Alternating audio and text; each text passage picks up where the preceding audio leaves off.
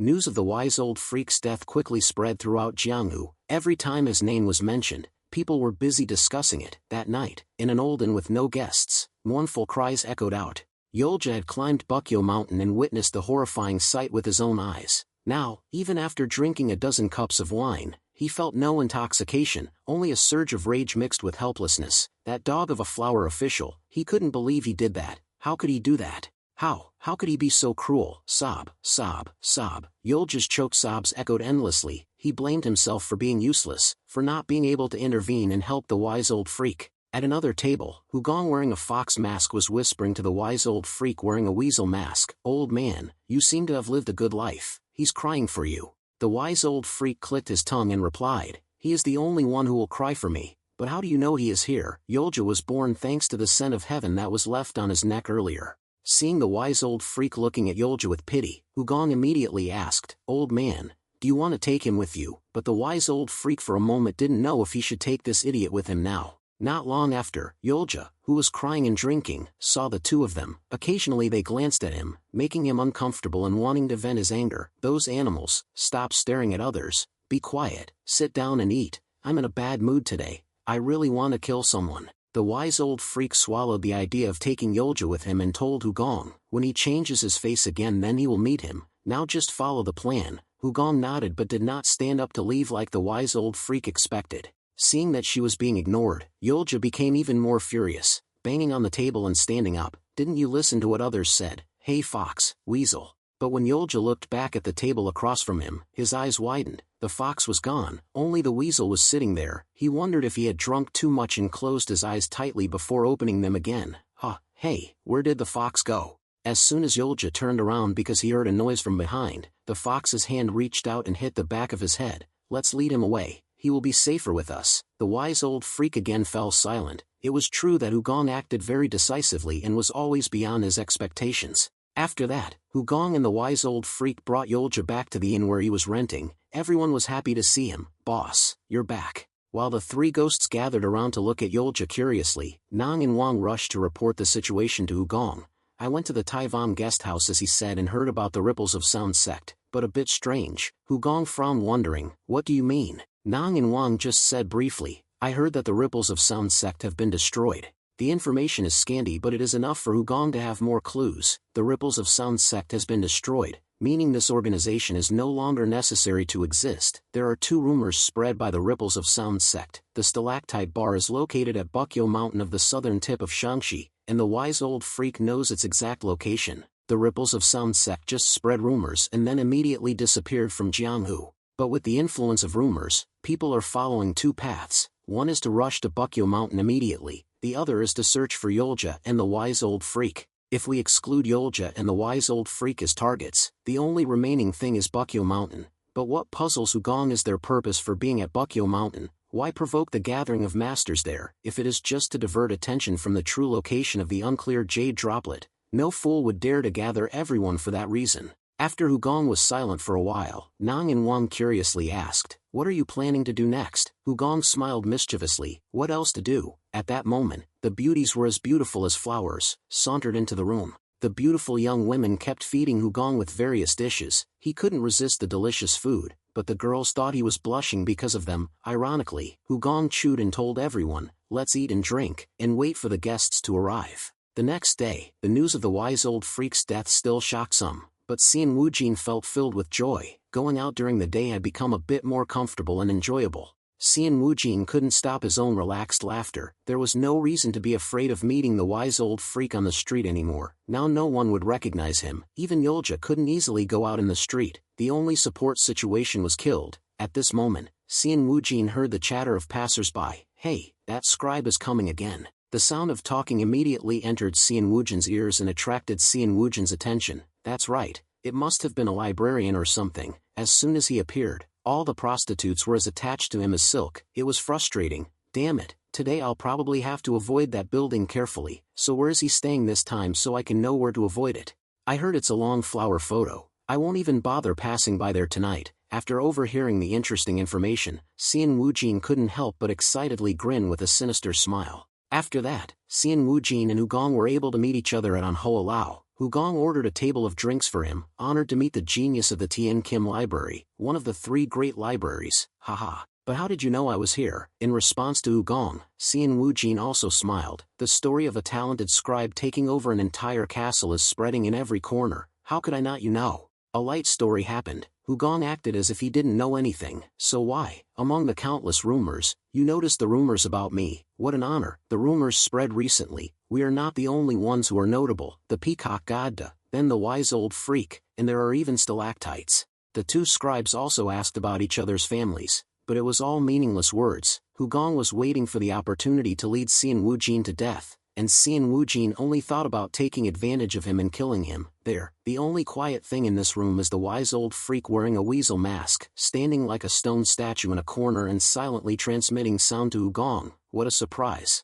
This is indeed Xian Wujin. It was like he had become a completely different person, not at all like the young scribe who was always nervous and restless when he met me before. Xian Wujin has the appearance of a young man with bright skin and good manners. Hu Gong's feeling when looking at him is like that. He deserves to be called a very good actor, also very good at hiding with his martial arts skills. Hu Gong can understand why the wise old freak did not discover that he knew martial arts. There was no sign that he was learning martial arts. When Hu Gong inquired, Xian Wujin also revealed, showing the expression of a scribe who doesn't know martial arts. However, Hu Gong could see that Xian Wujin's body was filled with yin energy. It just wasn't revealed in any form. It seemed like that yin energy was never exhausted and impure. If not for the 3 evils, caused an epileptic seizure even before Xian Wujin entered the room without Hu Gong detecting it. The energy of the 3 evils automatically purified the impurity immediately. When he saw Xian Wujin at close range, Hu Gong couldn't help but feel scared in his heart. He of course wasn't afraid of him, but just a cold and disgusting feeling due to the energy of the 3 evils that was showing rejection fiercely with him.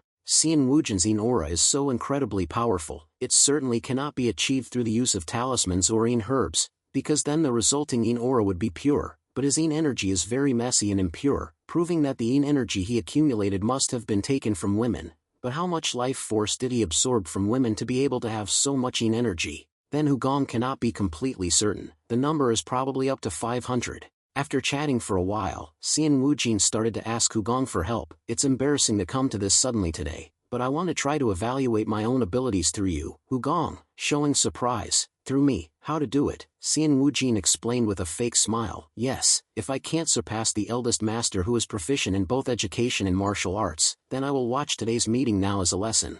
Hu Gong smiled modestly and shyly. I'm not sure if I'm good enough to do that or not. Xian Wujin immediately urged me. Of course I do. Please sir. Hu Gong clicked his tongue and smiled, secretly in his heart when he saw Xian Wujin's enthusiastic look. Getting straight to the point like this was enough to see how much he needed the stalactite. It must have been something he needed no matter the cost. Hu Gong smiled and nodded as if he had just been convinced. Then through the Tian Kim archives, I also have the opportunity to realize my own shortcomings. Okay, how will we check this? Immediately, paper, pen and ink were prepared. After mixing many patterns in his head, Xian Wujin lowered the brush. The smooth strokes of the pen on the paper showed how well he memorized the documents. Different drawings appeared one after another on the paper. Hu Gong squinted his eyes and looked at Xian Wujin, who was writing with a mocking smirk in his heart. This guy, in the middle of this, was still calculating tricks. Xian Wujin didn't write down the entire document. On the main paper was the second half of the document. This meant he was stuck on the last paragraph. Moreover, the first half of the document was a summary of the situation. If you look at the first half, you will see that it is related to the stalactite bar. So this is not something that can be revealed. From the middle of the document,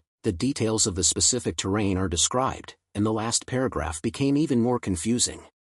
Because the key point, when he finished writing, Xian Wujin stopped writing and urged Hu Gong, this is the puzzle. Hu Gong picked up the paper and observed it for a moment, then pretended to frown as if he was thinking hard. Let me see. Then, Xian Wujin explained, Sir, you can't know the answer immediately. It took me about 7 days to decode this code, so, if you decode it before 7 one day, I will surrender. Xian Wujin immediately stopped talking and watched attentively when Hu Gong lifted the pen. The sound of the brush sweeping on the new layer of paper sounded so stimulating to him. Each letter was easily decoded, slowly revealing the information that Xian Wujin craved. His eyes couldn't stop following Hu Gong's pen strokes and began to guess the information based on the decoded code. North direction. Blue cow. Blue cow is a reference to Tan Vu Mountain. Even if the cipher characters are decoded into regular writing, it still has to make it difficult for people to guess one step further. It's not a shame, is a devil. After getting the location of the area, next comes the exact location and order of the mountain peaks and caves.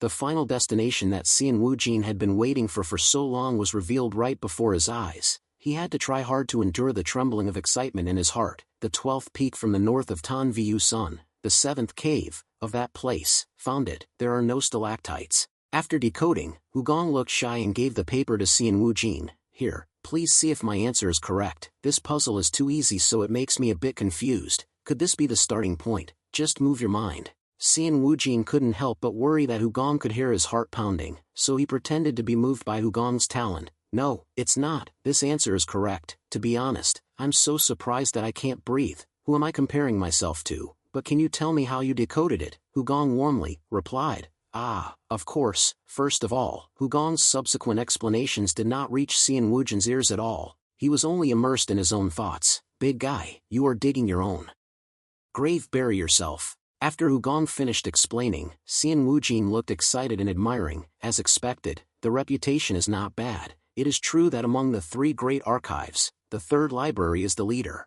Right after that, before leaving, Xian Wujin held out his hand to Hugong with a smile full of admiration. Sir, it's an honor to meet you. Hugong also leisurely smiled and shook Xian Wujin's hand. Haha, you've said too much. When they held hands, each giving the other a death wish, of course Hugong discovered the evil energy entering his body thanks to the violent reaction of the 3 evils. After Xian Wujin planted the seed of inner energy on Hugong and left the Shadow Flower Pavilion with a sinister smile, laughter and conversation continued to echo from Hugong's room as if nothing had happened. Master, the guest has left, so tell the courtesans to return. Humph, you're making me sad. Shouldn't they be here now? Ho ho ho. Then master, please wait a while. After coming out of Ho-Lo, Xian Wujin still found it hard to believe about Hugong's talent. There was no difficulty at all. As soon as he saw it, he solved it. He is truly not an ordinary person, a talented person, unique in the world, a genius among geniuses. But what does that mean? Such a talent will never appear again. As Xian Wujin walked past his bodyguard disguised as a water drinker by the roadside, he transmitted a message to him. Black Annihilation Team Leader, confirm his death in 1 hour. The bodyguard couldn't help but widen his eyes in astonishment. Does that mean the document has been solved? Xian Wujin chuckled in response. Yes, that outstanding person has solved it. So to be sure he doesn't reveal this, we must make sure he dies there, and we must also eliminate the weasel who is his guard. Do it silently. The bodyguard immediately replied. As you command. Congratulations, master. The more Xian Wujin thought about it, the more proud he became. What's the use of being a genius but not even knowing that he's going to die? You'll soon be buried in that group of prostitutes. Just be happy, for life's sake. Your life is so short. In just about an hour, after the sound penetrates, it will form 5 pieces in the body. It will change like an arrowhead and go around the meridians, tearing apart the meridians. After death, it will disappear like a layer of melting ice. All in. Gong methods are the same, whether it is post-acupuncture gong or in transmission. They come at the appointed time and leave without leaving a trace, so no one will know the perpetrator. Who would have thought that someone could penetrate another person's body with inner energy and schedule their death? Of course, Xian Wujin had heard of it in the past, but only in the past. The only person in the world who could do that was the Alliance leader Miram Hugong, but there was no way to confirm whether it was true or if he really had the ability to do so, because there was no living martial artist or great figure in history who could be a witness to that technique. Before, Xian Wujin had also thought about trying inner energy transmission on the wise old freak, but he was hesitant. Even if the inner energy could penetrate, there was no guarantee that he wouldn't detect the problem, because he was someone who had reached the middle stage of transformation. At that moment, he would also die, so he chose to flee. Now, looking back, Xian Wujin felt it was a good option, and as a result, the wise old freak was killed by Hoagong Divine Spirit, and this document was deciphered through the celestial scripture repository of the Great Master. Xian Wujin couldn't help but smile, thinking how lucky he was, although he did have some concerns about who Divine Spirit was, or where he suddenly appeared from. However, these concerns about Divine Spirit's background didn't last long. Xian Wujin was also a sudden arrival, so it was no surprise that a strange character suddenly appeared from somewhere. Instead, he was curious to know if the document was still intact in the wise old freak's stomach after he was disemboweled. That night, inside Cheol Xianin's mansion, an astonishing conversation took place. Cheol Xianin only accepted reality after repeated questioning and receiving consistent answers from Xian Wujin. Then he started praising Hugong and clicked his tongue. Killing him is a waste of talent. Xian Wujin chuckled wickedly. It would be very difficult for us if that talent blossomed elsewhere. Chiel Xian excitedly tapped his fan against his shoulder. It's over now. No, it's just the beginning, Xian Wujin replied with equal enthusiasm. Yes, the absence of the clear stalactite is just a starting point for me, as the successor to my uncle, the one known as the yin-yang old freak, and also because of the strong alliance between our celestial scripture repository and phantom song. Finishing his sentence, Xian Wujin looked at Chiel Xianin, smiled and nodded. Chiel Xianin replied with a similar expression. The action seemed to symbolize the strong alliance between the two sides. Then, the two of them wrote letters to their families. Because you can never be sure how the world will turn, a false alliance with a smile is commonplace, and unexpected situations can arise. Also, the experiences from the story of Gue Gokja have had a certain influence. He gave a secret letter to his brother in case of danger. The two of them have learned from that lesson. As a result, Xian Wujin sent a letter to the Celestial Scripture Repository, while Chiel Xianin wrote a letter to the higher ranks of Phantom Song. The situation and location were detailed in the letters, which were tied to the feet of two twin birds, and they flew together, then separated in the night sky. After that, Xian Wujin and Chiel Xianin also left the mansion. There was a sound of a toad somewhere, but they didn't pay attention. After everyone had left, Golden Toad croaked loudly in the darkness. At the same time, outside the Shadow Flower Pavilion, Xian Wujin's bodyguard was still waiting. At first, he was very relaxed, but then his whole body gradually stiffened. An hour had passed. Xian Wujin's bodyguard was now sweating cold. Anxiety quickly arose because time was still passing, but the people inside Hugong's room were fine. There was no incident as he had expected. Instead of the scream that should have been heard, only Hugong's hearty laughter could be heard. Not even a groan to indicate that the inner energy transmission had been activated. The great master of the Celestial Scripture Repository was still standing there, laughing and joking with the beautiful girls. Back at sunset that day, after Hugong and Xian Wujin gave each other a death-spelling handshake and then Xian Wujin quickly left the Hoa Lao photo, Hugong quietly observed him from the window filled with sunlight. His every move was within his prediction. Hugong chuckled as he pushed out the 5 streams of evil energy shaped like wooden stakes that tried to penetrate his body. From the moment they entered his hands, the 3 evils reacted violently and wanted to devour that impurity. Wait a minute, are you planning on planting this thing on me? Interesting, he said, accompanied by his familiar mischievous chuckle, tightening his fist to destroy the threat Xian Wujin had painstakingly implanted.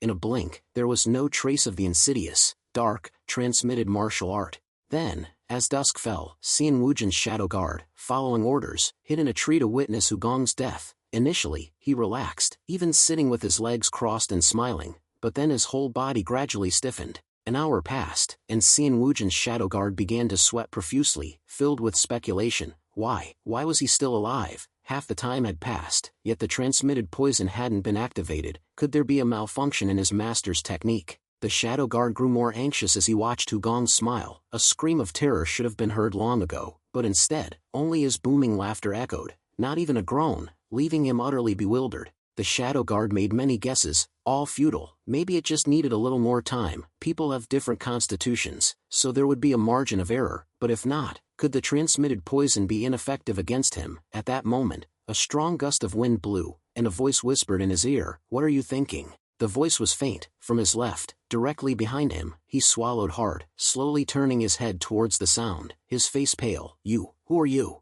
The wise old freak, wearing a weasel mask, tilted his head and replied sarcastically, as if the question was redundant, "I'm a weasel." "What? Never seen a weasel before." The shadow guard's face paled further. He knew it was a weasel, or rather, a person wearing a weasel mask, but the problem was, upon seeing this weasel, his body involuntarily trembled. Furthermore, even without seeing the weasel make a move, his entire body felt bound, unable to move. In the shadow guard's eyes, this weasel was a powerful being who could restrain others merely with their aura. The more he thought about it, the more puzzled he became. Why was such a person only a bodyguard for the Heavenly Grand Archive's young master? Seemingly understanding the shadow guard's question, the wise old freak let out a weary sigh. Then, he tapped his index finger on the guard's forehead and clicked his tongue, saying in a bored tone, "I know what you're wondering." The shadow guard stared blankly at the weasel, naively awaiting the next words instead of resisting. Unfortunately, the wise old freak had no intention of letting him hear the answer. In an instant, the shadow guard's forehead burned, sweating profusely. A small hole, the size of a grain of rice, appeared between his eyebrows, the surrounding skin quickly reddening. with steam hissing from it. The technique seemed weak at the start, but the end was literally explosive. The shadow guard's head exploded in a blink. The wise old freak calmly tilted his head, watching him fall in a spray of blood. He understood the shadow guard's question, but only after his death did he reluctantly reply, "I hate to admit it, but I can't shake the feeling that he's superior to me. In the future, the gap between us will only widen. It's unpleasant, but it's the truth. What else can I do?" Just as the wise old freak was lost in his thoughts, Hugong glanced at him, confirming that the hidden guard had been eliminated. He grinned and gave the wise old freak a thumbs up as if he were truly his subordinate, making Mr. Allegiance's sense of inferiority stronger. But even with the wise old freak's slight displeasure, he couldn't ignore the fact that the Heavenly Grand Archive's young master had generously helped him a great deal. Therefore, he quickly dismissed his unhappy thoughts, smiled, and returned Hugong's gesture. That night, before the entrance to the 7th cave beneath the 12th peak north of Qingwu Mountain, the wind howled terrifying sounds, warning greedy individuals seeking the void and pure stone essence. Xian Wujin and Xianin finally overcame many obstacles and landed at the cave containing the void and pure stone essence. The sky was pitch black, but to them, the cave was brighter than day. As soon as the void and pure stone essence appeared before them, Xianin burst into laughter. "Heavenly Grand Archive's young master, thank you. You've given us a precious gift before your death." Xianin grew increasingly excited as he looked at the pool of liquid on the rock face. This milky white substance was undoubtedly the legendary void and pure stone essence, and he had no doubt about it. Immediately, he used his inner energy to transfer half the liquid from the rock face into a prepared jade bottle. "There are about 10 drops here. I'll take half, 5 drops. That's enough to satisfy me. Now, Xian Wujin, it's your turn." As Xianin put away the jade bottle and turned around, Xian Wujin was silently approaching him with a smile. Before Xianin could detect anything unusual in Xian Wujin's smile, he suddenly lunged forward, striking his pressure points. Xianin's body froze, his eyes wide with shock and anger. "What the hell are you doing? You scoundrel, how will you bear the consequences of this?" As Xianin helplessly collapsed to the ground like a broken puppet, Xian Wujin simply laughed and approached the void and pure stone essence. "Consequences? There won't be any I need to worry about. I just don't want to delay any longer in obtaining the power of this thing." With that, he calmly ignored Xianin. Only then did he realize that Xian Wujin intended to absorb the void and pure stone essence right there. He had struck Xianin's pressure points because he feared being ambushed while cultivating, but even feeling relieved, he couldn't help but feel irritated. If Xian Wujin had told him beforehand, he would have understood and remained still. On the other hand, Xianin was also eager to witness the perfection of the absorption sound great technique thanks to the void and pure stone essence. He was excited to see the birth of a grand master of the absorption sound great technique, only 25 years old. Right before his eyes, he was walking a path no one else could tread. At that moment, a drop of the void and pure stone essence floated over and fell into Xian Wujin's mouth. He couldn't help but moan with pleasure. For a moment, he gently closed his eyes, his body trembling with emotion at the unique taste of the void and pure stone essence. This fragrance is incredible. I've never experienced anything like it before, a unique fragrance in the world.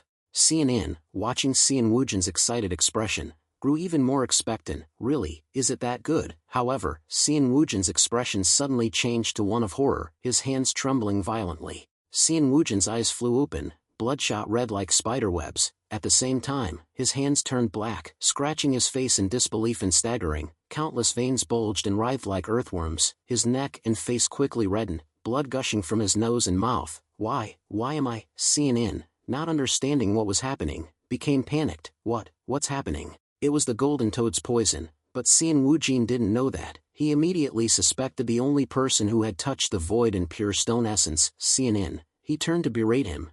It's you damned scoundrel." Xianin quickly denied it. "No, it's not me. Why would I do that?" Xian Wujin, having no patience for argument, roared, "Shut up. You were the first to touch the void and pure stone essence. Who else could it be?" After yelling, Xian Wujin almost collapsed, but he managed to crawl towards Xianin and strangle him. He groaned, a strangled pig-like sound, as he tightened his grip. "I can't die like this. Even if I die, I'll take you with me." Both faces were red, one from poisoning, the other from suffocation. Xianin still tried to explain. "No, it's not me." But Xian Wujin only became more aggressive. "You poisoned the void and pure stone essence so you could monopolize it, didn't you?" Xianin quickly made a guess. "This must be a trap. I'm sure what's in my jade bottle is the same as what you just drank." However, Xian Wujin's eyes were filled with madness and deep suspicion. "I'm sure there's nothing wrong with what you have." "Ah, yes, of course. Immediately, Xian Wujin searched Xianin's body and retrieved the jade bottle. Xianin's face suddenly paled. Wait.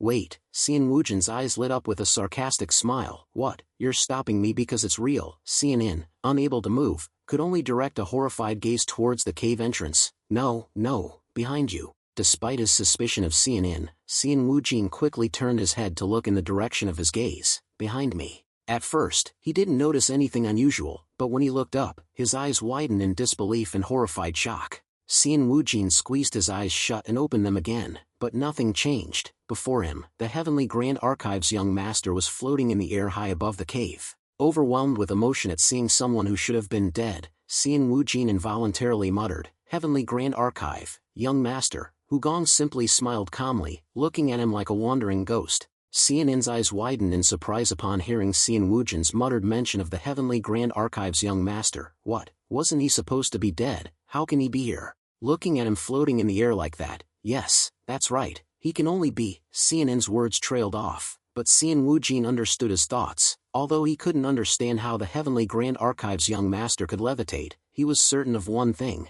he wasn't a ghost. Only now did Xian Wujin realize that the location, the timing, and the poison all pointed to the fact that he had been completely deceived. Hearing the rumors about the Heavenly Grand Archive's young master wasn't luck. The conversation with the passerby was a trick to lure him in, and at the Yinghua Lu, Hugong's greeting was a blatant lie. He had approached him in the same way he had approached the wise old freak. Xian Wujin had considered himself shameless, but now he understood that the Heavenly Grand Archive's young master was even more shameless, beyond description. The Yinghua Lu must have been completely bought off. Even now, Xian Wujin smiled, a deranged smile, just looking at how he had taken the void and pure stone essence, turned it into poison, and lured him here showed how vicious he was. It meant they had both prepared a death for each other, and he seemed to be here to confirm the outcome. As Xian Wujin thought about the transmitted poison he had planted on the other man, he felt even colder. His martial arts skill was at a level where the transmitted poison was ineffective. He must have seen through it. He was even levitating in the air, there was no doubt about it. The Heavenly Grand Archive's young master was the Knight of the Heavenly Knowledge Archives, just like him. The moment he understood everything, Xian Wujin began to laugh aloud. How ridiculous, the bitter laughter echoed in his mind. What a fool, a genius among geniuses, and I'm fighting whom? At that moment, Xian Wujin's thoughts were interrupted. He was kicked in the stomach, flying towards the opposite cave wall, crashing into it and rolling down. Hugong's voice echoed, full of sarcasm. What are you saying? Muttering like a madman. Xian Wujin wanted to ask how Hugong was still alive, but even that was difficult because he was coughing up blood. How are you, still alive? It's not hard to guess what Xian Wujin is thinking, but Hugong of course didn't bother to respond to him. Instead, the wise old freak crawled into the cave and approached him with a loud laugh. Haha, it's so nice to see you like this again. Because the wise old freak was still wearing a weasel mask, so Xian Wujin didn't know who he was. He just felt that this voice was very familiar. The wise old freak directly took off his mask. Nice to meet you, Xian Wujin. I'm also alive. Haha. The face revealed behind the mask made Xian Wujin almost have a heart attack. He was completely speechless, utterly astonished by the reunion of two men presumed dead. The wise old freak, rumored to have been killed by the fiery divine spirit, was alive and well. What did this mean? The implication of the wise old freak's survival was terrifying. Xian Wujin felt his mind was about to break. It meant that everything was a play, and even the fiery divine spirit was a subordinate of the Heavenly Grand Archive's young master. A chill ran down Xian Wujin's spine as he pieced together the events, the void and pure stone essence, the fiery divine spirit, the wise old freak, and at the center was the Heavenly Grand Archive's young master. Xian Wujin was forced to admit that the young master's intellect was a genius among geniuses, far surpassing his own.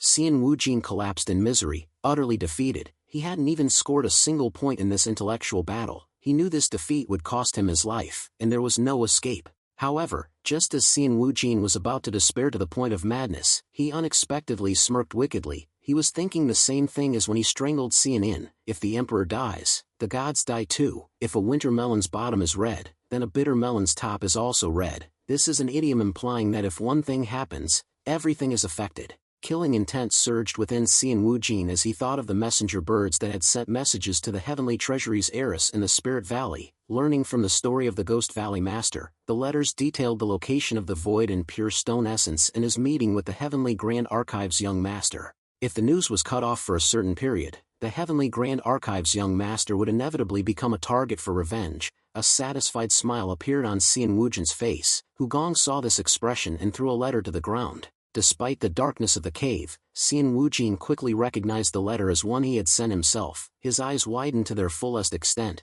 almost popping out of their sockets. The shrieks of two black and white birds echoed throughout the cave as they were caged by the Crimson Imperial Bird. Hugong just curled one corner of his mouth as he watched the golden toad spit out the remaining letter. Xian Wujin, seeing you smile, I bet it's because of this. Ha! In despair, Xian Wujin let out a series of strange sounds mixed with gasping breaths and coughing fits as foam bubbled from his mouth. No way, it's absurd, how could this happen to me? Seeing Xian Wujin screaming like a madman, the Crimson Imperial Bird chuckled. After ensuring that the events here were completely concealed, Hugong turned his attention to Xianin. You are Xianin, aren't you? Just one glance from him made Xianin jump. Hugong stood before a trembling Xianin, who was swallowing nervously with frightened eyes. Hugong clicked his tongue to reassure him. No need to be afraid. I know you're just a loyal servant, so just answer my questions to the best of your knowledge. You can do this, right? Xianin nodded with wide eyes. Hugong, satisfied, went straight to the point. First, Bukyo Mountain. I know you used an organization called the Ripples of Sound sect to spread rumors, but I'm curious, why attract Jianghu masters? To divert attention? No fool would gather everyone just to divert attention, so, I think there must be another reason you wanted everyone gathered there. Hugong then opened the letter Xianin had sent and read its contents aloud. Xianin's pupils instantly dilated violently as Hugong demonstrated his sharp judgment. In this letter, you said that for the Spirit Valley, the event at Bukyo Mountain is more important than the void and pure stone essence. You said that even if it was disrupted by the fiery divine spirit, you would still carry it out. I want to know what that event is. At this moment, Xianin was completely speechless, while Hugong remained unmoved, staring at him with an abyss-like silence. In that silence, no matter how tough Xianin was, his mental fortitude gradually eroded. He could only try to avoid Hugong's cold gaze. When Xianin glanced at Xian Wujin, hoping for some help, he saw him lying there, crying and wailing in a pool of blood. Although he didn't fully understand the Heavenly Grand Archive's young master, he could still sense how terrifying the person before him was. The wise old freak, the Crimson Imperial Bird, and the Golden Toad all remained silent. Following Hugong's lead, they anxiously awaited Xianin's answer, just like watching a movie in a theater. Curiosity shone in their eyes. Then, gradually, Xianin's eyes stopped trembling. He bowed his head and let out a helpless sigh. All right. Seeing that Xianin seemed ready to confess obediently without torture, Hugong smirked with satisfaction. Xianin raised his head and looked directly at Hugong, revealing without hesitation, I will tell you everything I know. Hugong. The sudden address startled Hugong. It felt like he'd been hit on the head with a hammer. It was something he couldn't have imagined, someone knowing his true identity. Hugong hesitated slightly and took half a step back. Since the body swap, this was the first time he had felt such a clear and present danger. Not only was Hugong surprised, but Xianin also widened his eyes in shock, as if unable to understand why the Heavenly Grand Archive's young master's reaction to the name Hugong was so astonished. The wise old freak and the Crimson Imperial Bird also widened their eyes in surprise, like onlookers enjoying the drama. At first glance, it seemed Xianin was calling the Heavenly Grand Archive's young master Hugong. But what puzzled the wise old freak more was the young master's bewildered reaction. From their first meeting to now, this was the first time he had seen him so surprised. He had always been relaxed and interacted with others as if he were pressing down on an ant with his finger. At this moment, Hugong uneasily stared at Xianin, constantly speculating, does he know who I am? How could the Spirit Valley be involved in this body swap? But that's illogical. If so, they should have found me sooner. Hugong clenched his fist, regaining his composure, and questioned Xianin to confirm. Hugong, what the hell are you talking about? Xianin, fiercely questioned, stammered, that. This is revenge aimed at Hugong. Hearing this, Hugong couldn't help but be surprised. Just from Xianin's eyes, he understood that Xianin still didn't know who he really was. Hugong vaguely realized he had set himself up and gotten caught in his own trap. He felt both embarrassed and furious at the reasons Xianin had just revealed. So you're saying this event is aimed at Hugong? Xianin's face turned pale, not understanding Hugong's anger, and could only hesitantly confirm, yes, that's right. Hugong angrily clenched his fist, feeling like he was being tricked. He wasn't calling me Hugong, he just hadn't finished his sentence. This damn fool. Immediately afterward, Hugong's voice became harsher. Confess everything you know. Xianin bowed his head, his pale lips trembling. The Jianghu blood that Hugong had wholeheartedly protected, that's all I know. Hugong thought, that makes more sense, Baekyo Mountain will be where they gather everyone and eliminate them, but the question is, how? To prevent the bloodbath, Hugong continued to interrogate Xianin about the method they intended to use. However, Xianin only lowered his head and trembled as if in pain, then said with difficulty, I don't know the details. Immediately, both Hugong and the wise old freak realized Xianin's behavior was highly unusual. Hugong frowned and pondered. He's been subjected to a forbidden technique. The wise old freak also realized this and exclaimed anxiously, damn it, it looks like a forbidden technique. Hugong knew this but hesitated slightly because there weren't just one or two types of forbidden techniques. After a moment's hesitation, he chose acupoints in the neck and shoulders. The blood flow was immediately blocked, thus suppressing the brain spasms. Then, Hugong tried to extract more information from Xianin before he died. Tell me, who is the Crane Rider? Xianin finally managed to speak through the spasms, the heaven-destroying supreme. Xianin's eyes were bloodshot, as if about to pop out at any moment. The headache wasn't suppressed by the acupuncture, meaning he was under a forbidden technique Hugong guessed was the soul capture technique. When the awareness of revealing information appeared in the mind, the subject would immediately be killed. Hugong had no choice but to seize the time to thoroughly exploit information from Xianin. What about the plan after Baekyo Mountain? However, at this point, Xianin had completely lost his mind, continuously clutching his head and screaming, my head, help, help. Blood gushed from Xianin's 7 orifices as if he had been struck by a dramatic blow. Quickly, his voice became distorted, reduced to horrific moans. When the screams stopped, Xianin collapsed to the ground. He died with his eyes still open, and blood continued to flow. The wise old freak shook his head at the horrifying sight. Hugong did the same, but he simply felt frustrated at not getting the information he needed. The Spirit Valley was a group with power comparable to the Snake of the Yellow River. Hugong believed they had been secretly consolidating their power in the shadows, waiting for the Miram Alliance leader, Hugong, to die. Thinking of Xianin's words about the Spirit Valley staining the Jianghu with blood, Hugong coldly snorted inwardly, as if it were that easy.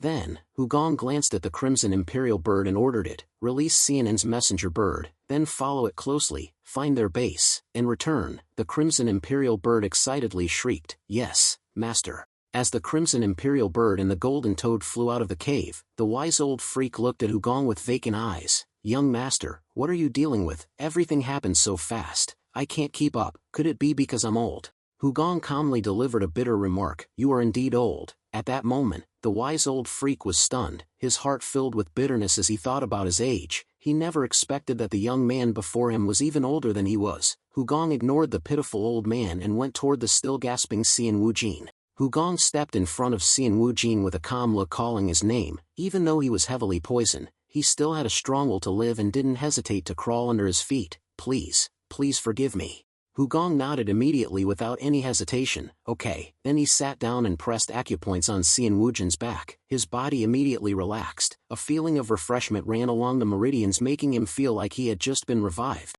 The wise old freak was shocked by Hugong's merciful act. The young master will spare him. What do you mean? Hugong clicked his tongue and replied, he'll live here, but not for long. Neither the wise old freak nor Xian Wujin knew how terrifying the acupuncture technique Hugong used was. Only Hugong knew that Xian Wujin had been poisoned by the Golden Toad and had also been subjected to the whole-body technique. He would, of course, continue living here until he died, and even wished for death, because his entire body would shrink to the size of his head. Then, Hugong calmly walked towards the cave entrance and told the wise old freak, let's collapse the cave. The wise old freak immediately became excited, laughing boisterously. Haha, you mean it, alright. Immediately, at the cave entrance, the wise old freak unleashed his inner energy towards the cave ceiling, the area between where they were standing and Xian Wujin. In an instant, under the impact of the wise old freak's profound internal energy, the cave's ceiling developed cracks like a spiderweb, and large and small rocks began to fall like autumn leaves.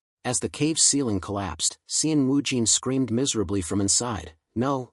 When the wall between him and the cave entrance was formed, the wise old freak's voice echoed from outside. Young master, you're too soft-hearted. He's taken hundreds of lives. At least we should have chopped off his limbs, stopped the bleeding, then destroyed the cave. Hugong clicked his tongue and shook his head. Old master, you're truly vicious. The wise old freak laughed at Hugong's praise. And you're too soft-hearted. The two voices disappeared as suffocating darkness enveloped the cave. Xian Wujin crawled in the darkness, trying to remove the rocks and muttering, no, I can't die like this, I've worked so hard to get here.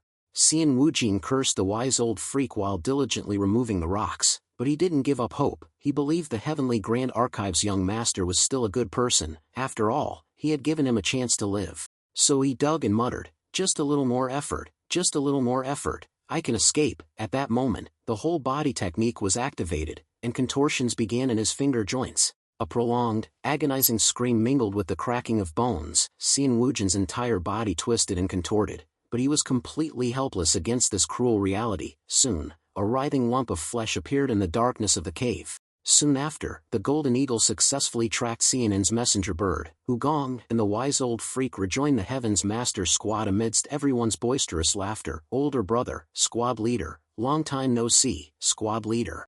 Hugong nodded and smiled at the Heaven's Master squad, then urged, "We've found the mastermind behind this, the Spirit Valley. I've sent the Golden Eagle to track down their lair. Let's go." The Heaven's Master squad responded cheerfully in unison, "Understood." On the way, Cheongi's bright voice rang out, "Older brother." Hugong was slightly startled by the term older brother and silently waited for the boy to catch up. The term older brother was something he still couldn't fully adapt to, even after a long time.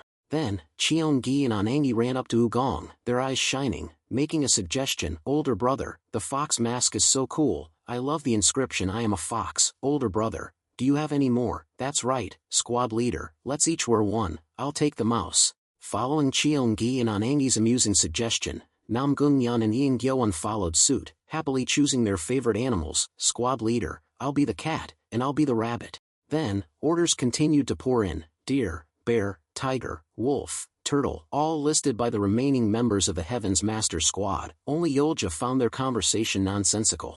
Not swept away by the Heaven's Master squad's current topic, Yolja transmitted a message to the wise old freak: "Aren't we going to face the Spirit Valley? How can the Heaven's Master squad be so carefree? Where's the tension?" At this point, the Heaven's Master squad's conversation reached its peak, an argument about mackerel and octopus masks, causing Hugong to chuckle. The wise old freak agreed with Yolja but could understand the Heaven's Master squad. Their superior casualness and lack of tension stemmed from their squad leader being the calmest person present. Naturally, his subordinates would behave similarly. Yolja, with a bored expression, continued to complain via transmission: "Do you know what those Heaven's Master squad members have been talking about for days?" The wise old freak tilted his head curiously. "What?"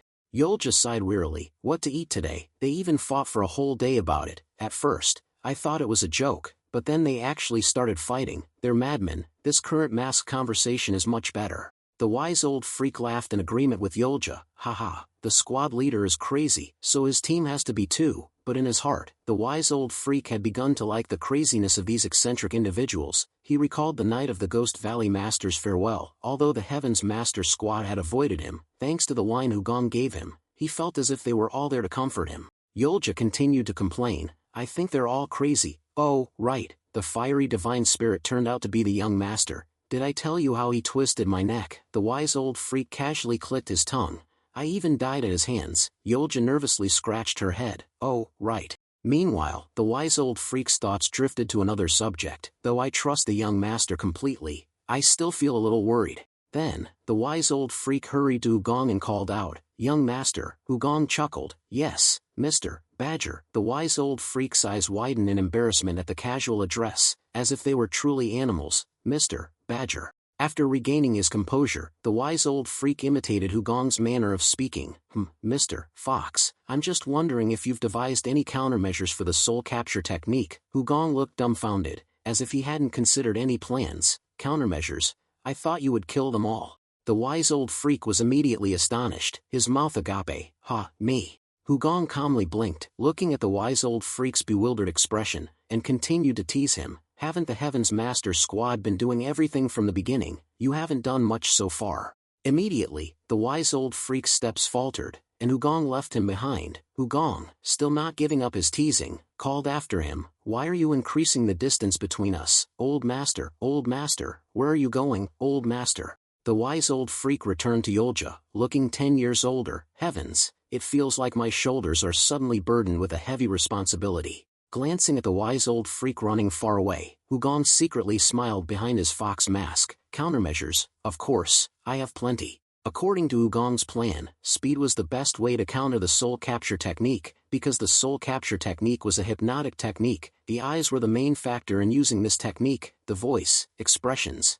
and body gestures would cause the victim to sink deeper into it. So before being looked at, just defeat the enemy. The next best way was to neutralize the gaze of the soul capture technique by staring at the user and rendering it useless. If the orthodox mental technique was as deep as the sea, that hypnotic technique would be ineffective, like a drop of pollutant in a vast ocean that would disperse on the surface upon contact. But, of course, one had to be very firm-minded to do this. If the mind wasn't as deep as an abyss, the water would be polluted. That's also why the soul capture technique was terrifying to ordinary people. For example, Hugong had used acupuncture to immobilize Yolja, but ultimately, he still had to touch the opponent. The soul capture technique, however, could do the same with just a gaze and words. Hugong had once faced someone with such abilities, someone who could do anything and could become the master of everyone.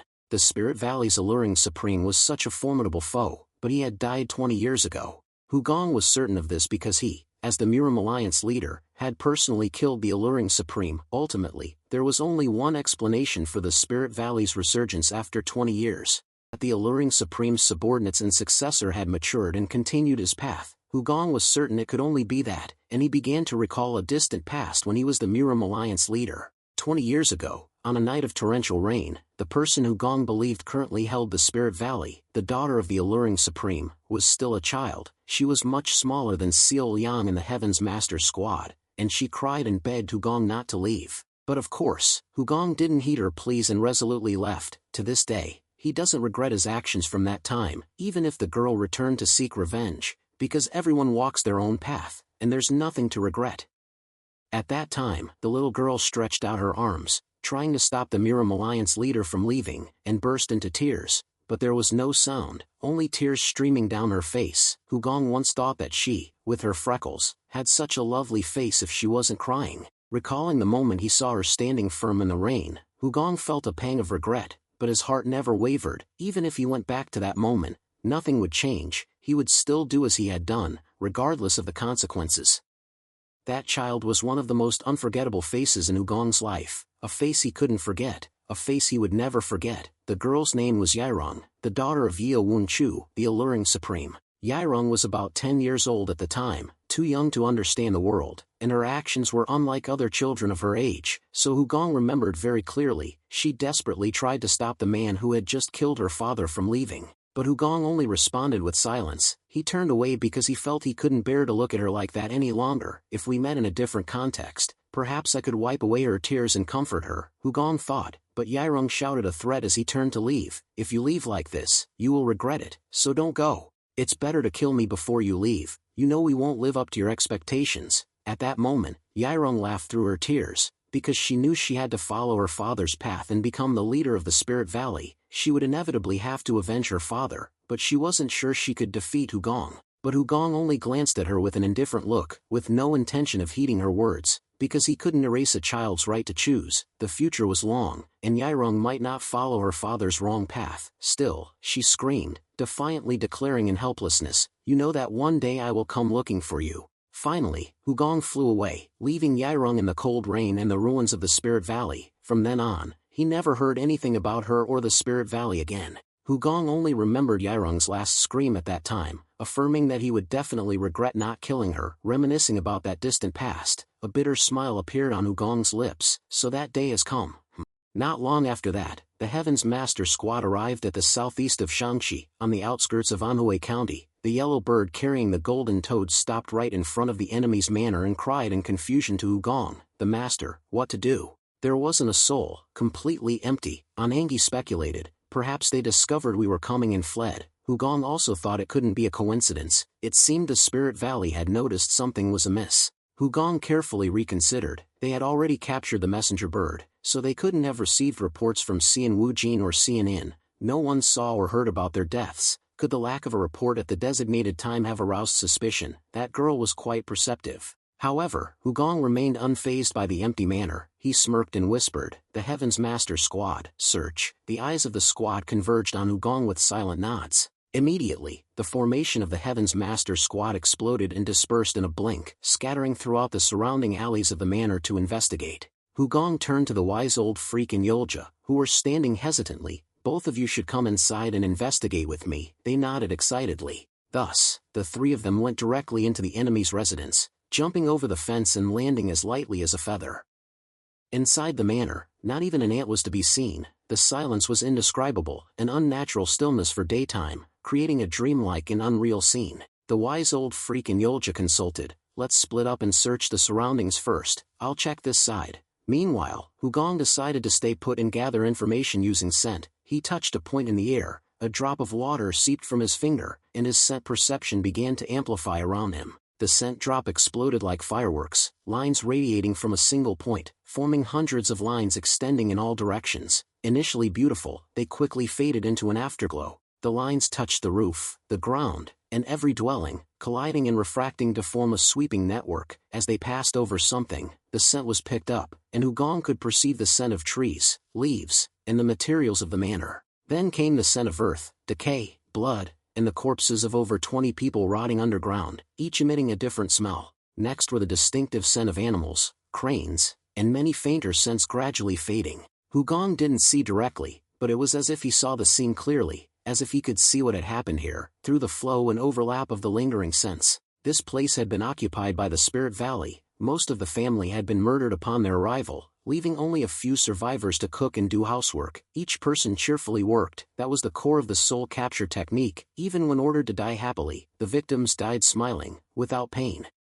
At that moment, the wise old freak returned to the Hugong place after going around the mansion. What is the eldest son standing there absent-mindedly doing?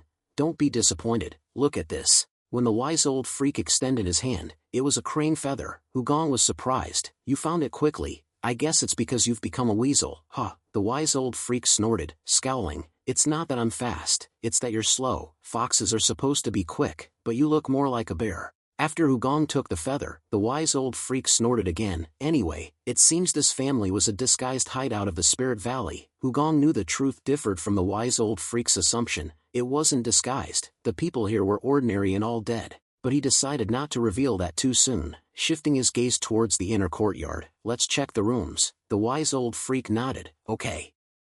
After that, Hugong and the wise old freak went to check the largest room that probably belonged to the home page and his relatives. The first room emitted a strong smell of cranes, similar to the smell on the feather just now. Was that person called the heaven-destroying supreme in this room? As Hugong went deeper, to another room, the scent was a mix of old and new, with 3 distinct scents among the newer ones. He deduced that these were 3 key figures of the Spirit Valley. One was the heaven-destroying supreme from the first room. Seeing a dressing table with a mirror and simple cosmetics in one corner, Hugong guessed that one of the 3 was female, and the faintest scent belonged to her. Although not certain, Hugong believed the woman who lived in this room was the little girl Yairong from the past. After identifying the crane rider and the woman, Hugong tried to find the identity of the person with the remaining scent. He went to the third room but saw no clues to identify the person. Of course, if they had been there, they would have left traces, but perhaps too small to be seen. Hugong decided to use his death spirit eyes to scan the room. The ceiling, walls,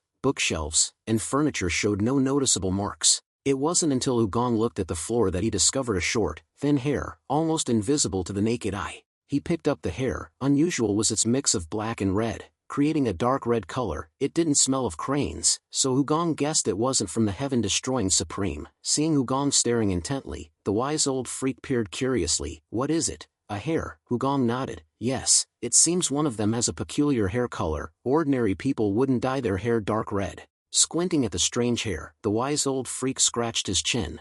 Those who cultivate demonic arts sometimes experience changes in their physical characteristics. This seems like a similar effect. Depending on the impact, it can turn gray or silver. This one is dark red. I wonder what demonic art causes this. Hugong nodded thoughtfully. On Jianghu, few people dye their hair, occasionally, but not significantly. Since I don't know his identity, let's call him dark red. After a moment's thought, Hugong stated his guess about the person. It looks like a side effect of the skill absorption technique. The wise old freak's eyes widened in astonishment. You're saying this is someone who cultivates the skill absorption technique? Wait, how do you know? What's your basis? Hugong calmly replied in a superior tone. The Heavenly Grand Archive has many books, of course. He couldn't say he had experienced or faced it. However, the wise old freak reacted even more violently. What kind of bizarre things are written in those books? Did you learn your martial arts from books too? Hugong shrugged nonchalantly. Well, you should read more books. The wise old freak's face turned purple with anger, but he couldn't refute it, only grumbling. What a damn genius. Since childhood, I've grown up hearing tales of prodigies, but why are all the people around me such dazzling geniuses? At that moment, Cheongi's clear voice rang out from outside, signaling the return of the Heaven's Master Squad. Hugong went outside to hear the report from the Heaven's Master Squad. How is it? The three demon-subduing gorges spoke for everyone. Squad leader, this must be the place. We met the locals, and they said they saw a crane flying at night. The double stars of Mount Wushan nodded in agreement and continued the report. Also, they said nothing was unusual. The head of the household and some servants were as usual. On the contrary, they asked why we were asking because everyone in this family was kind, and nothing unusual had happened. At this point, Nang and Wang made the same guess as the wise old freak earlier. It seems this family has belonged to the Spirit Valley from the beginning. Even 2 days ago, some people said they saw the head of the household. Hugong silently nodded. The report added to what he had already found. They maintained the status quo to pretend nothing was wrong. The head of the household acted normally, probably because he was instructed to do so. At this point, Hugong changed his mind. Initially, he planned to explain the danger of the soul capture technique verbally, but witnessing the horror firsthand would increase their understanding and explain why this place was easily occupied. Hugong pointed to a nearby wall and told everyone to dig. The Heaven's Master Squad, without hesitation or question, immediately grabbed shovels and began digging. The most enthusiastic was the newcomer, Ian Gyeowon. Because of his enthusiasm, he was the first to discover the corpses and jumped back in horror. Nam Gung-yeon, who was closest, worriedly asked, "What's wrong?" Everyone stopped digging and observed what was revealed in the hole. More than 50 corpses, a horrifying jumble. It was a family massacre. The degree of decomposition varied. Most family members had died days ago. Only about 20 bodies were recently buried. Everyone understood why the head of the household and some servants continued their lives as usual. The power of the soul capture technique. As fear arose from the ground, a sense of alertness surged through Wugong. The Spirit Valley had left this place and moved on. This meant something similar was happening somewhere else. While Chen Chuang-don and the two wise old freak teachers and students were still surprised, Hugong turned to Hong Du and Golden Toad and said, "I have something to do with you, and I have to work hard." Hong Du pounded his chest. "Master, after absorbing the void and pure stone essence, I'm full of energy. Just give it to me. My muscles are brimming with power." Golden Toad excitedly raised its short arm and croaked. Hugong nodded, pleased, took out the crane feather and the dark red hair, and gave them to Hong Du. "Good. Remember these 2 cents. This is a crane, and this is a person's hair. They may be together or separated. Both are dangerous, so be cautious." Then they returned to the Heaven's Master Squad's base in Hong Kong. After receiving the mission, Hong Du immediately took off. "We'll definitely find them," and as a postscript, Golden Toad's croaking echoed before they disappeared into the sky. Hugong didn't order Hong Du to track the woman because her body scent was faint. They didn't even find a hair of hers. But it didn't matter. If they found one of the other two, the woman would certainly be there. Meanwhile, in a luxurious room of a high-class inn, a secret conversation was taking place. A woman put down her wine cup and sighed softly. "Now the fiery divine spirit is our main concern, but it's disappointing that no one knows anything about him." The silver-haired man known as the Heaven-Destroying Supreme immediately nodded in agreement with the woman. "I thought so too, Spirit Flower, but I didn't think there was someone you couldn't find with your ability." Another man continued, "We will be able to find him soon. He is a noisy and hot-tempered man. This man's hair color is very unique, half black, half red, mixed with a little dark red. He is called Fragrant Disaster Supreme by the people of the Spirit Valley." The woman laughed. "It's reassuring to hear you say that." She was about to mention Cianin when a commotion erupted in the hallway outside. "Guests, please, stand back." The three from the Spirit Valley turned to the door as a shout rang out and the door burst open. A middle-aged man stormed in, reeking of alcohol. Rudely, he pointed at the woman. "Hey, you, lift your veil." The woman replied calmly, "Are you talking to me? Why should I?" The drunkard laughed and strode towards the table. "This woman's got quite a spine." "Why?" "Because I told you to," he said. As the drunkard approached, the Aroma Disaster Supreme noticed the hidden knife but didn't react. The woman continued in a nonchalant tone, "I'm not one to take orders from anyone." Immediately, the drunkard pulled out the knife and pointed it at her neck. "Let me kill you and check then." The woman finally bowed her head. "You're so rude. Fine, if you insist." The drunkard lowered the knife and chuckled. "Wouldn't it have been better to listen from the start?" The woman then removed her bamboo hat. Their eyes met, and in an instant, the lecherous expression on the drunkard's face vanished. The woman asked, "Am I the one you're looking for?" The drunkard shook his head vaguely. "No." The woman smiled faintly. "Come closer. I have something to tell you." The drunkard seemed to sober up, quickly kneeling before the woman and leaning in. she whispered something in his ear, and his face gradually changed, his expression becoming brighter. The drunkard suddenly stood up, respectfully clasping his hands.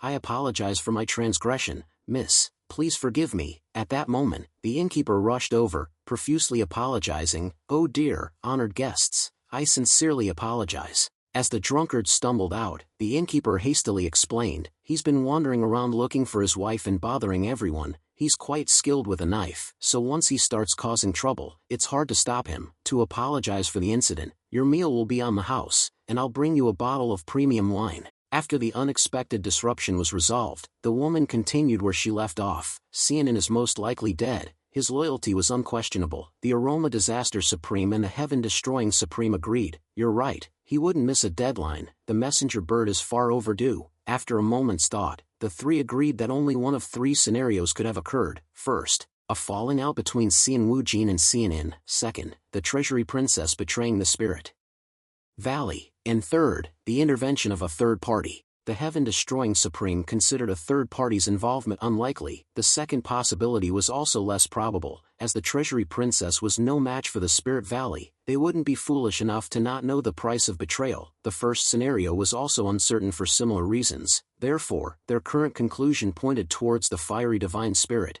who killed the wise old freak and likely held the key to the void and pure stone essence. At this point, the mysterious woman revealed her face. "Yairong, the spirit flower of the spirit valley." As expected, a sinister smile stretched across her thin lips. "Indeed," she said, "and our grand event must proceed smoothly. Hugong's revenge will be magnificent." That night, the drunkard from earlier no longer cared about finding his wife. Without hesitation, after buying a can of oil from a store, he splashed it all over his house.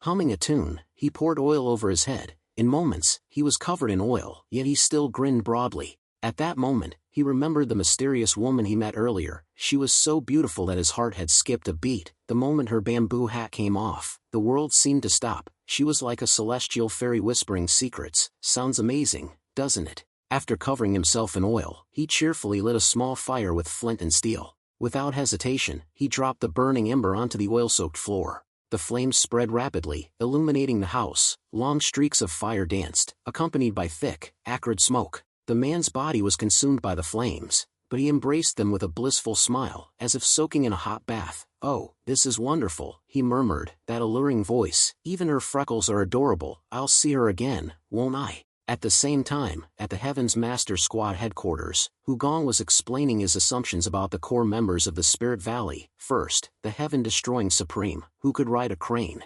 Second, someone who used the soul capture technique, which Hugong suspected was Yairong. Finally, a mysterious figure whose identity Hugong didn't know, but who possessed the skill absorption technique. The Heaven's Master Squad's faces fell as Hugong explained. Even while trembling, Cheonggi eagerly stuffed a piece of beef into his mouth and commented, "The soul capture technique is terrifying. The skill absorption technique is terrifying too. All demonic arts are terrifying." Nam Gungyan, having adapted to the Heaven's Master Squad, wasn't to be outdone, eating a large piece of meat while saying, "Indeed, I wonder what tricks the crane-riding fellow will pull." The unknown fueled their fear, but Cheonggi abruptly changed the subject. "Nam Gunghyang, have you ever eaten crane meat? What does it taste like?" Nam Gungyan replied, "I haven't, but I imagine it tastes like chicken." Cheonggi's eyes lit up. "Really? Then after this, let's try some crane meat." Ing Gyeowan, in charge of grilling the meat, unexpectedly joined the conversation. "Wouldn't it be more fun if we caught a crane and made it the Heaven's Master Squad's mount?" The three demon heroes instantly agreed. "Ooh, why didn't I think of that?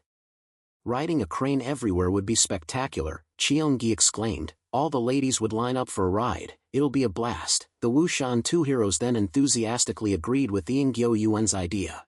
And so, the Heaven's Master Squad erupted into laughter over their own joke. Yolia, sitting to the side, could only sigh inwardly. No matter how you look at it, these Heaven's Master Squad guys are not right in the head, she thought. Just now they were serious, and now they're joking about eating and riding cranes. After looking at the Heaven's Master Squad with a worried expression, Yolia whispered to the wise old freak, "They're always like this." However, the wise old freak was busy gnawing on chopsticks, deep in thought. After a while, he transmitted a question to Yolia that completely shocked him. "Come to think of it, I've never actually eaten crane meat, have you?" Yolia was completely stunned. The Heaven's Master Squad's craziness was contagious. While Yolia sat dumbfounded, the Heaven's Master Squad shifted to the topic of the Spirit Valley's demise 20 years ago. Cheongi and Anangi curiously asked, "How did the Spirit Valley get wiped out?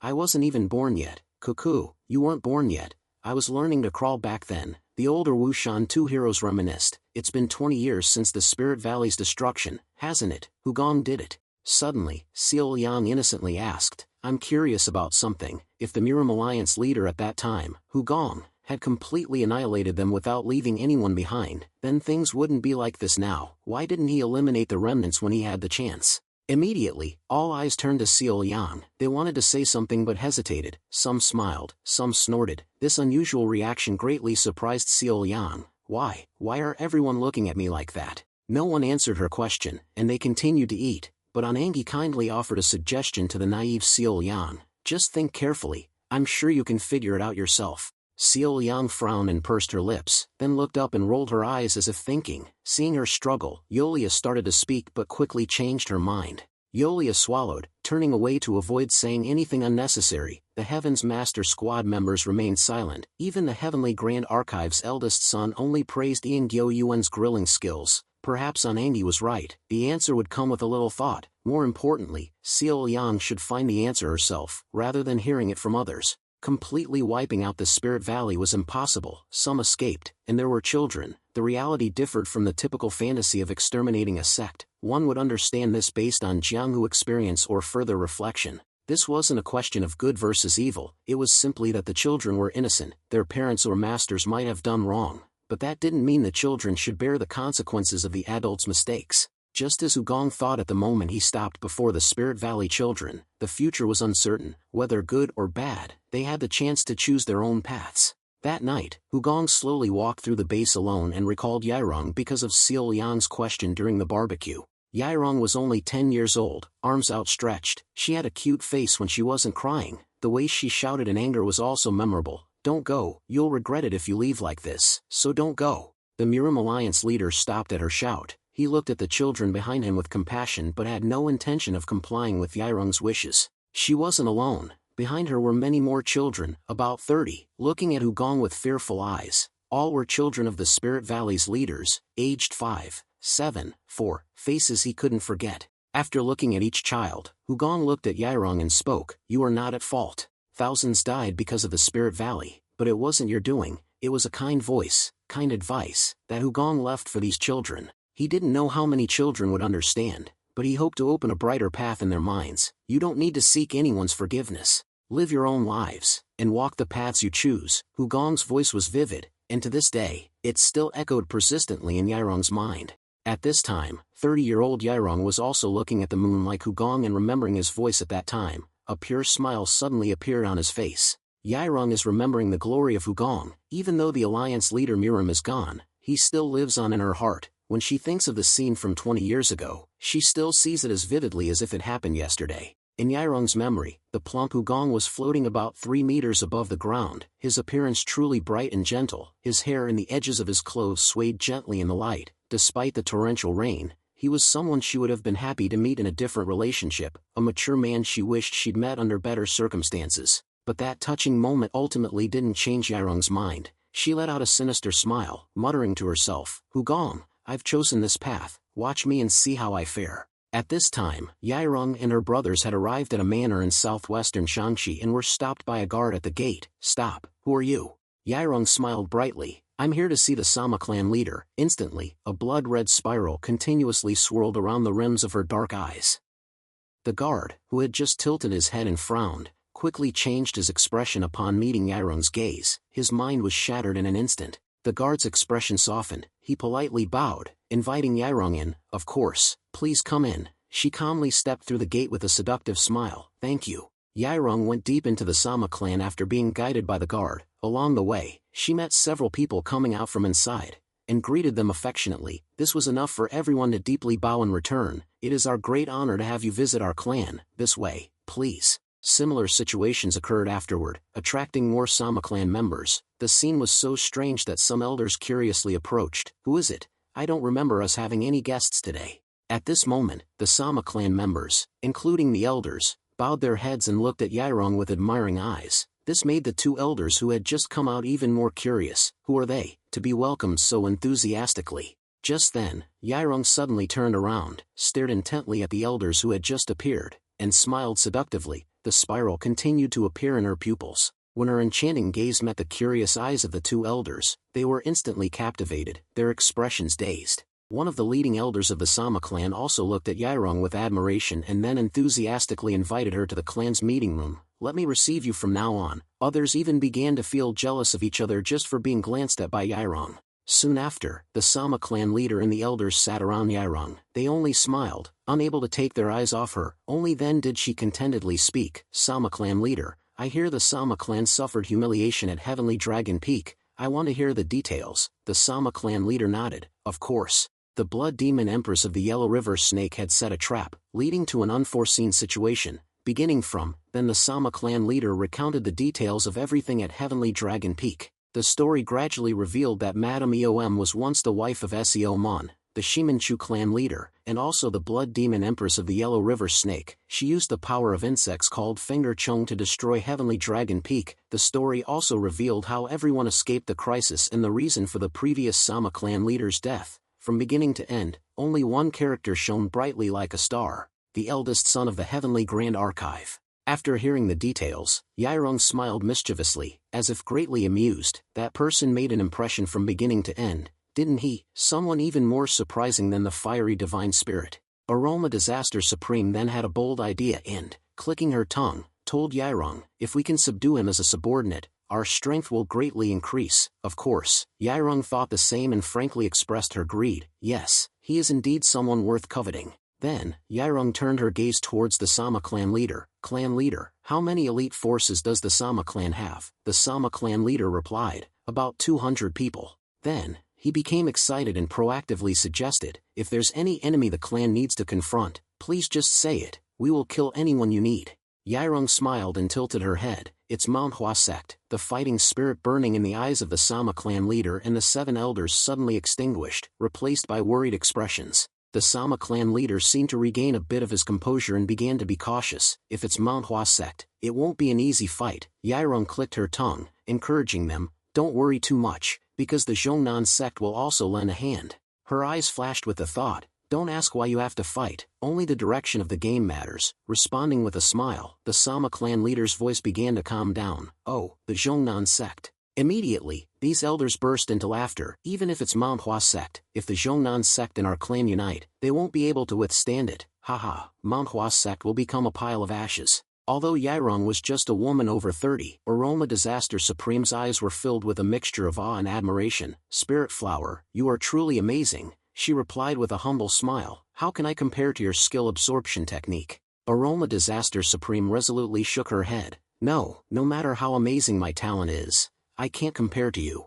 Finally, Yairong ended the conversation with a smile that seemed sweet yet sinister. Then she suddenly remembered someone, a person who commanded genuine awe throughout Jianghu, a being akin to a miracle. Looking at the elders laughing uncontrollably before her, Yairong arrogantly raised an eyebrow and thought to herself, Hugong, have you seen? I'm different from father, I'm superior. That night, inside Hugong's room at the Heaven's Master Squad base, he sat cross-legged, intently looking at his right hand. Moonlight shone on his hand, making it slightly luminous, but only the tips of his 5 fingers shone most brightly.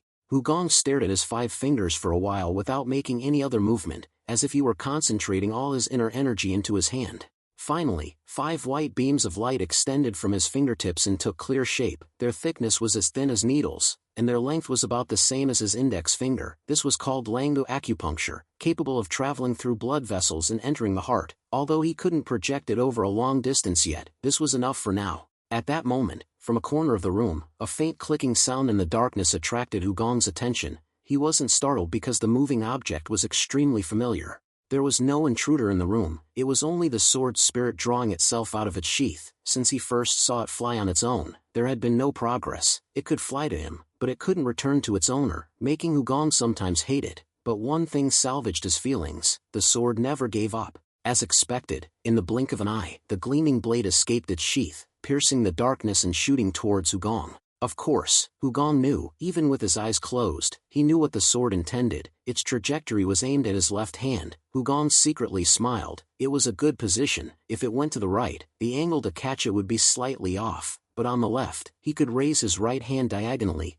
gripping the hilt in a very cool pose. However, even as the sword spirit flew past Hugong's face, he pretended not to see it and didn't catch it. At this moment, the sword was trembling in confusion. It should have been in its owner's hand, but no hand grabbed it. But it wasn't just the sword spirit that was confused. When Hugong opened his eyes to look, he was immediately surprised. There was no sound of impact. He had intended to tease it, letting it embed itself in the wall and tremble. Yet, the sword spirit was able to stop itself mid-flight just as the tip of the blade touched the wall. It hung motionless, as if boasting and begging for praise from its owner.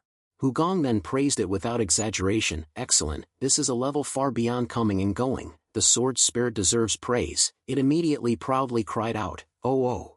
Hugong contentedly grasped the hilt, slowly and gently rotating the sword in the air to check the feel. He could clearly feel the strong connection between the two. The Na Li Zhong, for cultivators, the moment of awakening often comes in a flash. Hugong believed the sword spirit was also facing that moment, because it could come and stop itself. Returning to its sheath shouldn't be difficult. The sword test finally began. Hugong stepped back 2 paces and released the sword with a simple command, "Return." The sword spirit responded with an "oh-oh," spinning dizzily in the air before shooting towards its sheath in the blink of an eye. Unexpectedly, as soon as the sword spirit flew near the sheath, it crashed into the sheath and bounced back. A clattering sound rang out. Both the sword and sheath fell to the floor, lying still as if dead. The scene left Hugong dumbfounded once more. What's this? It's absurd. It can come, it can stop itself, it can even hover in midair, yet it can't return to its sheath. No way. Is it playing me? At that moment, Hugong could sense the sword spirit laughing, or rather, trying to suppress its laughter upon seeing its owner's stunned expression. It seemed to be deliberately teasing him. Immediately afterward, Hugong decided to keep up with the joke and burst into anger, criticizing the sword spirit. "What the hell are you? Are you insane? Your master is this amazing, yet you're this stupid." The sword spirit pretended to cry on the floor. When Hugong stomped his feet on the ground, the new sword spirit burst into laughter. Its reaction afterwards made him open his eyes in surprise. As if thinking that that was enough of a joke, the sword spirit started to jump happily, bouncing around like a newly caught fish, or a laughing child while rolling on the floor and holding his stomach. Hugong appeared surprised and laughed. "Ha ha ha, what is this? What is this action? Are you a fish or something?" In his heart he suddenly realized that the sword spirit was like a child from crawling to walking and even knowing how to play. This behavior of it was probably influenced by the Heaven's Master Squad. Anyway, what it was doing was certainly something incredibly sacred for a sword. Hugong decided to try more and stepped onto the windowsill. "Sword spirit, let's see how far your limits are. Let's try flying tonight." So, one man and one sword soared through the sky, admiring the night. The sword spirit was very skilled. It flew close to its master, passing through streets illuminated by lanterns at night. The scene was beautiful and novel to it. The sword spirit practiced diligently, and its speed increased rapidly. It sped through the undulating buildings of the suburbs, heading towards a mountain shrouded in darkness, a nameless peak. When they reached a sufficiently open space, Hugong, in a surge of excitement, pointed towards the moon and commanded the sword spirit, "Cut the moon." The sword spirit immediately obeyed, shooting towards the moon. Its cry stretched out for a moment with a dazzling light that seemed to tear through the night. Upon reaching the bright full moon, the sword spirit skillfully drew a beautiful arc, slicing diagonally across the moon, then continued to fly in circles, as if rejoicing in its achievement. At the same time, Hugong chased after the sword. He flew high into the sky until his acceleration ended and he had no choice but to stop, at which point an illusory swamp appeared in the air as a landing point. Circular, transparent illusionary rings were created in the air. Hugong stepped onto one and used it to jump higher. With each illusionary ring and jump, he ascended higher into the endless night sky. He repeated this action 6 times. Finally, when he reached the top of the mountain, Hugong stopped walking, like a fairy floating in the sky thanks to the illusionary ring flying like a cloud shadow. Standing on the 6th illusionary ring with his hands clasped behind his back, he silently looked down at the world locked in darkness, with the faint glimmer of lanterns. Hugong smiled, gazing at the peaceful scene of rolling hills in the distance and villages spread out before him. Feeling a cloud almost touching his head, he pondered for a moment and murmured, "I wonder if I can catch a crane at this altitude." After flying high above the clouds and tearing through the moon several times, the sword spirit finally exhausted itself and fell down as if it had fainted, but Hugong had no intention of catching it. Fortunately, the sword spirit regained consciousness and stopped beside its master. It circled Hugong's body, as if wanting to tell him to leave the matter to it, but Hugong snorted, looking at it skeptically. "You say you'll handle that?" The sword spirit trembled, as if to assert that it could definitely do it. Yet, after Hugong pondered for a moment, he still clicked his tongue, expressing doubt. "I don't know if I can trust you anymore." Hearing these words, the sword spirit became sad and stumbled, falling headfirst to the ground as if its heart had been shattered by its master's bitter words. Hugong felt even more that the little guy was unreliable right now. Perhaps it needed more time to mature. The next day, the midday sun blazed. The crimson bird was still carrying out the task Hugong had entrusted it with. When flying beneath the clouds, it became a white bird, and when there were no clouds, it transformed into a blue bird. Having searched for a long time without finding any trace of the enemy, the crimson bird began to complain, bored and worried. "Little crane, you're so big, where are you hiding? You're making me very anxious." However, the golden toad sitting on the crimson bird's back was enjoying the breeze without sharing its companion's worries. So, the crimson bird got angry and vented its frustration on the golden toad. "Hey, why aren't you saying anything?" At that moment, the crimson bird realized that the golden toad had been enjoying the breeze so much that it had fallen asleep. Seeing the golden toad's relaxed appearance, the crimson bird became even more irritable and yelled, startling the cute toad. "Hey, is this the time for you to sleep peacefully? Open your eyes quickly." The golden toad, frightened, hastily clung to the feathers and opened its eyes. But as soon as it woke up, it demanded food, causing the crimson bird to sigh wearily. However, the crimson bird, still very indulgent, asked the golden toad, "Hungry at this time?" "Oh, well, what do you want to eat?" "Dragonflies, let's see." At that moment, below, where the two small animals were flying, a group of people were moving urgently, with loud shouts urging each other on. The crimson bird and the golden toad both felt that these people were very suspicious. So, the crimson bird swooped down quickly, while the golden toad closed its eyes tightly because of the strong wind. Meanwhile, the crimson bird carefully checked the hair color and scent of the man running at the front of the group. Then it cried out joyfully, "Hey, golden toad, I found him, it's the red-black one." Meanwhile, not far from where the crimson bird discovered the aroma disaster supreme, a man was desperately running away, each step leaving a trail of blood. The old man fleeing had a panicked expression, his hair disheveled and clothes stained with blood. His side was burning with a continuous flow of blood. He tried to stop the bleeding, but in vain. All the flesh on his side had fallen away. That old man was Zhongnan Infinite Supreme Sword, Tai Sage of the Zhongnan sect. He had once been the Infinite Supreme Sword, but now he was just a man fleeing his sect, unable to even groan freely and forced to swallow his pain. He knew that his wound wasn't the most serious problem, his head was. His mind was fading under a ghostly voice. "Where do you think you're going? Come back." The image of Yairong kept appearing in Tai Sage's mind, a face he couldn't shake off even while trying to stay clear-headed. The appearance of a woman with striking freckles was eroding his sanity. "That's right, I must return." There were continuous calls telling him to return. Even when he covered his ears and shook his head, the sound didn't disappear. He could only struggle to slap his face to remind himself, "Wake up, this is the soul capture technique." The entire Zhongnan sect had been captivated by Yairong's bewitching voice. Everyone was drawn in by her eyes. In just an hour, the sect had been taken over. Even the elders and long-standing leaders had been hypnotized. This wasn't because the Zhongnan sect was weak, but because the supernatural power of the soul capture technique transcended the ordinary. In the last moments of struggling clarity, the Zhongnan 5 immortals sacrificed themselves to hold back the Spirit Valley people, entrusting their hope to Tai Sage. "Senior brother, go to Manhwa sect quickly, we're done for." The only remaining hope for Zhongnan is Manhwa sect. Tai Sage bit his teeth bitterly, thinking of the people in his sect. Their consciousness would soon be eroded, but he didn't know if he could even reach the Manhwa sect with his weakened body. Tai Sage's eyes blurred, and his legs gave way from exhaustion. Finally, he stumbled on a rock and fell forward.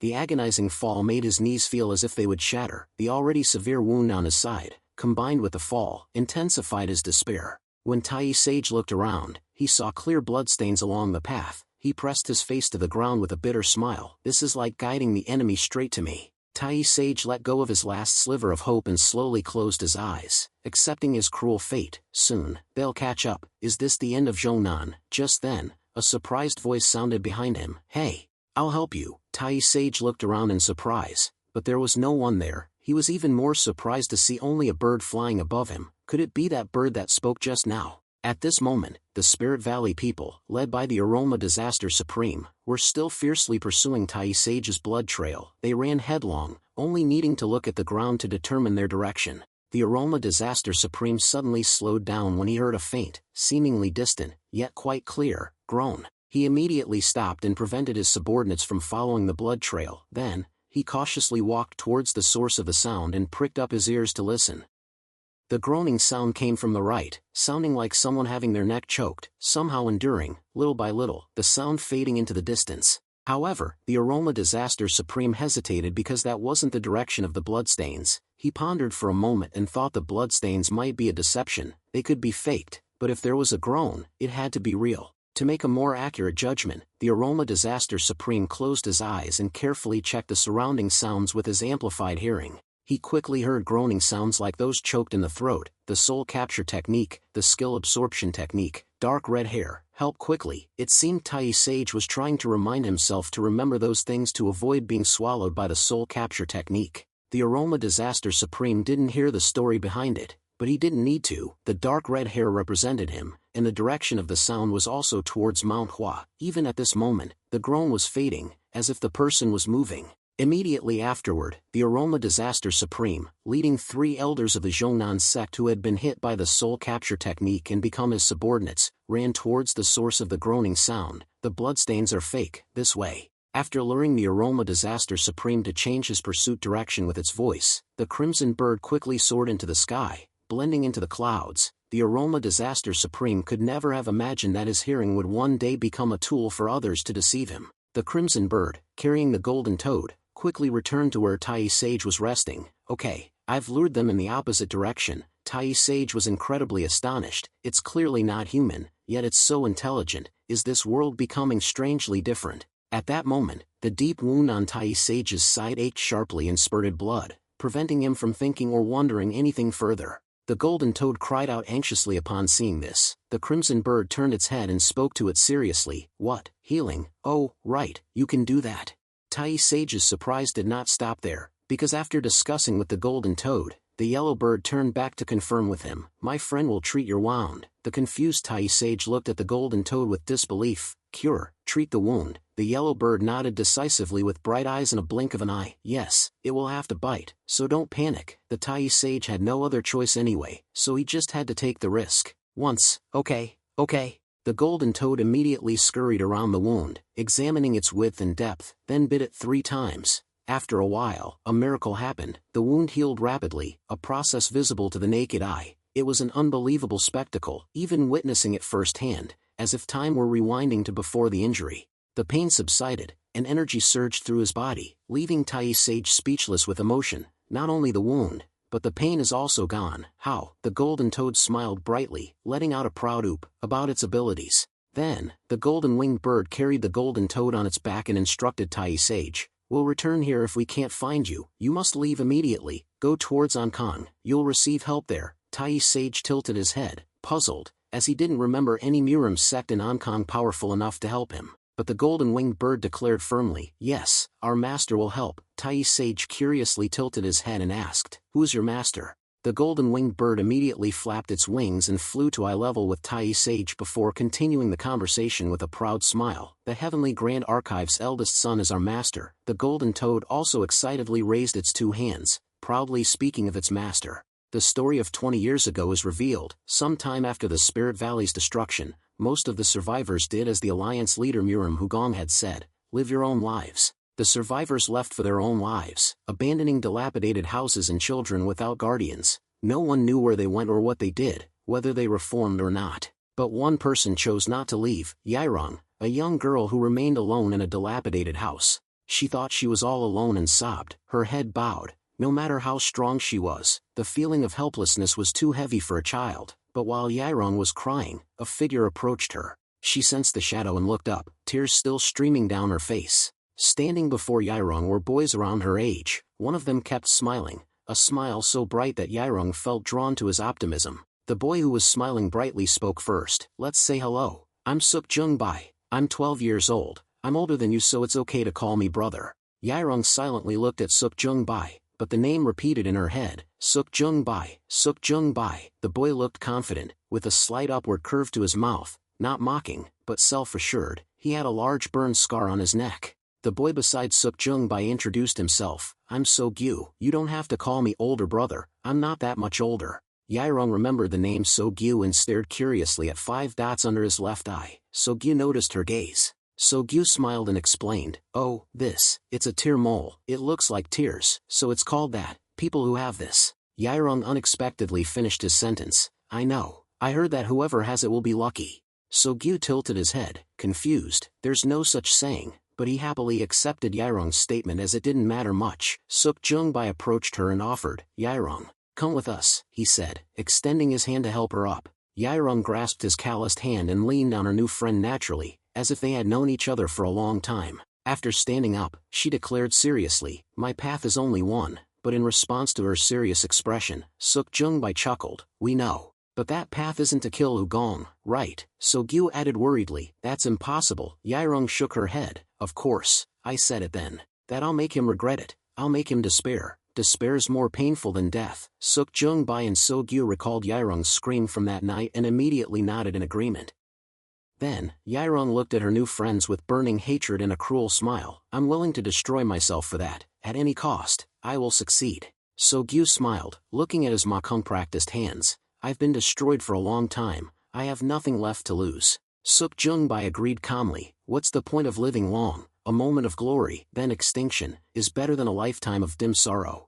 Yairong liked their response, and the 3 children came up with nicknames. Yairong as Spirit Flower, So-gyu as Aroma Disaster Supreme, and Suk-jung-bai as the Heaven-Destroying Supreme. They were so immersed in their revenge that they sometimes forgot their real names. That was the story of 20 years ago. Back to the present. While Tai Sage was being relentlessly pursued, Yairong watched over 1,000 people lined up at the Zhongnan sect's martial arts arena, all the disciples of the Zhongnan sect, the elders of the Sama clan, and the archers of Brilliance Pavilion chanted in unison, a grand and magnificent event. Even if he's no longer alive, we will make him despair. Even if we don't survive, we will make him despair. The roar of 1,000 voices echoed throughout Mount Cheongnam. Yairong watched the magnificent scene through her veil, but even with it, her bright smile was visible. Yes, it will be grand and magnificent, the only pity is that he can't see it anymore. The chants continued, Manhwa will be annihilated, Cheongnam men, Sama clan, and Brilliance Pavilion will wipe out Manhwa, even if our arms are severed, even if our legs are broken, even if we have to crawl, even death cannot stop us. Those words made Yairong smile even brighter. She was confident that no one in the world could create such a spectacular scene. Satisfied, she looked up to the sky and saw a crane flying, carrying 2 more people besides the Heaven-Destroying Supreme. Landing safely, the Heaven-Destroying Supreme, a man and a woman completely veiled, stepped off the crane. While the Heaven-Destroying Supreme led the woman to a prepared room, Yairong approached the remaining middle-aged man. You've worked hard. The man smiled gently. It's an honor, but I merely did what I had to do. I'm happy to have helped you. Yairong smiled, but her eyes flashed with killing intent. However, I'm curious, why are you crying? The crying man was the Shanxi branch manager of the Miram Alliance, Yang Su. Tears streamed down his face, but he didn't know why. Facing Yairong, he could only cry while forcing a laugh. Haha, I don't know either. Yairong's killing intent intensified. Could you be remembering someone? Yang Su thought of his twin children and sobbed bitterly. Yes, strangely, I keep thinking of 2 children with identical faces. Why do I feel like I can't see them again? But it doesn't matter, it's irrelevant to me. Regardless, they don't exist, they're unimportant. We mustn't forget this is a crucial moment. Yang Su sobbed, burying his face, but reiterated his loyalty to Yairong. But that wasn't enough for her. A terrifying thought arose. Should I kill him? He's crying this much just thinking about those children. Yang Su was no longer useful, so Yairong wanted to kill him, but she decided to postpone it, simply dismissing Yang Su. Right, it's irrelevant. Don't forget this is a crucial moment. Everything will be alright, don't forget that. Of course, it wasn't out of kindness, she thought. If he's going to die, it's best for him to die in front of the people he loves. That would be the most terrible torture, and his loved ones would never forget that scene. After ensuring the special guest, the veiled woman, was in her private room, Yairong leisurely returned to the Sama clan leader's room, which had become hers. She removed her bamboo hat and looked at herself in the mirror, like all the other girls in the world who love beauty and want to admire themselves daily.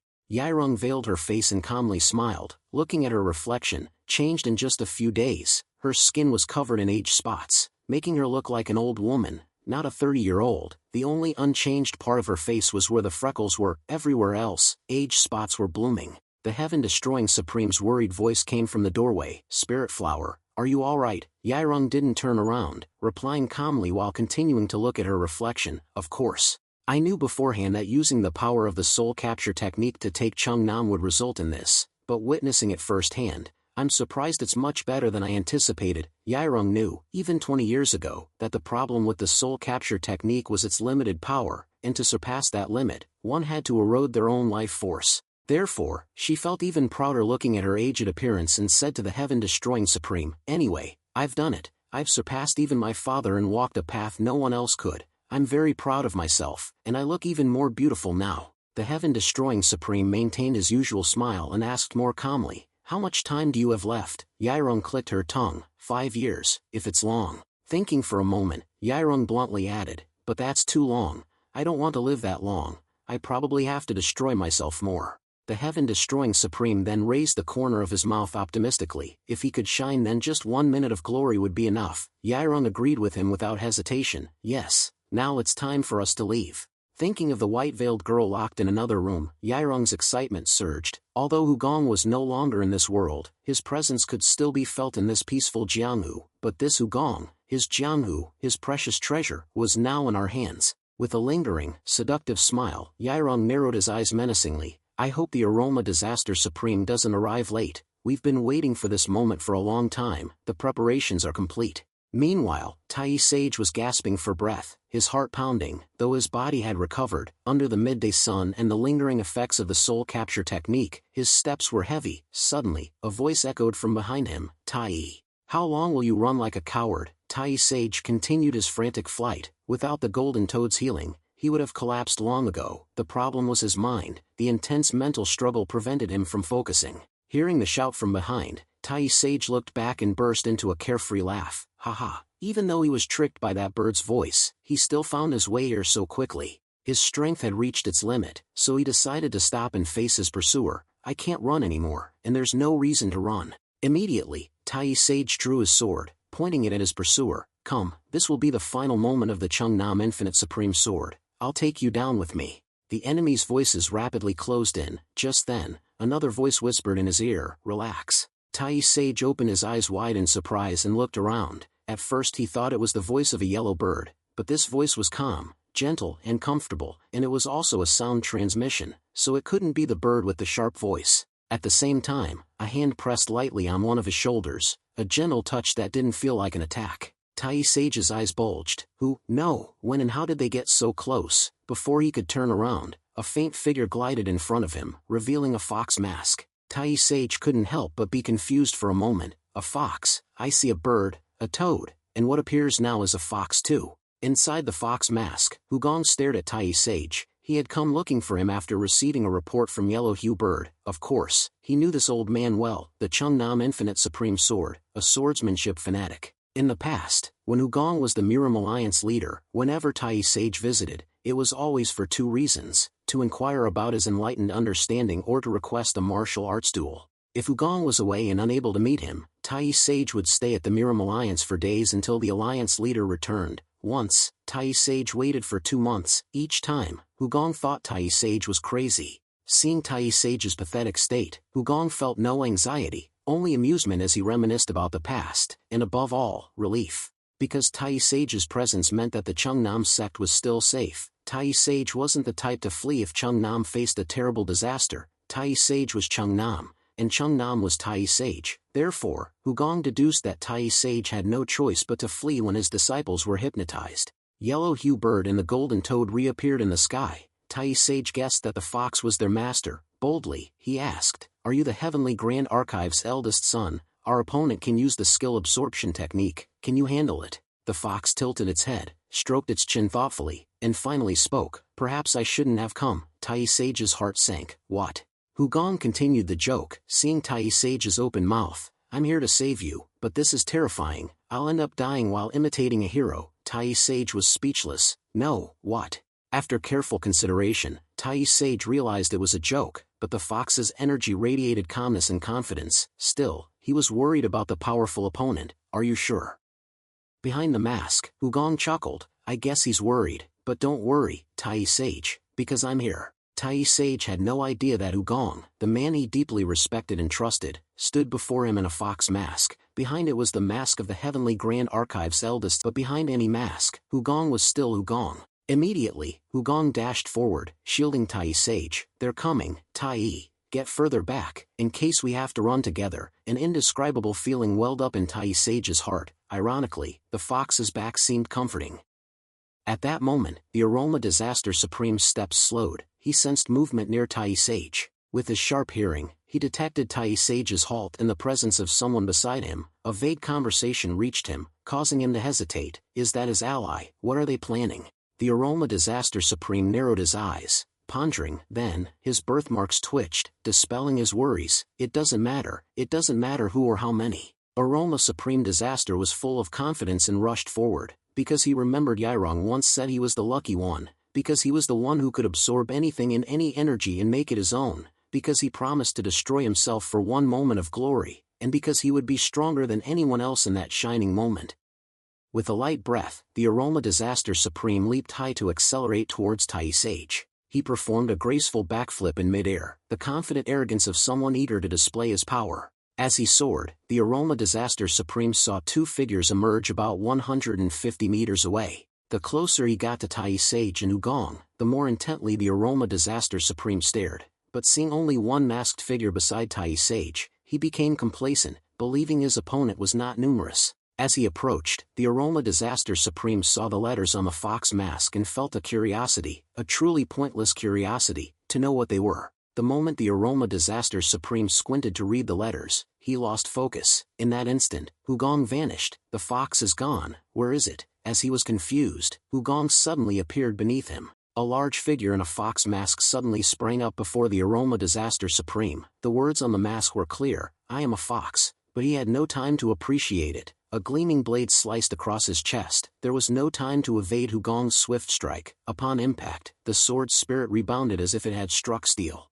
The Aroma Disaster Supreme groaned, his limbs weak and unsteady, his mind in turmoil. The moment he looked into Ugong's eyes, a chilling sensation gripped him, like falling into a cold, abyssal space. Meanwhile, Ugong focused on why the sword's spirit had rebounded. The opponent had managed to activate a defensive technique and displayed his aura, almost trapping the sword's spirit at the moment of impact. Ugong retreated, and the Aroma Disaster Supreme also stepped back defensively, but Ugong noticed the opponent's unsteady stance after the first attack. The moment the opponent's feet touched the ground, Ugong's second attack was ready. "All right, let's see how strong you really are." Ugong raised his sword to eye level. This time, blazing sword energy enveloped the blade. The sword's spirit hummed, glowing brighter, the sword energy overflowing. With the connected swords, the sword's spirit understood its master's intent. 72 sword techniques unfolded in a blink. The sword spirit, as if remembering countless times its master had performed this swordsmanship in past lives, turned into light, crushing the surrounding trees and transforming the wood fragments into weapons that shot towards the Aroma Disaster Supreme. The sword's spirit merged with Ugong's consciousness, coming and going like a shadow. Each swing cut and carved the surrounding space at will. Ugong's movements were decisive, his attacks relentless and overwhelming, leaving the Aroma Disaster Supreme to defend passively.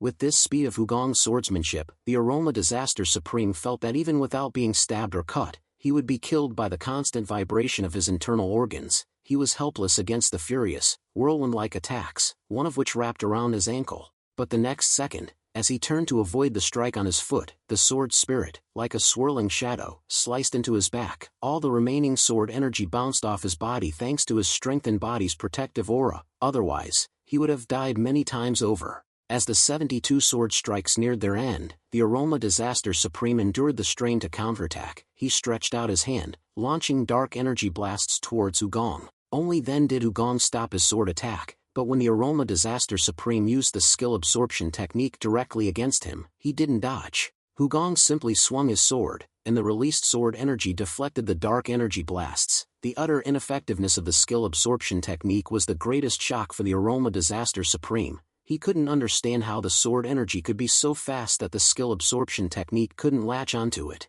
While Aroma Disaster Supreme was still confused and thinking about the reason, Ugong kicked the ground and jumped up, rushing towards him like an arrow. This was a completely one-sided attack. The confidence that Ugong showed made Aroma Disaster Supreme stunned and unable to do anything else. The moment the two sides collided again, he had no choice but to try to deploy his defense techniques. Hugong continued to press down on his sword. The terrible power fell on Aroma Disaster Supreme's head like a 1,000-pound dumbbell, making him unable to withstand it. His defensive weapon and the skill absorption technique, which seemed to be an absolute barrier against any attack, also became his weakness. This demonic art requires a period of stabilization to create a durable vessel, and there's a price to pay for exceeding the natural order. However, it seems Aroma Disaster Supreme had tried to rush to the finish line, so if Hugong's chi was strong enough, it could cause the absorber to age rapidly and even go insane. Aroma Disaster Supreme understood better than anyone that he couldn't continue to clash with Hugong like this, so he used all his strength to push him away. But instead of Hugong being pushed back, Aroma Disaster Supreme was the one who slid back several meters.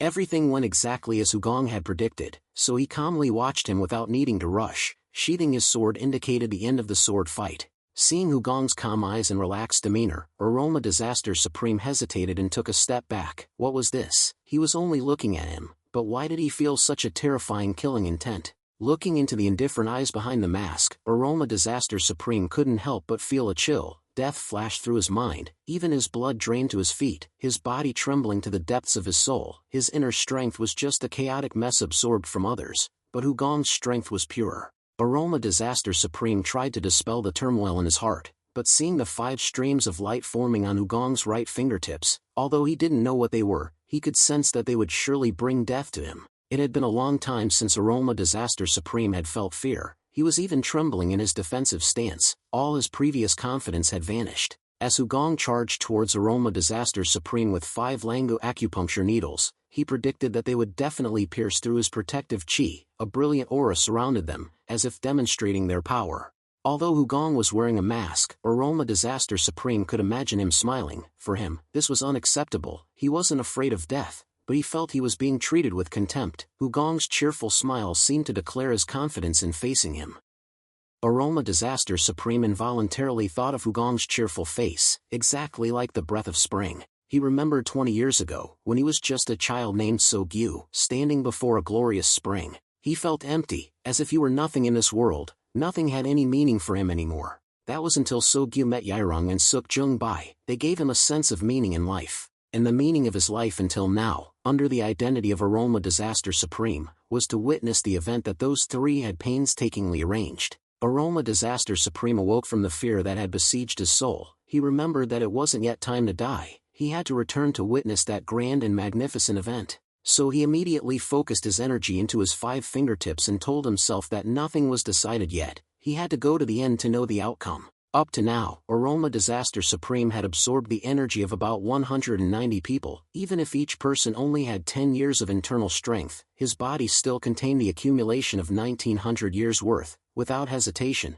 he plunged his 5 fingers into his chest to unleash all that power, his eyes burning with madness. I will trample on your spring. I will become winter and tear you apart. Immediately, Aroma Disaster Supreme unleashed his immense power towards the approaching Hugong. Hugong immediately stopped, avoiding the intense pressure, because he had already guessed the extent of Aroma Disaster Supreme's inner strength through the previous sword attacks. The most important factor in winning was recognizing the opponent's strength. Hugong felt there was no reason to use a brick to fight a stone. Even if his internal strength was strong, doing so would be futile. So he began to spin, creating a protective shield around himself. The internal energy that Aroma Disaster Supreme unleashed only trembled like gusts of wind enveloping him. Tai Sage, watching from the side, was sweating profusely at what the Heavenly Grand Archive's young master was doing. How could the Heavenly Grand Archive's genius reach such a level, such miraculous movements? He had never seen anything like it anywhere, not in Cheongnam, Manhwa, or Wudong. Winter's attack continued fiercely. The continuous tension cut through the air, the sound of exploding energy waves. The surrounding space was distorted, and the black mist was still thick. But Winter couldn't do anything to Spring. All Winter could do was envelop Spring and then disappear without a trace. Tai Sage secretly wondered if Hugong could do this, but he immediately dismissed the thought, because the Murim Alliance leader's method was different. No noise, no useless movements, only facing and directly destroying. The opponent would die without knowing what happened. Meanwhile, Hugong, like Spring, enveloped Winter. As Winter's raging winds gradually depleted their strength, Spring bloomed everywhere. Aroma Disaster Supreme finally understood the feeling of being unable to catch, unable to reach Spring. Winter's feeling of loss was, conversely, the blooming of Spring. Spring had experienced blowing away winter countless times, just as Hugong had done 20 years ago, and now, Aroma Disaster Supreme's winter was strong but clumsy. 50 seconds passed in a flash, and finally, Hugong saw an opening in the intensely exploding winter storm. At that moment, Aroma Disaster Supreme's fierce attack ended. Hugong simply kicked off the ground, flew towards him, and disappeared into the air. He also flipped upside down in the air, just like Aroma Disaster Supreme's earlier action. This made Tai Sage feel even more that the Heavenly Grand Archive's young master and the Miram Alliance leader Hugong were incomparable, because the Miram Alliance leader wouldn't make such a superfluous move. Of course, Tai Sage couldn't understand Hugong's deeper intentions. Seeing Hugong disappear again, Aroma Disaster Supreme's pupils violently shook with frustration. He looked around, searching for him. Why couldn't he touch him? Why couldn't he catch him? The moment Aroma Disaster Supreme turned around, Hugong closed in and gently placed his hand on his shoulder. Immediately, his self-defense mechanism reacted violently. As soon as he touched him, Hugong was forced to release his hand and jump high to avoid the resistance. In any case, his purpose had been achieved, so Hugong immediately flipped back, creating a distance of about 7 meters from Aroma Disaster Supreme. Aroma Disaster Supreme didn't chase after Hugong but stood still, tilting his head in bewilderment as he realized he was still alive, breathing heavily. He touched his shoulder with deep suspicion, feeling no pain, no bleeding. It was incomprehensible. Why did he step back as if the fight was over? Why didn't he finish him off? Aroma Disaster Supreme felt nothing unusual because the Lango acupuncture's penetration process involved multiple stages, but from the victim's perspective, it was just a simple pat on the shoulder, so he could only try to squint and figure out Hugong's intentions. Then, he was shocked to realize that the 5 streams of light that had formed on his opponent's right hand had suddenly disappeared. A terrifying thought occurred to Aroma Disaster Supreme. So, they were inside his body. At the same time, the 5 Lango acupuncture needles were vibrating inside him.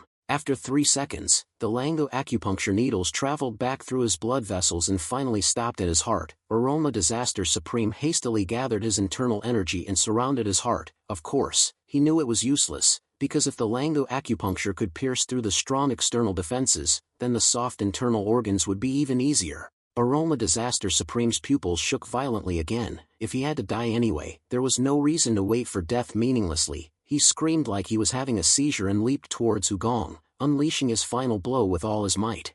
But Hugong just stared without moving, although Aroma Disaster Supreme was right in front of him, only about 4 inches away. Because the Lango acupuncture needles had dug deep into his heart, his hand ultimately couldn't reach him. His face turned pale, and he collapsed at Hugong's feet, vomiting blood. Aroma Disaster Supreme helplessly looked up at Hugong with trembling eyes. Who are you?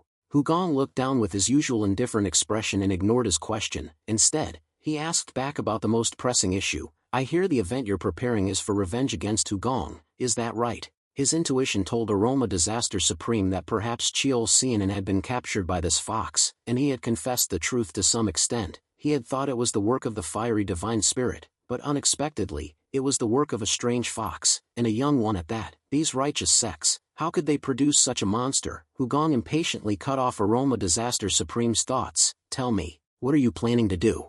Aroma Disaster Supreme smiled with a blood-stained mouth, because keeping secrets was the only thing he could still be proud of. It doesn't concern you, this is between us and Hugong. However, Hugong directly exposed him further. You intend to destroy the Jianghu that Hugong has kept stable. Aroma Disaster Supreme knew there was nothing left to hide. After spitting out a mouthful of blood, he licked his lips and sighed in acknowledgement. Yes, the event to destroy it, what Hugong protects, the treasure he cherishes. That treasure is now in our hands. The execution event is prepared. Perhaps now, Bukyo Mountain, the execution ceremony has begun. Aroma Disaster Supreme coughed violently again as blood gushed from his throat. But then, instead of talking about the event, he sighed. What a pity. I wanted to see it too. I've waited so long. The look of despair as they fall into hell. In a flash, Hugong's eyes blazed with anger. He urgently pressed Aroma Disaster Supreme. The treasure, who is it? Seeing this, Tai Sage felt a little confused. The young master, who seemed unmoved by anything and had maintained perfect composure until now, was showing anger.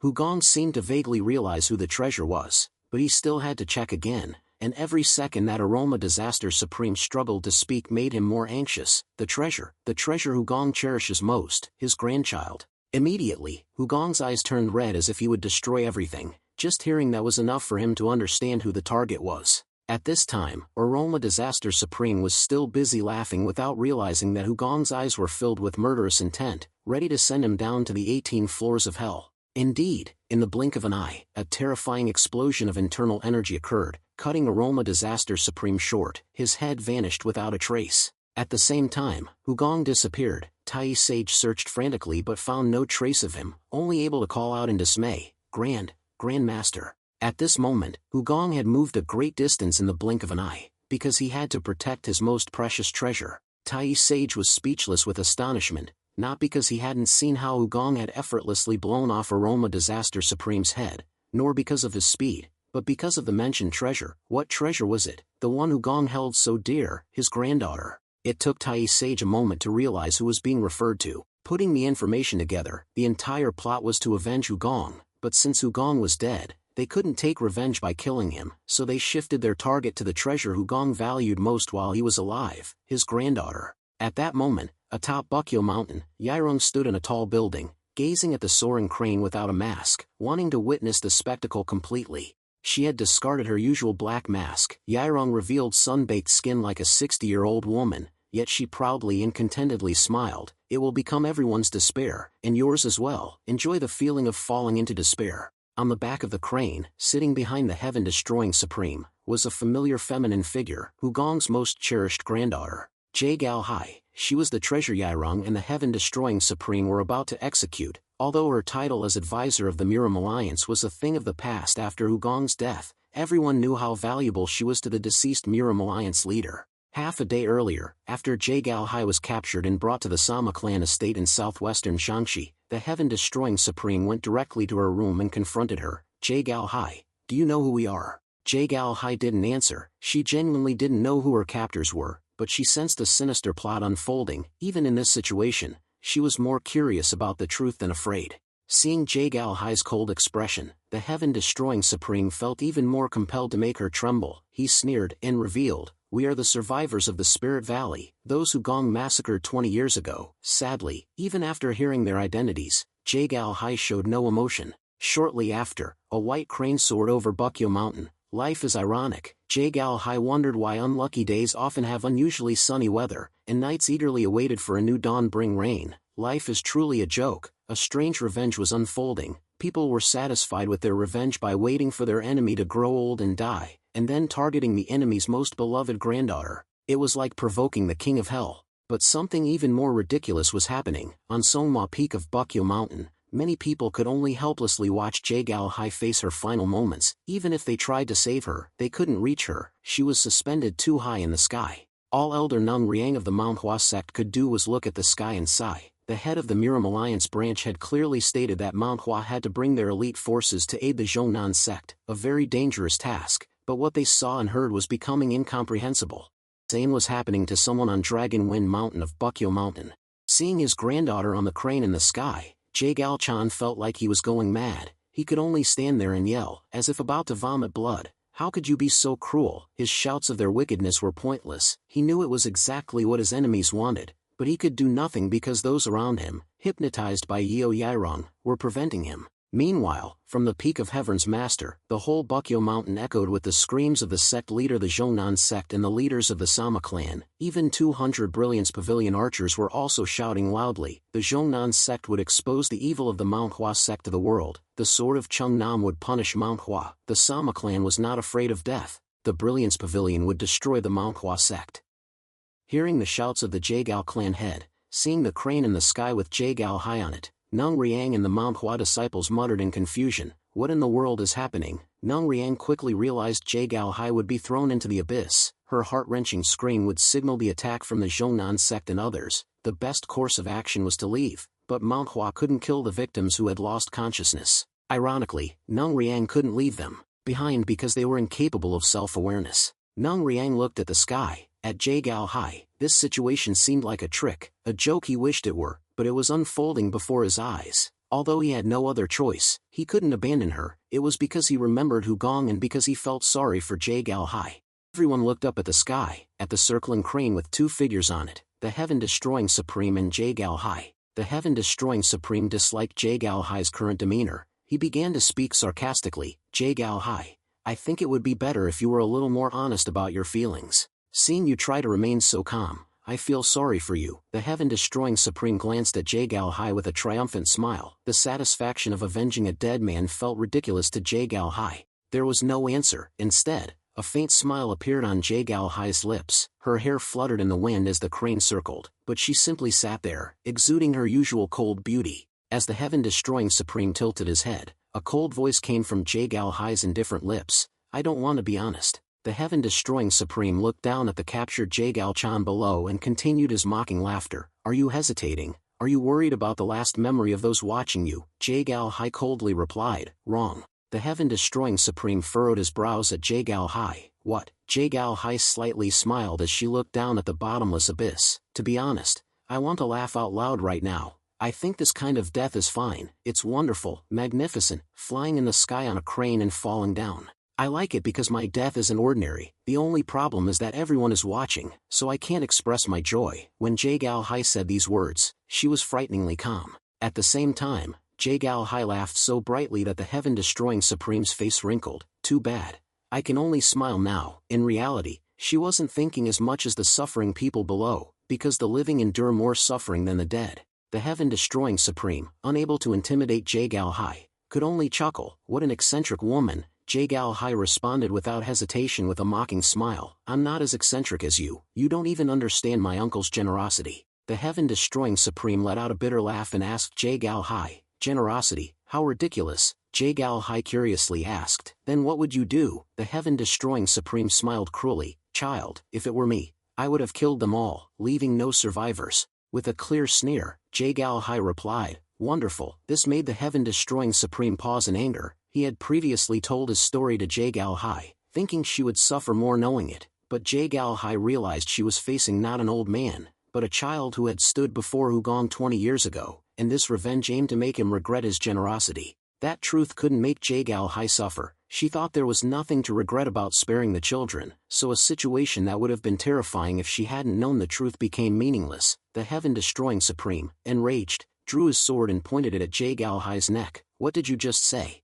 Those watching from below gasped at the sight, the sound echoing loudly. However, Jae-gal-hai didn't care. Her smile deepened. "You haven't grown up at all. Even though your face is old, you're just pretending to be an adult. It's interesting to remain 10 or 12 years old forever." The heaven-destroying Supreme couldn't retort, only pressing the bloody sword against Jae-gal-hai's neck and threatening, "Say another word, and I'll cut off your head." Jae-gal-hai tilted her head as if amazed. "Right here." The heaven-destroying Supreme firmly replied, "Yes." But Jae-gal-hai unexpectedly laughed. "This crane is so white, it would be a shame if you soiled its feathers." The heaven-destroying Supreme was disgusted by this. A fake smile would be met with a click of the tongue or awkwardness, but Jae-gal-hai's smile was so natural that it made him lose interest and turn away. But Jae-gal-hai had no intention of stopping. She continued to strike hard at the heaven-destroying Supreme's wavering heart. "You're not seeking revenge, whether it's hatred or anger. Revenge is something only those who have loved can do. People who care deeply about someone won't kill children. They won't say things like you just did." The heaven-destroying Supreme couldn't say anything to refute her, his hand on his knee unconsciously clenched in frustration. Jae-gal-hai continued to laugh loudly, her voice full of mockery. "Who are you avenging? My uncle. But where is he? Do you hate my uncle? Do you hate him for not killing you?" The heaven-destroying Supreme's eyes wavered. He tried to speak. "Don't talk nonsense. We are." But Jae-gal-hai interrupted again without hesitation, although her voice trembled slightly. "It's absurd."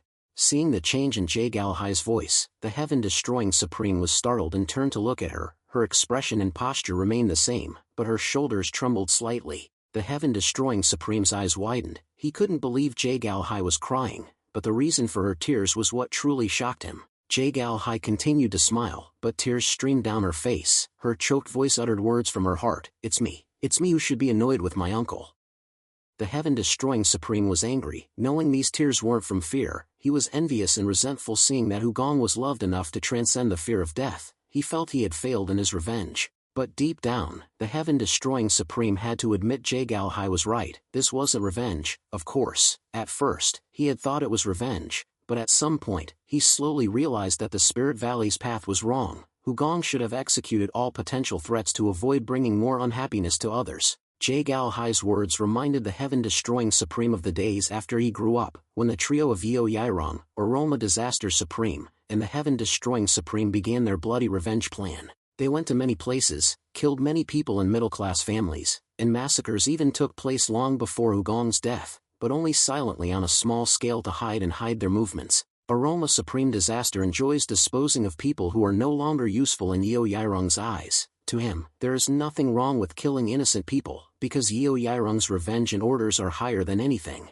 Yeo Yairong showed no mercy for the innocent lives lost. Only the Heaven-Destroying Supreme began to feel something was wrong, that this path of revenge was truly amiss. The Heaven-Destroying Supreme had long realized that the Spirit Valley's path of revenge was leading nowhere. Perhaps he was the only one in the group who retained his reason and conscience at that time. The Heaven-Destroying Supreme felt horrified by the bloody scene before him. The stench of blood made him nauseous. The smiles of Yeo Yairong and Aroma Disaster Supreme did not garner his sympathy, but he could not voice his dissent. This bloody journey was the path the three had chosen together. On one hand, the Heaven-Destroying Supreme did not want to betray the two friends he had relied on. On the other, he did not know what he would do after revealing his true thoughts, as Yeo Yairong and Aroma Disaster Supreme would certainly not relent.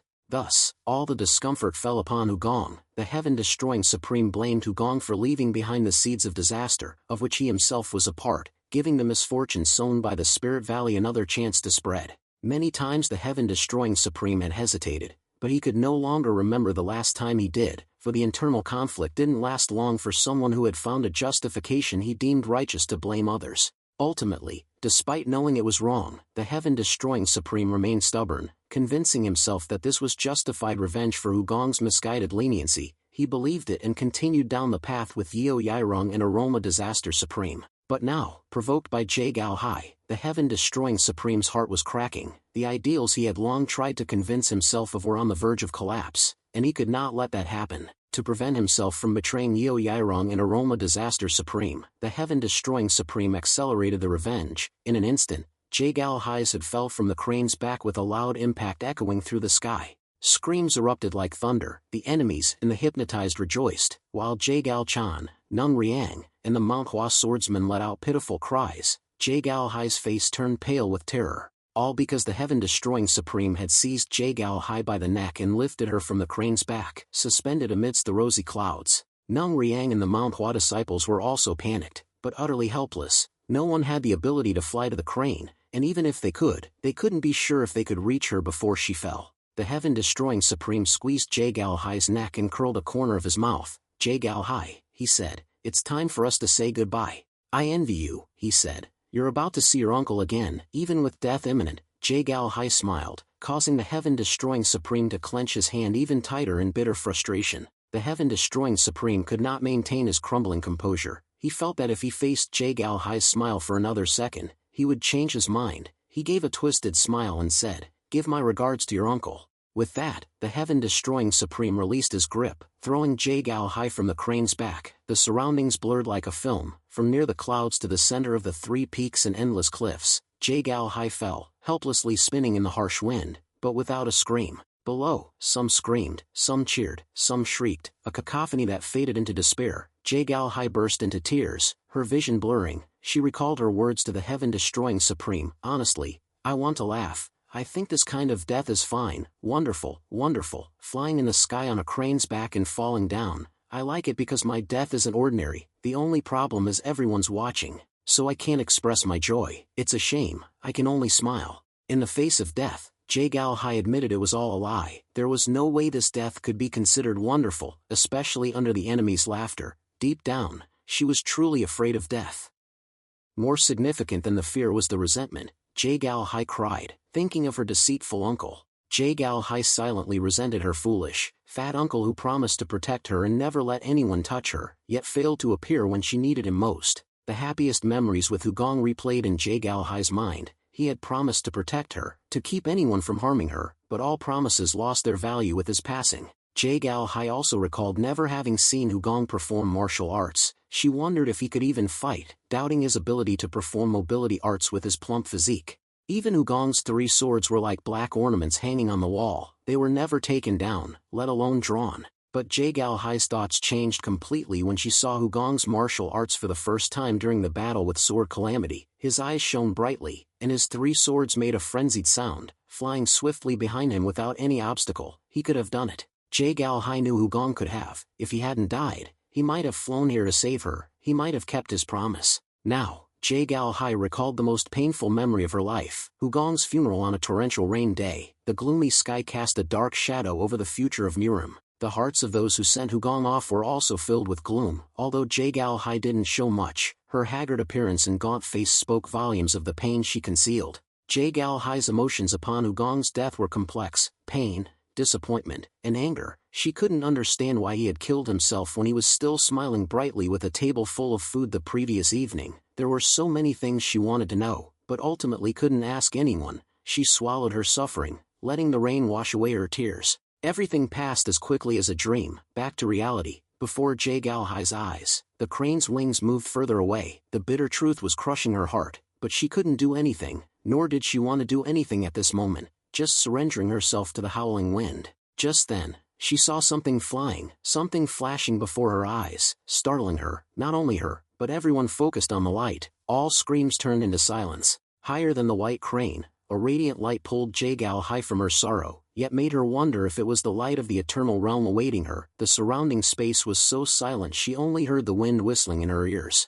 Jie Galhai was still falling. The abyss behind her seemed bottomless. She didn't know if what she was seeing was real or a dream, or perhaps she was already dead, because there's no way a fox could fly. Before Jie Galhai, Hugong, wearing a fox mask, reached out to her. She even wondered if he had been killed by the Spirit Valley, because there's no way he could fly. Those thoughts swirled in Jie Galhai's head until Hugong got very close. He moved through the air with incredible speed, in a manner of mobility arts no one knew how he could accomplish. It was as if there were floating stones for Hugong to step on in mid-air. He approached Jie Galhai instantly, not only catching her in a blink but also changing direction, soaring upwards like an eagle. Hugong aimed for the nearest rock crevice, which could serve as a stable support for a shock-absorbing landing. The moment Jie Galhai felt a strong gust of wind in the opposite direction while still held in Hugong's arms at an incredible speed, he had gotten closer to the cliff, and one of his hands struck the target, denting the rock and sending a cloud of dust into the air. Yeo Yairong, seeing her grand revenge disrupted by a flying fox, became furious, clenching the building's railing and gnashing her teeth as if her jaw would break. She immediately ordered her archers.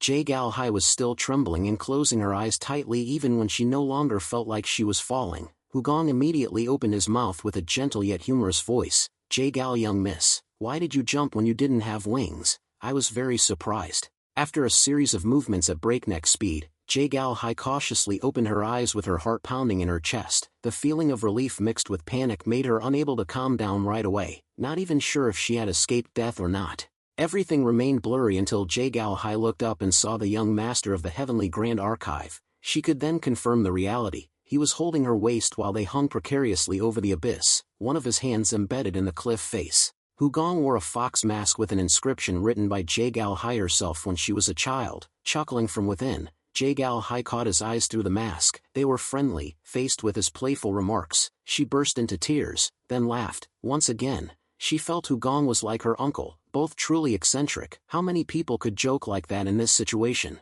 Meanwhile, 200 archers were ready, aiming their bows at Jie Galhai and Hugong. Yeo Yairong, completely impatient, urged them incessantly to shoot them down. A rain of arrows descended like a terrifying nightmare, tearing through the silent sky. The sharp, black arrows whistled through the air, like the screams of death, hurtling towards them with lethal speed. It seemed nothing could stop them. Jie Galhai responded with unrestrained joyful tears and a smile. "Young master too, no wings, right?" Hugong continued his playful banter. "I understand, when I become a fox, I can fly. Amazing, isn't it?" Jie Galhai couldn't help but chuckle. It was absurd, but this absurd way of speaking made him even more like her uncle. Then, Hugong turned his head. Jie Galhai followed his gaze and saw about 200 arrows raining down on them, so dense they obscured the sunlight, turning the blue sky into a dark night. Surprised, she heard Hugong's voice. "It might sway a little, but don't worry." A clear, circular pool of water immediately appeared in Hugong's mind, the illusionary ring, conjured by his thoughts.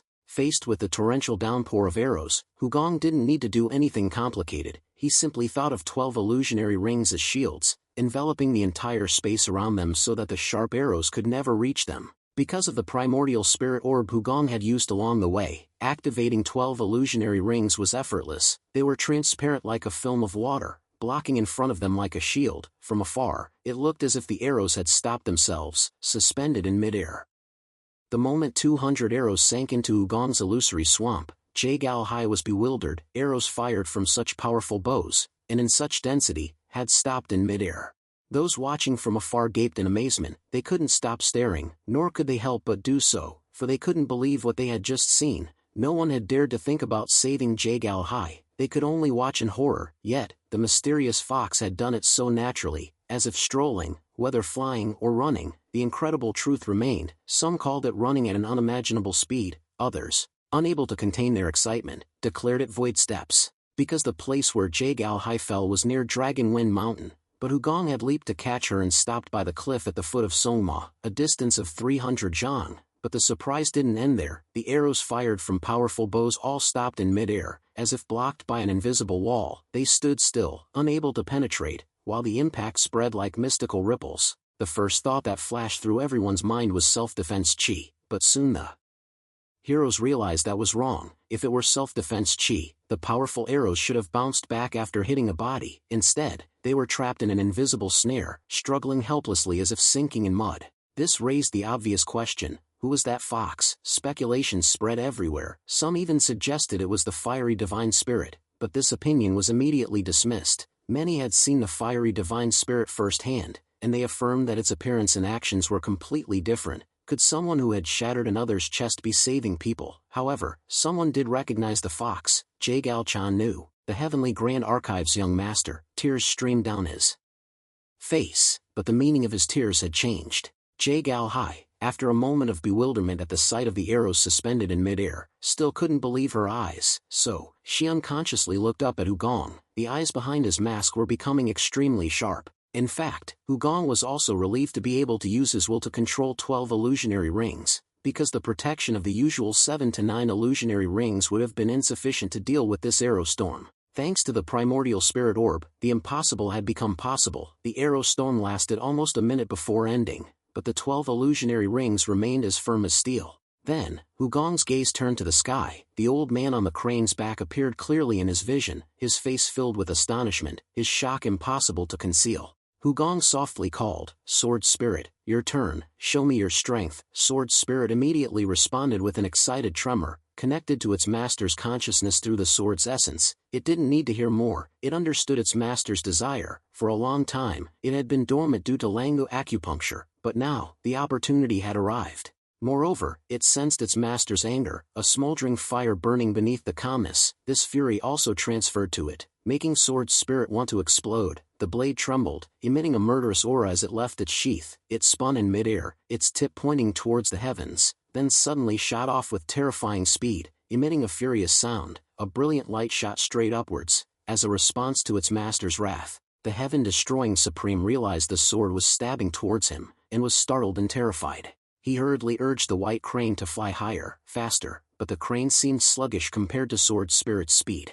The heaven-destroying Supreme couldn't believe the fox possessed such terrifying skills, from mobility arts to martial arts and now sword energy. Even with foreknowledge, this speed far exceeded the crane's wings' capabilities. Sword Spirit recalled that night when it and its master tried to sever the moonlight but failed, but this time was different. The distance wasn't as far as the moon, and this target must be achieved. With a powerful whistling sound, the blade reached its target. The crane had no chance to evade.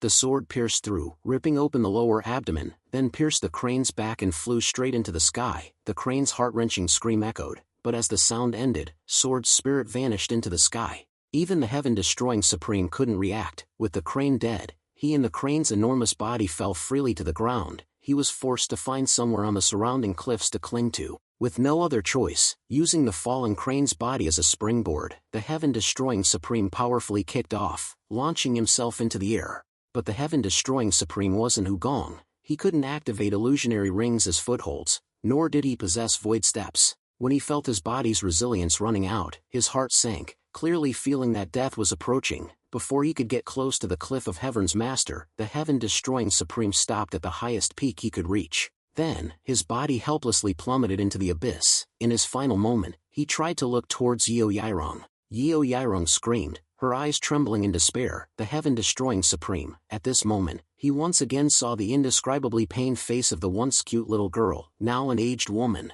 Standing at the edge of the cliff, Yeo Yairong watched the heaven-destroying supreme's figure disappear into the abyss. She covered her mouth, helplessly watching, her eyes filled with panic and pain. The heaven-destroying supreme tried to smile reassuringly at Yeo Yairong, but couldn't. He had no chance to correct his terrified expression. His body fell freely, unable to resist Earth's gravity. The last words Yeo Yairong could hear from the heaven-destroying supreme were two pained apologies. Perhaps he regretted not trying to stop this meaningless revenge plan earlier. His regret wasn't for his death, but for the suffering etched on Yeo Yairong's wrinkles. Yeo Yairong trembled with rage, her hands clenching the railing as if to crush it, but she had no ability besides hypnosis. Hugong remained indifferent as he witnessed this. Sword's spirit hovered in midair, then gently returned to its sheath after rejoining its master. Yeo Yairong glared at the fox, the one who caused the heaven-destroying supreme's death. But no matter how furious she was, she couldn't jump out and fight. A feeling of suffocation filled her chest. After retrieving Sword Spirit, Hugong still held Jagal Hai tightly, leaping up Songhua with agile movements like a squirrel on a cliff. Soon, Hugong gently landed on the railing of the building where the Manhwa sect members were standing. Seeing Elder Nung Riang of the Manhwa sect, Hugong felt a little comforted, but didn't show it. He simply nodded silently to Nung Riang and the elites of the Manhwa sect, then put Jagal Hai down. I'm leaving Jagal young miss in your care. After that, Hugong immediately turned around, his eyes turned towards Heaven's master. The surrounding space was now as silent as paper. Everything had been quiet since Sword's spirit shot out and ripped apart the crane. In that silence, Hugong looked at Yeo Yairong. The distance was vast, but her face seemed right in front of him. Hugong immediately recognized the little girl from years ago, with her freckled face, Yeo Yairong. To gain control of the Chungnam sect, she had self-immolated, transforming into a haggard old woman, but there was no mistaking her. Yeo Yairong was also staring at the fox, her sharp gaze piercing, posing the question, "Who are you?" Hugong understood that even though he had sent Aroma Disaster Supreme and the Heaven-Destroying Supreme to hell, Yeo Yairong's presence was entirely different. Therefore, it wasn't over. Only when Yeo Yairong was finished would everything truly end. She possessed a deadly and dangerous power. Although aged, her time wasn't yet up. Wherever she went during the remaining time, death would follow. Not only Yeo Yairong was curious, all eyes were on Hugong, the Chungnam sect, the Sama clan, and the Brilliance Pavilion, all staring. But Hugong didn't care about others, only Yeo Yairong. He knew he had to give her an answer, to engrave into her consciousness the person she needed to find and the person she had to kill, to make the target singular and clear, so she would focus all her strength, avoiding harming others, and only acting when fully prepared. Hugong slowly removed the fox mask. When his true face appeared, he calmly declared, "I am the young master of the Heavenly Grand Archive, Biam Hang." It was a deep but clear voice that echoed throughout Bukyo Mountain. Yeo Yairong's eyes flashed, as if trying to etch Hugong's image into her mind. At that moment, gasps of astonishment arose from the surrounding martial artists. Hugong continued, "Come find me, Yeo Yairong." Yeo Yairong's eyes widened. She was so shocked that she couldn't stop her pupils from trembling. "How do you know my name?" Hugong didn't answer the question. Instead, he proposed a meeting. "Tomorrow night, Chonghua Mountain, Small Lotus Peak. I promise I won't set a trap. I'll meet you alone." Of course, there was no reply from Yeo Yairong. Whether she was surprised or responded wasn't the issue. What Hugong needed wasn't to hear an answer, only that the time and place were etched in Yeo Yairong's mind. "Tomorrow night, Chonghua Mountain, Small Lotus Peak. I will definitely kill you." Above all, an intense curiosity arose in Yeo Yairong. She yearned to confirm the truth. Aroma Disaster Supreme hadn't returned. She wondered, had Aroma Disaster Supreme died at the hands of someone from the Heavenly Grand Archive? It was possible, but if not, she wanted to find the one behind everything. Yeo Yairong stared for a long time, then bit her lip until it bled. Then, she turned and commanded, "Destroy." The order was the long-awaited signal for the Chungnam sect, the Sama clan, and the Brilliance Pavilion. The entire group immediately changed direction, aiming straight for Songhua. Yeo Yairong also joined the crowd, quickly disappearing into the darkness. The news was quickly transmitted to Nung Riang. "The Zhongnan sect, Sama family and Brilliance Pavilion are approaching Songhua. What should we do?" Hugong sat leisurely looking at the enemy's silhouette, then turned around to stare at Nung Riang. Nung Riang tilted his head in confusion, but right after that, Hugong's voice rang out in his mind, "Wait." The telepathic exchange was brief, a discussion of countermeasures. While Nung Riang mostly listened, the strategies were sound, causing him no loss of face. Hugong understood Nung Riang's open-minded and unprejudiced nature. Nung Riang listened without objection, nodding in agreement. All right, let's do it that way. Immediately, Nung Riang addressed the Manhwa elites. Listen closely, in dealing with the Zhongnan sect, our goal is not to kill them, Manhwa will protect them. Remember, remaining unharmed is the best way to protect them. Divide into groups of 4, spread out, use acupoint strikes to counterattack, launch surprise attacks, and retreat immediately if the situation turns unfavorable. The Manhwa elites listened attentively and readily agreed. Nung Riang concluded with a powerful statement. This is your chance to prove why you're called the elites of the Manhwa sect. Over 100 Manhwa elites bowed in acceptance, quickly dispersing towards the foot of Songma, but Nung Riang's work wasn't finished. Nung Riang turned towards Dragon Wind Mountain, his voice echoing. I, Nung Riang of Manhwa, have a request for the Miram heroes. The Zhongnan sect, the Sama clan, and the Brilliance Pavilion are in dire straits. Therefore, on behalf of Manhwa, I implore your aid. Immediately, over 1,000 Jianghu masters began moving without hesitation. Having finished, Nung Riang declared he would personally go to Dragon Wind Mountain. Turning to Hugong, he smiled brightly and asked, how was that? Did I do well? Hugong smiled faintly. Manhwa's reputation is well deserved. Nung Riang clicked his tongue. Anyone hearing that would think I was the mastermind. I have much to ask and discuss, but not now. Let's go to Dragon Wind Mountain. However, Hugong unexpectedly shook his head. You go ahead. I'm waiting for a few others. Nung Riang stopped in surprise, curiously looking at Hugong. Who's coming? Just then, a shout echoed from afar. Older brother. Nung Riang instantly sensed a group approaching. Hugong chuckled, introducing them as the Heaven's Master Squad and the Weasel, the wise old freak. The moment the masked figure landed on the railing, after the golden-winged eagle discovered the trouble at Zhongnan, he'd left ahead, followed by the Heaven's Master Squad and the wise old freak. Their simultaneous arrival created a rare and imposing spectacle. Hugong politely surveyed the Heaven's Master Squad and acknowledged the wise old freak with a slight nod.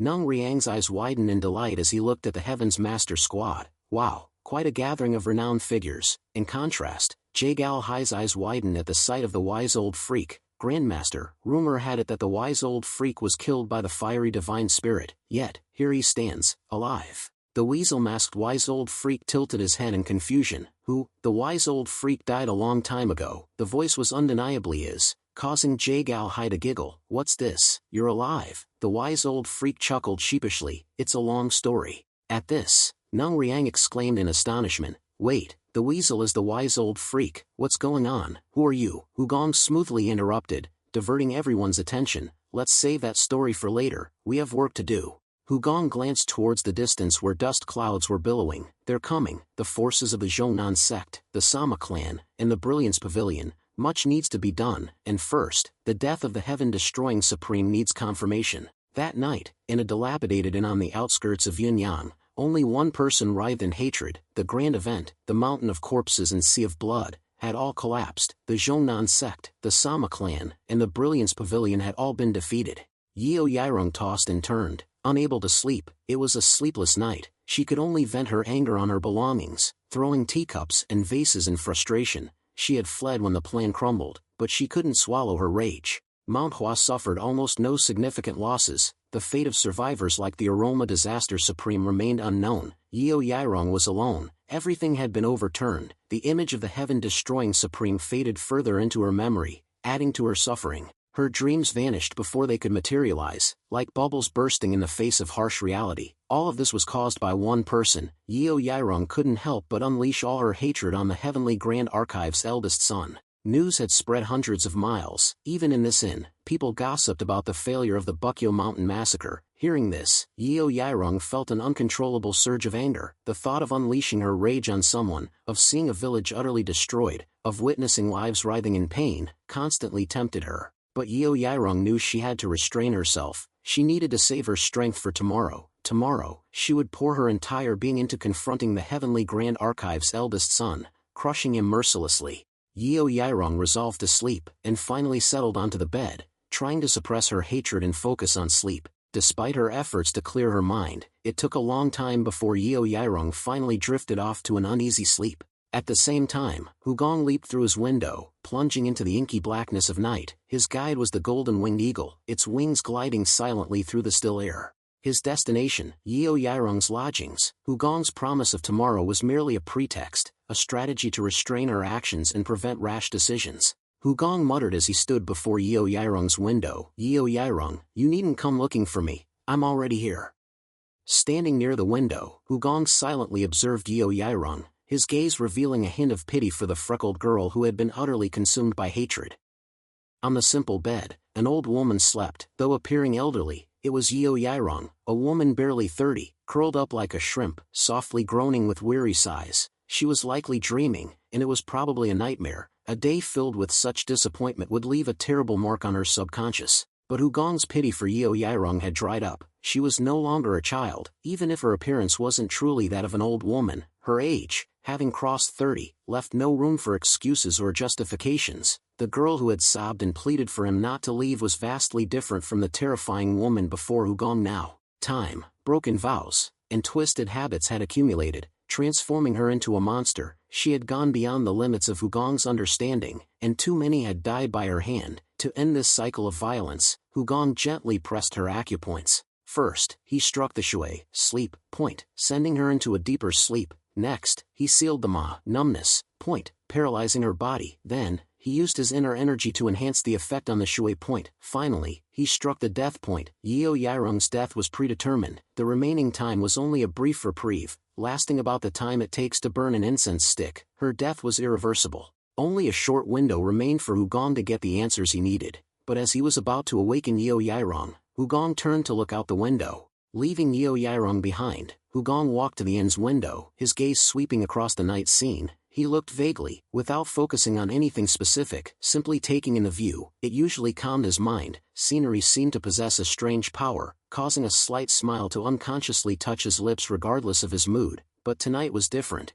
Hugong's mind seemed to calm, yet a sense of suspicion arose. It wasn't just Yeo Yairong's proximity. Something secretive was hidden in the scene. Someone was blending into the night, their concealment exceptional, almost disappearing into the darkness. But Hugong's sharp intuition couldn't be deceived. He wasn't the only one seeking Yeo Yairong. He wondered if it was another accomplice, the fourth child of the Spirit Valley. Or perhaps neither. A thought suddenly crossed his mind. If that were true, tonight wouldn't be a simple hunt. A fleeting smile touched Hugong's face, but Yeo Yairong remained his priority. He slowly and carefully returned to the bedside, gently awakening her by releasing her acupoints. As the sleep point was released, Yeo Yairong's body twitched, but she wasn't fully awake. The acupoint pressure had forced her into a deep sleep, leaving her mind dazed and not fully alert. Hugong leaned down, his voice low. "Wake up." Immediately, a reaction occurred. Yeo Yairong sat up unconsciously, but her body was sealed, unable to move as she wished. Hugong stood arms crossed, calmly watching,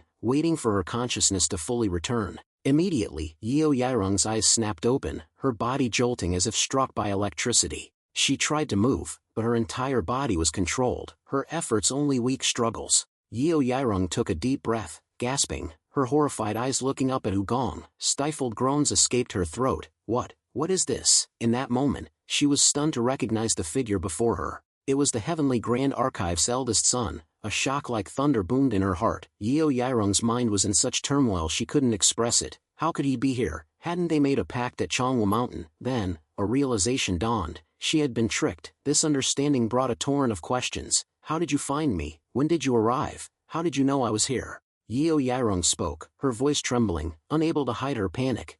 Who are you, really? There was no answer. A cold feeling crawled down her spine. The Heavenly Grand Archive's eldest son was the one who destroyed everything, the one who knew her name, and perhaps much more. This thought lingered in her mind, but Hugong's eyes were sharp and cold, fully understanding the question without intending to answer. Instead, he asked, Yeo Yairong, answer me. Yeo Yairong frowned in confusion. Answer what? Hugong lowered his voice, each word heavy. I only need to know one thing. Besides the three of you, is anyone else trying to restore the former glory of the Spirit Valley? Yeo Yairong flinched slightly, then lowered her gaze. I don't know, perhaps, somewhere. The vague, unclear answer was the worst for Hugong, who always wanted decisive answers. He frowned, his gaze questioning. What do you mean? Yeo Yairong spoke, looking up at Hugong. Even so, this eldest son. but the moment their eyes met, Hugong immediately noticed something strange. In Yeo Yairong's eyes, the edges of her pupils began to glow red, a blood-red color was spinning, as if triggered by something deep in her mind. She used the soul capture technique, activating the taboo power. A small smile flashed across Yeo Yairong's heart. Although on the outside she still appeared miserable and trembling, it was true that she was surprised, even scared, but there was no way she would just sit still and die like that. Great Master, you made a mistake. Confident in your ability to kill me at any time, you revealed a fatal flaw. Your power, I don't deny, is enough to make others tremble in fear, but that very arrogance will be your undoing. Yeo Yairong's eyes, even though her body was being suppressed, remained fixed on Hugong's. The soul capture technique, the power to control consciousness, was now surging within her, aimed directly at his mind. But Yeo Yairong didn't know she had chosen the wrong opponent. The soul capture technique is a power belonging to the realm of will, but in this area, the young master of the Heavenly Grand Archive far surpassed her. For over 20 years of cultivation before his body was exchanged, Hugong had mastered the genuine mind dharma, an unparalleled technique that made his mind impervious to enchantment. Not only that, Hugong also possessed death spirit eyes, eyes that could tear apart an opponent's soul with a single glance, and above all, he hadn't made a single mistake, he hadn't revealed a single opening, he simply let Yeo Yairong do whatever she wanted to see how far she would go. The gaze from the death spirit eyes caused Yeo Yairong's pupils to tremble violently. She felt as if her eyes were burning, tiny blood vessels bursting one by one, blood slowly flowing down her cheeks, a sound like a shrill bell echoed in her head. After a moment, Yeo Yairong gasped, her gaze now lost. Looking down at the floor, Hugong had counterattacked. The power of the death spirit eyes, combined with the recoil from the genuine mind dharma, had completely repelled the soul capture technique. The ringing bell was a sign that Yeo Yairong's will had been destroyed, and her mind now fell into nothingness. Blood from her destroyed eyes quickly streamed down onto the bed. Finally, Yeo Yairong looked up at Hugong, smiling obediently. Now, he was her master. Hugong asked again, tell me, besides the three of you, is there anyone else who wants to restore the former glory of the Spirit Valley? Yeo Yairong bowed her head and replied, that, I don't know, perhaps, somewhere, there will be someone. The answer remained unchanged. Although the soul capture technique had backfired, the answer was still vague as before. Hugong slowly, carefully glanced out the window, preparing to face the person hiding in the shadows. So that person wasn't an accomplice of Yeo Yairong, but vigilance was still necessary. Hugong changed his question to Yeo Yairong, what about the other children? According to my memory, about 30 children once existed in the Spirit Valley. Of those, only 3 have instigated this chaos, disturbing the Jianghu. Therefore, I need further confirmation. But Yeo Yairong said, they don't care. Hugong frowned, dubious. They don't care about you. Yeo Yairong shook her head and replied, no, them, with us, them, with the Spirit Valley. Yeo Yairong's answer, though unclear, could be roughly understood as the other children standing on a different position than Yeo Yairong, Aroma Disaster Supreme and Heaven Destroying Supreme. Those children no longer cared about the Spirit Valley, so they would not seek revenge. Hugong nodded, looking out the window. This answer satisfied him. So that's it, that's enough, I have nothing more to ask. There was nothing more to discuss. Hugong was about to leave the room when Yeo Yairong's voice suddenly rang out, hey, young master. Do you know Hugong? Yeo Yairong asked with a vacant expression, but it was something Hugong couldn't ignore. When Hugong simply stood there silently without answering, Yeo Yairong continued, if Hugong saw me now, he would regret sparing my life, wouldn't he? If he saw me in this state, he would regret it, wouldn't he? As she spoke, Yeo Yairong shed tears. She smiled, but tears mixed with blood soaked her face. Hugong just silently looked at Yeo Yairong. From a young girl with freckles on her face, she had now become an old woman. Asking such a choked question, the emotions were indescribable, but one thing was certain.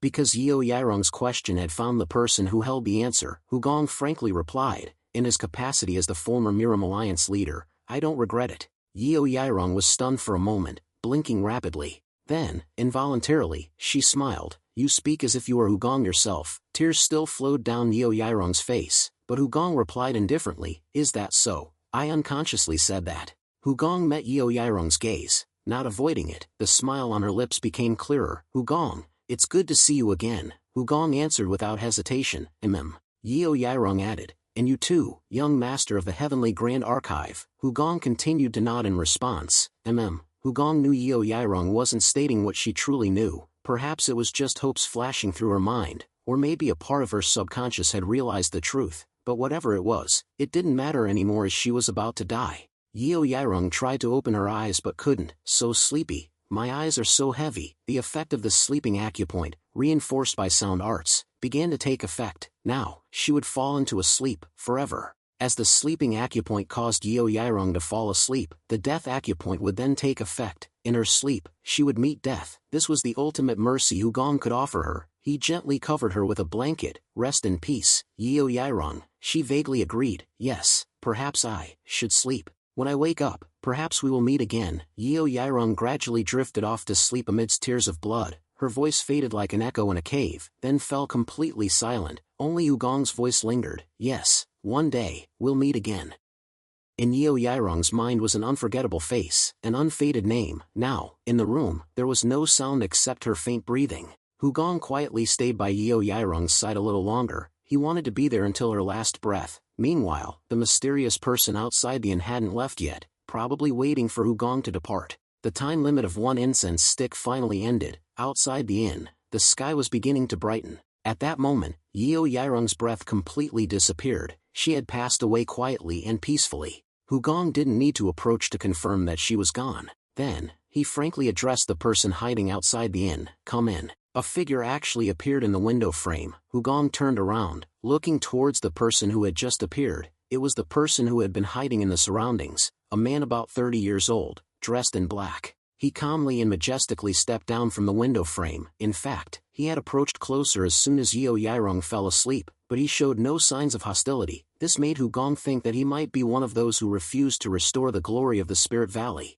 The man in black looked at the deceased Yeo Yairong on the bed with surprise. Yeo Yairong is really dead. Hugong simply nodded. The man in black tilted his head, looking puzzled. Young master, you don't ask who I am. Hugong shrugged. It doesn't matter. He had guessed that the man was probably one of the 30 children from that year. The man in black continued to ask frankly, so will I also die at your hands? Hugong just indifferently looked towards Yeo Yairong's corpse. More importantly, why are you here? It's not too late to decide after you've heard. The man in black chuckled softly. Then let me tell you. And his story began. 20 years ago, he was one of the 30 children who stood before Hugong that day in the Spirit Valley. Of course, Hugong wasn't surprised. It was something he had anticipated. Above all, this made him feel relieved, as it seemed that besides the other 3, the remaining children had chosen their own paths. The man in black recounted Hugong's words from 20 years ago. Live your own lives, and most of those children had followed his words. They erased the name Spirit Valley, harboring no hatred or dreams of revenge, but only hoping to live ordinary lives. The man in black added that they learned martial arts only for self-defense. Hugong nodded in satisfaction, imagining the children who hadn't gone astray. He even less needed to regret his decision to spare the children's lives all those years ago. But one day, the 3 of Yeo Yairong's group sought out those who were living peaceful lives, proposing cooperation. The appearance of the 3 from Yeo Yairong's group was like a terrible nightmare, rekindling painful memories and igniting fear in the hearts of those who didn't want to be involved in the Murim's struggles. Old acquaintances reunited, but the atmosphere was only heavy and oppressive, not pleasant at all. The purpose of the Yeo Yairong group has not changed from 20 years ago, which is to attract more people to take revenge on Hugong, even though at that time, Hugong no longer existed in this world. Anyone sane enough felt that this revenge was meaningless and ridiculous, so they refused. But then, they began to worry. Whether Yeo Yairong, or Roma Disaster Supreme and the Heaven-Destroying Supreme succeeded or failed, they were afraid that the echo of the post-human name the Spirit Valley would drag them into trouble. The man in black honestly explained, I was also at Bukyo Mountain. I witnessed everything and secretly followed Yeo Yairong, not because he wanted to meet her, but because he thought that by staying near her, he would have a chance to meet the Grand Master. The man in black's words were full of respect and fear for the Heavenly Grand Archive's Grand Master. But Hugong looked at him with doubt. Why are you looking for me? The man in black resolutely said. To ask for a promise. Hugong remained indifferent. Me? The man nodded firmly. Yes. Hugong tilted his head, his expression puzzled. I understand you don't want to be caught in the storm, but I'm not special, nor do I have any power. What good would my promise be to you? The man in black looked up at Hugong, then bowed deeply. Please, help us. He didn't witness the entire event, but he knew who put an end to the chaos. He also understood that person's overwhelming power and the spreading fame throughout Jianghu. In this man's eyes, the Heavenly Grand Archive's Grand Master was the one who ended everything, so only he could provide assurance. He continued to plead, please promise us. Hugong was silent, thoughtfully looking at the man in black. He understood the plea. It represented the children from years ago who believed the Heavenly Grand Archive's Grand Master was the one who could protect them, the one who would eliminate all threats. Hugong decided to ascertain the sincerity of their hearts and asked the seemingly unrelated question, "Where are you?" The man in black looked up. At that moment, he understood this was the final test. He couldn't hesitate, couldn't retreat. Then, the man readily revealed their location. "We're in Xingming, the South Sea region." By revealing their whereabouts, he showed absolute trust, exposing himself and his comrades. Hugong smiled faintly, satisfied. "Xingming, when I have the chance, I'll definitely visit and have a drink with you all." Those words were the promise. The man in black had anticipated it, but upon receiving it, he was surprised as if this generosity was unbelievable. In an instant, memories from 20 years ago flooded the man in black's mind. The Heavenly Grand Archive's Grand Master's generosity reminded him of Hugong's generosity from years ago. He had clearly stated to the innocent children, "It's not your fault. This isn't your fault. You don't need to apologize." Those words were deeply engraved in the children's hearts and opened up a different path for them. Because Hugong had advised the children to live their own lives well, many of them didn't fall into a life of crime. He generously allowed them to choose their path, to follow in the Spirit Valley's footsteps or live a peaceful, ordinary life. Now, the Heavenly Grand Archive's Grand Master also showed generosity in viewing Yeo Yairong's issues separately from the other descendants of the Spirit Valley. This deeply moved and impressed the man in black, making him grateful to the Grand Master. Half a month later, night fell on the Jagal family, returning to peace after much turmoil, but not everyone could sleep soundly. Lying in bed, Jagal Hai tossed and turned, unable to fall asleep. Only anxiety kept her company. Of course, the problem wasn't the fear of being pushed off the crane's back and nearly losing her life. Jagal Hai wasn't weak enough to be haunted by that. 14 days had passed since the horrifying day at Bukyo Mountain. Jagal Hai immediately returned to her family estate, so she didn't know what happened afterward. She couldn't help but worry. Nothing bad happened, right? Jagal Hai recalled that day's memories and Hugong's challenge to Yeo Yairong. His words still echoed in her mind, as clear as yesterday. "Tomorrow night, Changwu Mountain, Small Lotus Peak. I promise I won't set a trap for you. I'll meet you alone." Since then, Jagal Hai hadn't heard any news about Hugong. Worry gnawed at her. Had the Grand Master encountered trouble? Had everything gone smoothly? Jagal Hai suddenly regretted it. She should have insisted on staying. Returning wasn't her wish. She had asked to stay, but Hugong refused. Despite her repeated pleas, he only smiled silently and advised her to return. Hugong told Jagal Hai to return to her family, saying he would send a message later. But until now, there was no news. Rumors in Jianghu about the outcome at Changwu Mountain were mere speculation. But Jagal Hai quickly regained her composure. Everything must be fine. The Grand Master is special, a natural-born liar. The Grand Master wasn't just the head of the Heavenly Grand Archive. He had also subdued the fiery divine spirit and controlled the void and pure stone essence. Hugong himself had created a fake void and pure stone essence and found the mastermind behind the plot to end everything. Jagal Hai knew the Heavenly Grand Archive's Grand Master always mixed truth and falsehood, skillfully controlling the situation and reacting to events with astonishing speed. Still, she couldn't stop worrying. Jagal Hai's thoughts drifted from her worries about Hugong's safety. She remembered him asking why she jumped from a height without wings. When he wore the fox mask, he joked that it helped him fly. All lies. But she understood his purpose. Even though he could stop the oncoming arrows, he still worried she might get hurt. She felt his concern in every gesture. If someone came, Jagal Hai thought it would be her uncle, but no, it was the Heavenly Grand Archive's Grand Master, fueling her curiosity. Who is the Grand Master? What kind of person is he really? At that moment, a surprising voice pulled Jagal Hai from her thoughts. "Hello." It was the colorful phoenix, its feathers so vibrant and dazzling they were almost blinding. Jagal Hai looked up in amazement, wondering where it came from. The colorful phoenix continued chattering. "Ha ha ha, surprised I can talk. Don't be too surprised. I'm here on my master's orders." Then, a golden toad appeared beside the colorful phoenix. Jagal Hai had never heard of the colorful phoenix or the golden toad, so she looked at them doubtfully. "Your master? Who's your master?" The colorful phoenix spoke and laughed, its expression changing constantly as if it found itself very funny. "My master is the fiery divine spirit. Ha ha ha, so scary. Ha ha ha, the fiery divine spirit is scary, but the Heavenly Grand Archive's Grand Master is so cool. Ha ha ha." Jagal Hai couldn't help but laugh. The colorful phoenix and the golden toad played and teased each other, making the atmosphere cheerful, but she understood. This was their way of conveying a message. Their master was fine, safe. If the Grand Master were in danger, they certainly couldn't be so carefree and radiant. Despite that, Jagal Hai wanted to know more and sat down, ready to listen. can you tell me what happened at Chongwa Mountain? The colorful phoenix replied, Yeo Yairong, they didn't meet at Chongwa Mountain. Gal Hai tilted her head in amazement, what? But the colorful phoenix could only shake its head and explain, Master went there and finished everything, but that's all I know. I don't know the details. I didn't hear anything else. However, the truth was different. The colorful phoenix knew very well. It saw and heard everything, knew all the conversations, but it knew it needed to say it didn't know, not because its master asked, but that night, the strange conversations and heavy emotions of its master made it realize it wasn't something to be made public. It didn't have the right to do so. Gal Hai smiled, completely relieved. That's good, but your master didn't have any serious problems, right? The colorful phoenix let out a cackle. Ha ha ha, you're so funny. Gal Hai looked at it dumbfounded. What?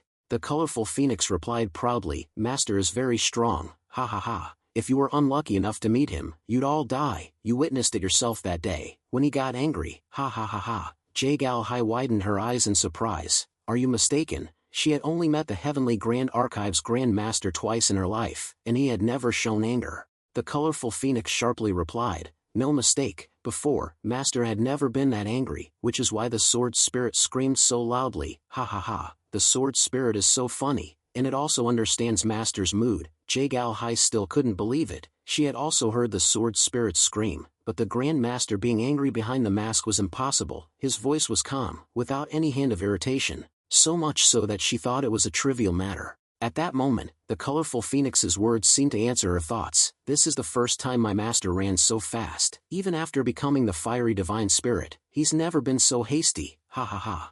I guess you're very important to him, perhaps because you're like a child. Gal Hai frowned doubtfully. Isn't it because I'm a girl? The colorful phoenix and the golden toad were stunned, their laughter ceasing in surprise. Gal Hai stubbornly said, what's so surprising about that? The colorful phoenix laughed loudly, rolling on the ground. Ha ha ha, so funny. Ha ha ha ha ha ha ha ha. The colorful phoenix flew wildly, laughing madly. Gal Hai tried to stay calm but couldn't. The golden toad also jumped around, giggling. The scene made her want to burst into embarrassed laughter. Suddenly, the colorful phoenix became serious and apologized. Sorry, I wasn't polite. Master might scold me. Gal Hai decided to change the subject. Anything else? The colorful phoenix cleared its throat. Yes. Master wants to see you, said you must be brought to him. Gal Hai rejoiced immediately. Really? The colorful phoenix imitated Hugong's tired demeanor and explained, yes, Kyukrian is coming, so Master wants you to come. He asked me to convey that you should understand. Go to Hong Kong.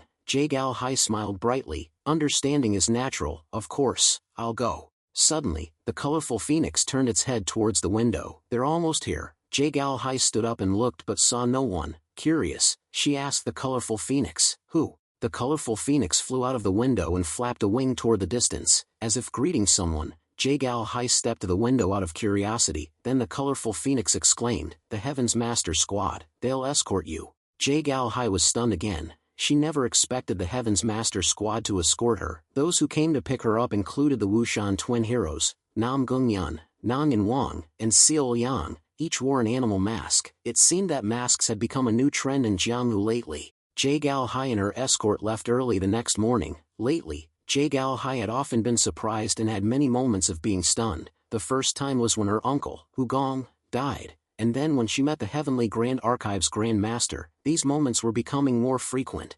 As the Heaven's Master Squad's location drew closer, Gal Hai felt a little anxious. Her heart pounded, and her face flushed as she recalled that day, when the Heavenly Grand Archives Grand Master carried her. Nam Gungyan, seeing this, asked, are you alright?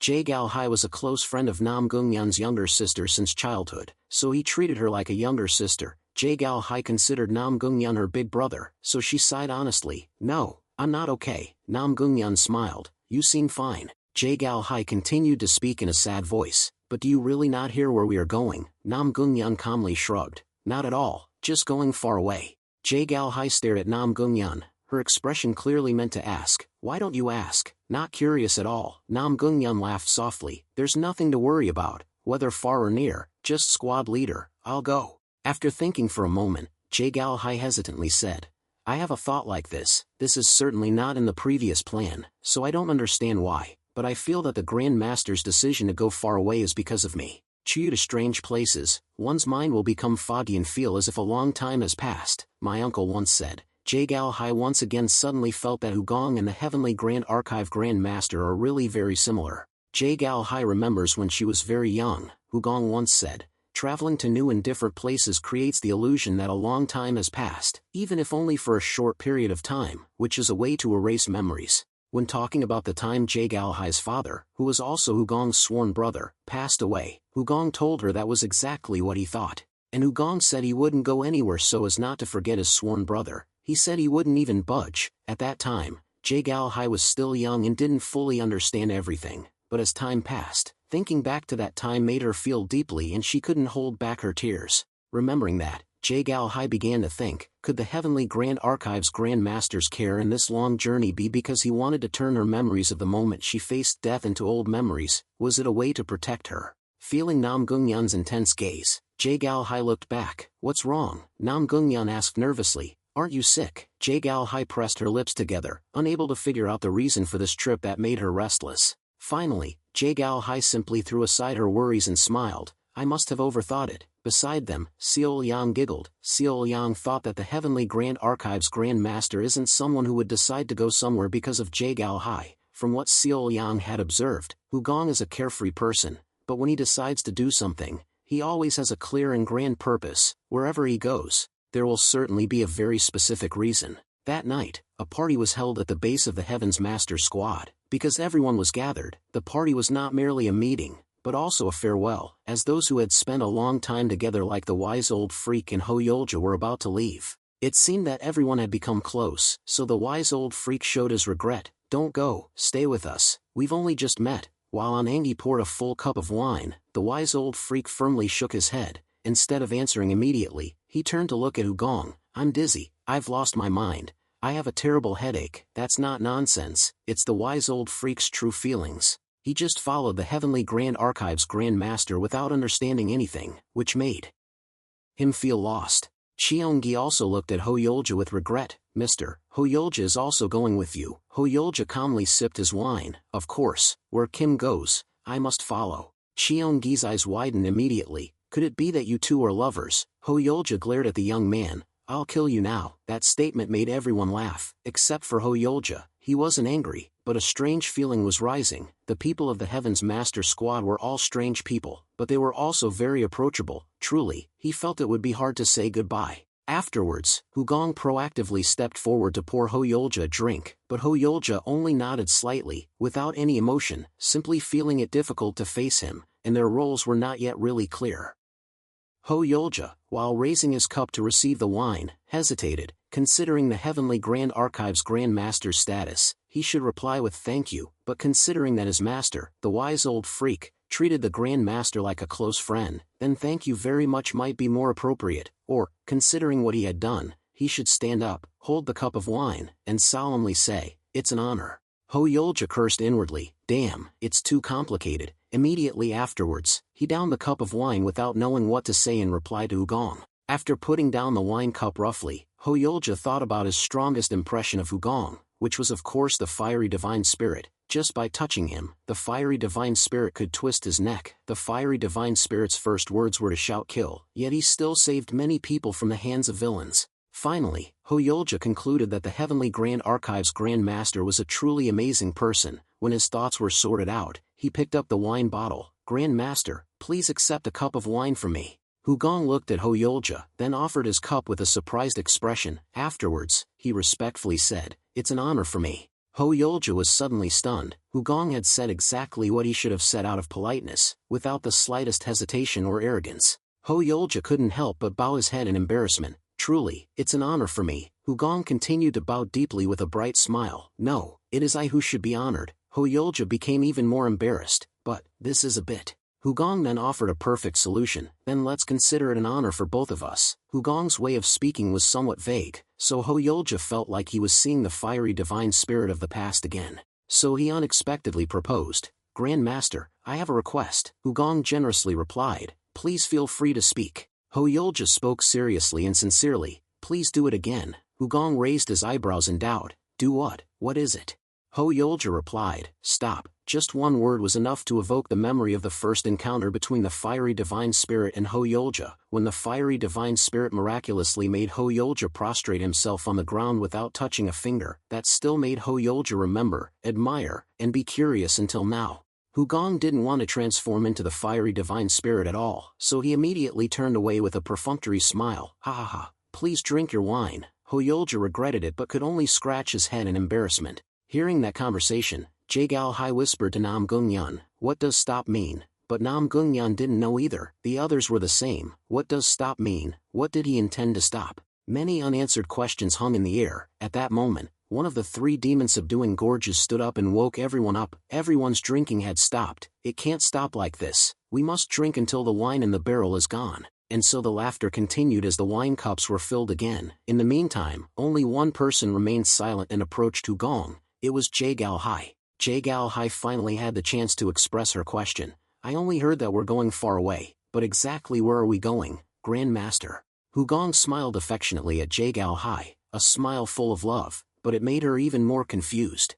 Hugong knew what Jae-Gal-hai had been thinking on the way here. It wasn't her imagination. She had guessed correctly. This was something not in Hugong's plan. This decision stemmed entirely from his feelings for Jae-Gal-hai. There's a clear purpose here, which is to create the impression that a long time has passed, turning her sad memories into more beautiful ones. Then, Hugong gave an answer that surprised Jae-Gal-hai even more, to the Northern Sea Ice Palace. At the same time, in a very distant place, the coldest place in Murim, a woman was standing in front of a towering stone wall. The cold air emanating from it made anyone who approached have to use their inner strength to increase their body temperature. The woman stood thoughtfully in front of the stone wall for a long time. Even though it was in the middle of the night, she didn't feel cold at all. Her voice, clear as a bell, yet heavy, echoed in the darkness. "I will end this hell." More than 20 days later, the Heaven's Master Squad crossed Hebei and headed northwest. Their stop was near the Hwagang mountain range, a dormant volcano. Everyone was astonished to see misty white smoke begin to rise in puffs from the mouth of the resting volcano.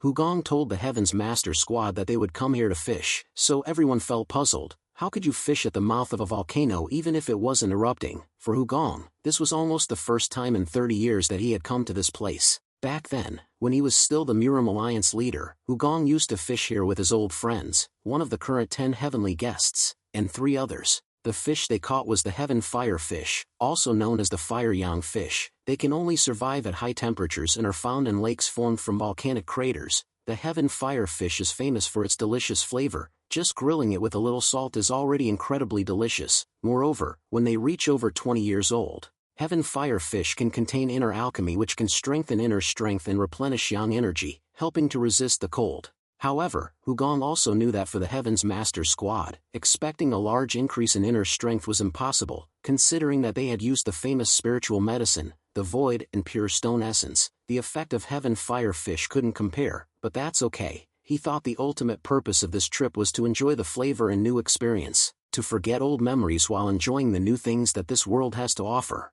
Hugong told himself that he would create a beautiful memory for everyone. As the sun set, they stopped to rest at an inn with a clear view of the distant Hwagang mountain. After dinner, on the roof of the inn, lively conversations continued. Cheongi looked at Jae-Gal-hai with a wide smile. "Jae-Gal, big sister is so different from what people say about you. I heard that advisor Jae-Gal of the Murim Alliance is an ice flower, cold as ice and snow, but big sister is just a beautiful flower. Where did the ice go?" Jae-Gal-hai also smiled brightly. "Yes, it must have melted." Jae-Gal-hai herself knew that it wasn't really melting. From the beginning, there was another nickname for her. Her father and uncle, along with other close people, called her silly because she always smiled so foolishly. The cheerful conversation continued as Nam Gung-yeon turned to look at Jae-Gal-hai. Beside the squad leader, "Any ice and snow will melt." Ian Gyeowon chimed in with a silly smile. "Brother Namgung is right, I've melted too." Seol Yang immediately objected. "What about the young master melting?" Ian Gyeowon immediately argued with a raised voice. "I did too." Nam Gung-yeon and the others giggled. "No, you didn't." Ian Gyeowon looked at Nam Gung-yeon resentfully. "Why even Brother Namgung? Clearly I did." In the end, Nam Gung-yeon, Ian Gyeowon, and Seol Yang argued fruitlessly, but Jae-Gal-hai knew what they said was true. She also agreed that beside the Heaven's Master Squad leader, there was no reason to be an ice flower. He always smiled innocently, making it impossible for others to be cold. Jae-Gal-hai recalled a few days before arriving here, Hugong had given her a small jar. Take this. Jagal Hai received it curiously. What is this, Grand Master? Jagal Hai casually replied that it was the void and pure stone essence, but that made Jagal Hai exclaim in surprise. But this, how could the young master? Jagal Hai simply clicked her tongue. It's a long story, but just take it. Jagal Hai nervously cherished the treasure in her hand as if afraid of dropping it. She hesitated to refuse Hugong's kindness. Why did the young master give me this precious thing? What does the young master want me to do for him? Hugong's answer surprised Jagal Hai even more. No, I just want to give it to you. The Heaven's Master Squad has already been used up. You can rest assured to take it. Hugong did not have any reasons or conditions. The answer seemed like it was just extra, so I gave it away to save waste, which made Jagal Hai feel unreasonable at all. Jagal Hai felt like Hugong was like someone who didn't need anything, someone who seemed to have everything, a teenager who was only 20 years old, but strangely, just like her uncle, his calm demeanor, his eyes looking at Jianghu all exuded peace. Jagal Hai remained puzzled, especially why Hugong came here and said he would travel to the Northern Sea Ice Palace. She wondered if the idea had been sparked by something she mentioned during their first encounter.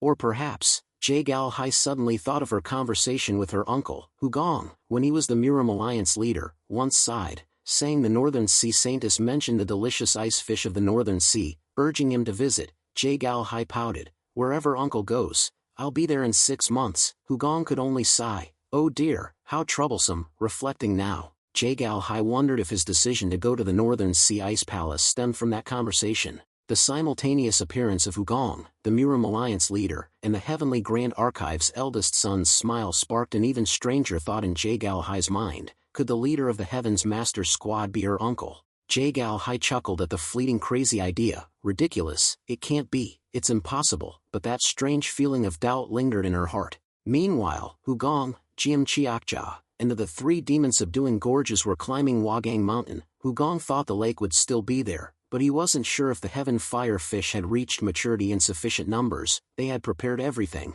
from fishing rods to Heaven Fire herbs as bait. Without the Heaven Fire fish, it would be a major failure, as everyone was eagerly anticipating them.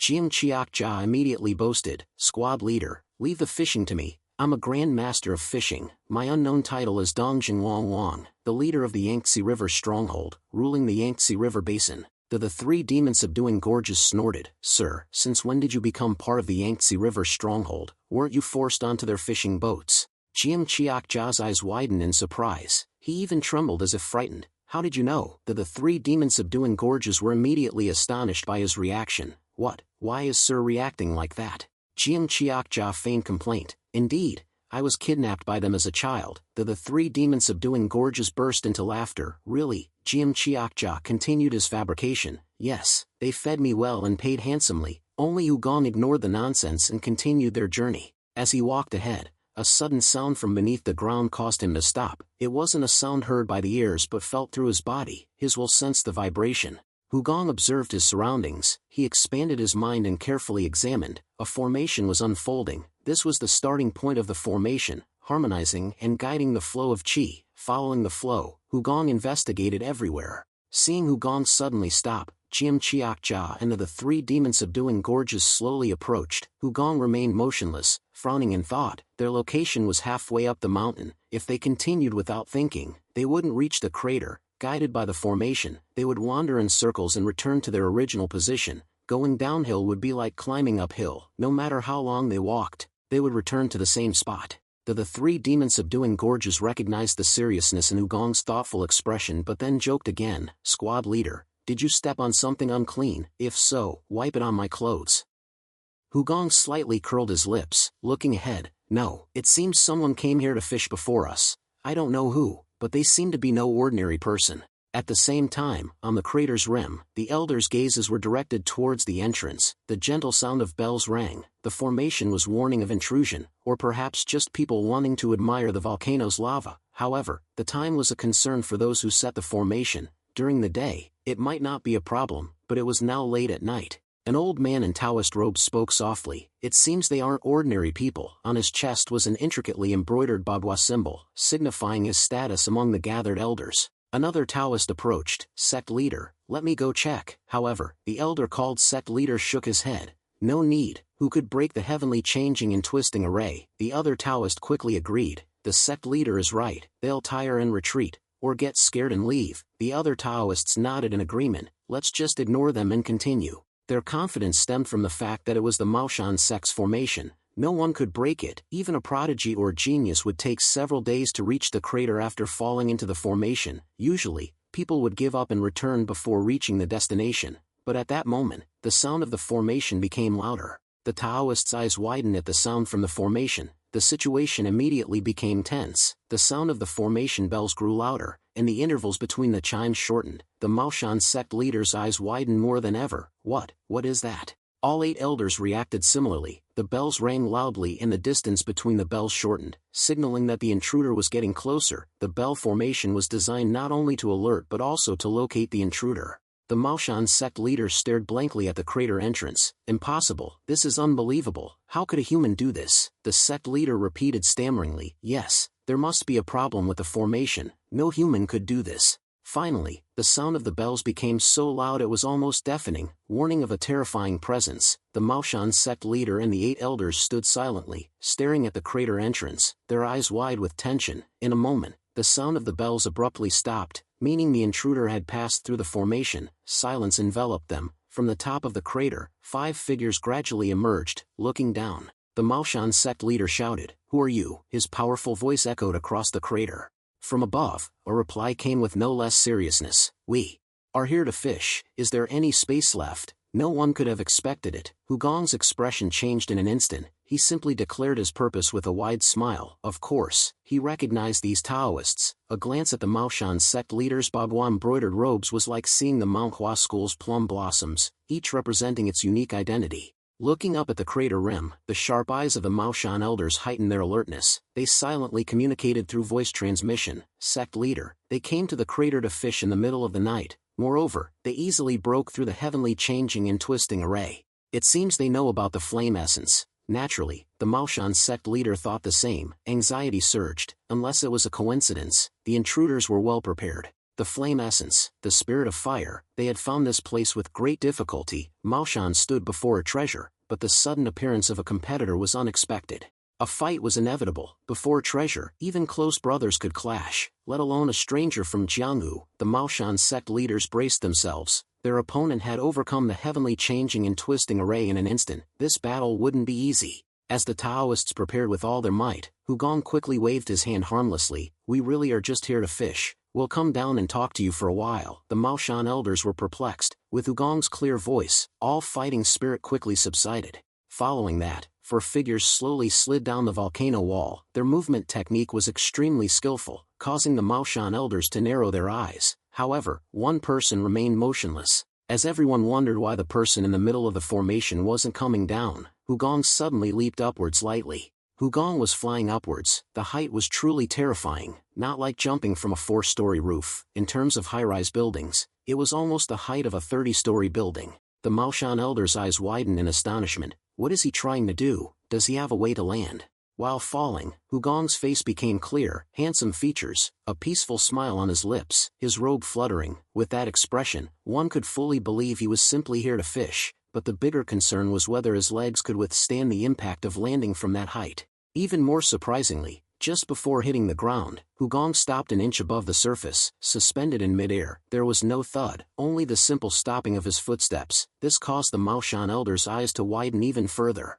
Immediately afterwards, Hugong stepped onto an invisible staircase and gently touched the ground, causing the Maoshan elders to take a startled step back. What did we just see? What did he step on? Was it some kind of magic? Their fighting spirit, which had weakened slightly earlier, now completely subsided, replaced by increased apprehension. Someone who used mobility arts like that certainly wasn't just here to fish. Hugong remained calm. He clasped his hands and greeted them politely. "The Heaven's Master squad leader greets the Maoshan sect heroes." Jim Chiakja and the 3 demon-subduing gorges behind him also clasped their hands in a polite gesture. The Maoshan sect leader's eyes widened. The other elders were also surprised. They had heard of the Heaven's Master Squad Ju, the one causing a stir in Jianghu recently. Immediately afterwards, the Maoshan sect leader stepped forward, trying to appear polite. Unexpectedly, "I meet the Heavenly Grand Archives genius here." At first, I wondered who easily broke the formation. It turns out to be the young master. Then he introduced himself. "I am Heo Wool, sect leader of the Maoshan sect." Hugong understood the Maoshan sect. They evoked the image of a mysterious sect, always serious and obsessed with strange formations, summoning clouds, summoning lightning in clear skies, trapping lightning, stopping downpours, using charms, researching, and devoting themselves to formations. The result: nothing changed. Once, Hyoul had said to Hugong when he was the Miram Alliance leader, if we could instantly move from the foot of the mountain to the top using 2 formations, wouldn't that be impressive? Hugong immediately nodded in interest. Indeed, it would be amazing. When recognized, Pigwol shyly replied that it was almost successful. That was their problem. Almost means impossible. Hugong had heard the same thing from Maoshan's previous sect leader. Don't know how many years have passed with that almost successful statement. If Maoshan had focused on another direction, they would have become a big sect on par with the top Miram sects. But why only keep chasing unknown strange things? Obviously, even Hugong doesn't understand. More importantly, Hugong was curious about what all the Maoshan elders were doing. They had set up a formation to prevent outside access. Something important was surely happening. Are they looking for treasure? Of course. Hugong didn't voice his curiosity. Hyoul was the one who questioned first. Why are you here? What's the real reason? However, Hugong had barely opened his mouth before Hyoul exploded in anger. Don't speak. You broke the formation, infiltrated here, and now you want to deceive us. The barrage of criticism was like a storm, leaving Hugong momentarily speechless. But the Heaven's Master Squad were not meek. With their famous belligerence and irrationality, Jiam Chiak-ja and the 3 demon-subduing gorges immediately exploded in argument. Who are you telling to shut up? We really came to check the fishing spot. We've even prepared our fishing rods. How many more times do we have to say it? You'll all be buried. Finally, Jiam Chiak-ja started asking the ages of the Maoshan elders, a sign that he was about to lecture about his status as a senior. Hugong had to raise his hand to stop the rampage of these belligerents, and the chaos immediately stopped. Hugong looked around at the Maoshan elders with calm eyes. All of them looked ready to fight to the death. Did they realize that setting up the barrier formation and being here proved they were searching for a treasure? Hugong didn't know what they were looking for, but he understood that, to them, the Heaven's Master Squad was merely a nuisance. However, if possible, Hugong still wanted to help them. Knowing the Maoshan sect were ignorant fools struggling to find some treasure, he began to persuade them. Maoshan sect is searching for a treasure, right? We didn't know beforehand, but it's not hard to guess from the situation. However, the treasure isn't our concern. No matter how great it is, we don't care. We have no intention of robbing the Halijian Road. It's simply fate. Hyoul furrowed his brows, looking dubious. Hugong continued his offer after explaining clearly, if needed, I will help without asking for anything. I am the leader of the Heaven's Master Squad, but before that, I am the eldest son of the Heavenly Grand Archive. Overcoming this formation is clear proof of my ability. My help could be useful. Hugong implicitly stated that if the Maoshan sect wanted to shine, he was willing to be the shadow behind them, to make them shine even brighter, completely free. He extended his hand, but a cold voice came from Hyoul. Forget it. Hugong's expression immediately froze. Jiam Chiak-ja and the 3 demon-subduing gorges trio were both surprised and sneered, muttering, these fools have really ruined their own luck. While the 3 demon-subduing gorges trio were still clicking their tongues, lamenting the Maoshan Taoists' foolishness, Hugong remained calm, his indifferent tone saying, so, then when will you be finished? When the Maoshan sect leaves, we'll come back. However, Hyoul's response to Hugong's amicable effort was once again cold. I can't say. Hugong had nothing more to say, only nodding to show understanding. So there's no specific time frame. Hyoul didn't answer, not only unwilling to answer, but his expression clearly showed he himself was uncertain about a fixed time. It seemed the Maoshan sect had encountered a major obstacle. Then the only way left is to retreat. The Heaven Firefish can wait. Hugong clasped his hands politely, saying, I understand. Then we take our leave. We wish the Maoshan sect success in achieving their goal. Immediately, Hugong turned and left. He could reverse his journey slightly. By the time he returned from the northern sea ice palace, the Maoshan sect would surely have found their answer, and fishing wouldn't be late. However, as Hugong was about to leave, Hyoul spoke with eyes as sharp as knives. You can't leave. His voice had changed, full of malice, and his face was devoid of friendliness. Hyoul's sudden change in attitude caused Hugong's group to stop in astonishment. Of course, Hugong immediately figured out why he was being prevented from leaving. But Hugong raised an eyebrow, feigning ignorance, and looked at Hyoul. What do you mean? Hyoul, seething with killing intent, replied, it means exactly what it says. He meant they knew too many secrets to be allowed to leave easily. Hugong calmly asked back, so we're going to die here? Hyoul fiercely replied, not kill you, but those words will soon be revealed. We need to keep you here until we get the results. Hugong just smiled silently. Jim Chiak-ja and the three demon-subduing gorgeous trio did the same. They couldn't understand. A moment of silence, then erupted into loud laughter. Ha ha ha, Mao Shan is so interesting. Ha ha ha, death isn't the problem, but not killing us is funny. Ha ha ha, this is the first time we've heard such a humorous statement. Are you kidding? Don't you think you'll die too? Jim Chiak-ja and the three demon-subduing gorgeous trio were already grand masters in their field, reaching the level of elders from the 9 great sects. Normally, Hugong never showed his prowess, but his use of mobility arts was enough to frighten others, yet Hyeowol dared to threaten him back. There was really no reason to argue, but Hugong decided to give them another chance. Please spare us. We absolutely will not reveal this. Please trust us. Jim Chiak-ja and the three demon-subduing gorgeous trio merely smiled gently, silently conveying a plea to the Maoshan sect, but Hyeowol shouted sternly, "Elders, use the 8 trigrams locking array." Immediately, the 8 elders spread out and formed a circle around Hyeowol, who retreated to the center. The formation was set up quickly with the seamless cooperation of Hyeowol and the 8 elders, creating a radiant Bagua circle in the night. Hugong just stared, a sense of wonder rising. Hyeowol had gone this far, he couldn't help but be curious about the treasure. Jim Chiak-ja and the three demon-subduing gorgeous trio immediately became eager, awaiting Hugong's orders. Sword Spirit also trembled, showing its readiness. Hugong calmly said to Sword Spirit, "Calm down, you fool." Sword Spirit calmed down, but the Maoshan sect's eyes were sharper than before. Hugong smiled slightly and declared, "I won't kill you either."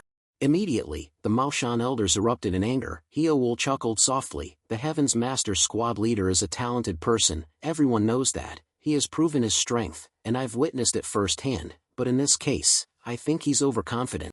What the Maoshan sect was using was the 8 trigrams locking array, Maoshan's strongest battle formation. Furthermore, the users were the sect leader and 8 elders, 9 against 5. Numerically, the Maoshan sect had a significant advantage, but it wasn't just about numbers. When the 8 trigrams locking array was activated, 9 people would become 10, then sometimes 10,000. The power source increased incessantly. It wasn't just power, the interaction of the Taiji and Bagua created every possible change in heaven and earth. Qian, Kun, Kan, Li, Zhen, Dui, Zhen, Sun. And at the center was Hyeowol himself, representing the Taiji, Qian and Kun, Kan and Li. The interaction between water and fire. When Qian and Kun were arranged, the energy between water and fire would violently shift. When Kun and Jin interacted, thunder would strike. Stepping into the center meant being drawn into the violent tremors of thunder, and if one tried to move, the weight of Jen would hinder and slow down all opponent actions. Conversely, the Maoshan elders would create a gentle breeze as the Bagua operated. Anyone within the formation would feel as light as a passing breeze. With all that intricate design, Hyeowol was supremely confident in his victory. And just as he was smugly chuckling to himself, a loud sound echoed. A stone wall to his right was broken by a rock. Hyeowol was standing firmly in the Taiji, but now his spirit was flustered, and when he looked back, the Supreme Elder of Maoshan had vanished. What? How is that possible? Outside the formation, Hugong had simply thrown a rock to disrupt the formation. Now, the position of Kun was no longer occupied by the Supreme Elder. Someone else had taken its place. Hugong, standing there with a relaxed smile, looking at everyone. "Hello, from now on I'm Kun, please cooperate." The heart of the Taiji tightened. The 8 trigrams locking array was disrupted and fell into complete chaos. Immediately afterward, Jim Chiak-ja and the 3 demon-subduing gorgeous trio charged in. With Kun no longer a fulcrum, the power of the 8 trigrams locking array became useless. The Taiji and Bagua were quickly overwhelmed. Soon after, Hyeowol sighed. Over the mountain peak, the glittering stars shone as if smiling at him. The Heaven's Master Squad had long since departed.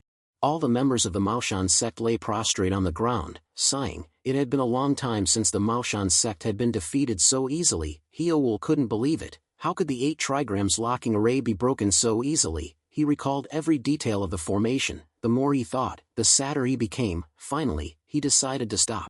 The voices of the elders echoed. "What do we do now? They'll come again tomorrow." "Right, they'll definitely come. They provoked us, saying they'd come fishing. But why fish here? It's incomprehensible." The angry elders continued to complain. However, Hyeowol felt something was wrong. The elders hadn't realized yet. They were shocked and couldn't think clearly, but they would realize it eventually. The Heaven's Master Squad leader hadn't asked a single word about the treasure, though he had completely subdued them, holding their lives and deaths in his hands. He left abruptly as if he didn't care about the treasure at all. The next day, At noon, the alarm of the heavenly changing and twisting array echoed everywhere. The Maoshan elders looked up from the crater in astonishment. They're here, they've come to fish, there are so many.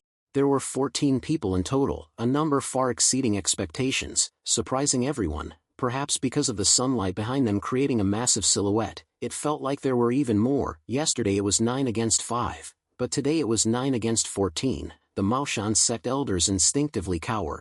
A few seconds later, the shoulders of Heowul and the Maoshan elders relaxed, and the tense atmosphere suddenly eased. The reason was that they had been completely ignored, left behind. The Heaven's Master Squad was busy preparing to fish, paying no attention to the old men tensed up and ready to fight. Notably, among those with Hugong, Heowul recognized a trusted person, Jagal advisor. "Why are you here?" Jagal Hai laughed, greeting Heowul and the elders. "Ha!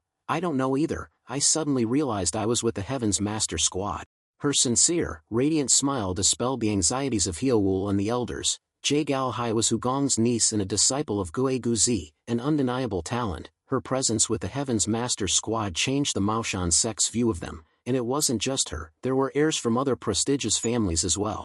After Hugong's group gathered around the lake at the crater and had prepared everything, Jagal Hai smiled amiably at Heowul. "Since we've met here, it's fate, why don't you join us?" Cheongi even innocently ran toward the lava and shouted, "Older brother, look, is this lava?" Luckily, Anangi pulled the boy back in time before he touched the lava. "Hey, you stupid beggar, have you never seen lava before?" Then the two foolish beggars stared at the bubbling lava in the crack at the edge. Beside them, near the lake, fishing rods were being prepared to cast. Nam Gungyam looked at the water with some doubt. "The lake water is too hot. If there are any fish, they must be cooked already." Seol Yang nodded in agreement. "That's possible." Yin Gyeowan chimed in. "It seems this lake is deeper than we thought. We don't see any fish at all."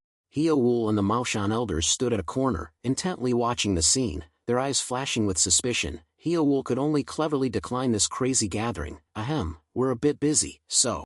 The Heaven's Master Squad members began urging Jagal Hai's participation. "Jagal big sister, hurry up." So she simply greeted Heowul and ran to the lake's edge. "If you want to join, just tell us." While the Heaven's Master Squad was focusing on fishing, the Maoshan sect elders were silently chatting with Wool Pig, the sect leader. It seemed like they really came here to fish, but the water in the lake is so hot, how can there be fish? Pigwool also felt that fishing in this hot water lake was unreasonable, so he clicked his tongue and replied, "They would probably soon be disappointed and leave, just leave them alone."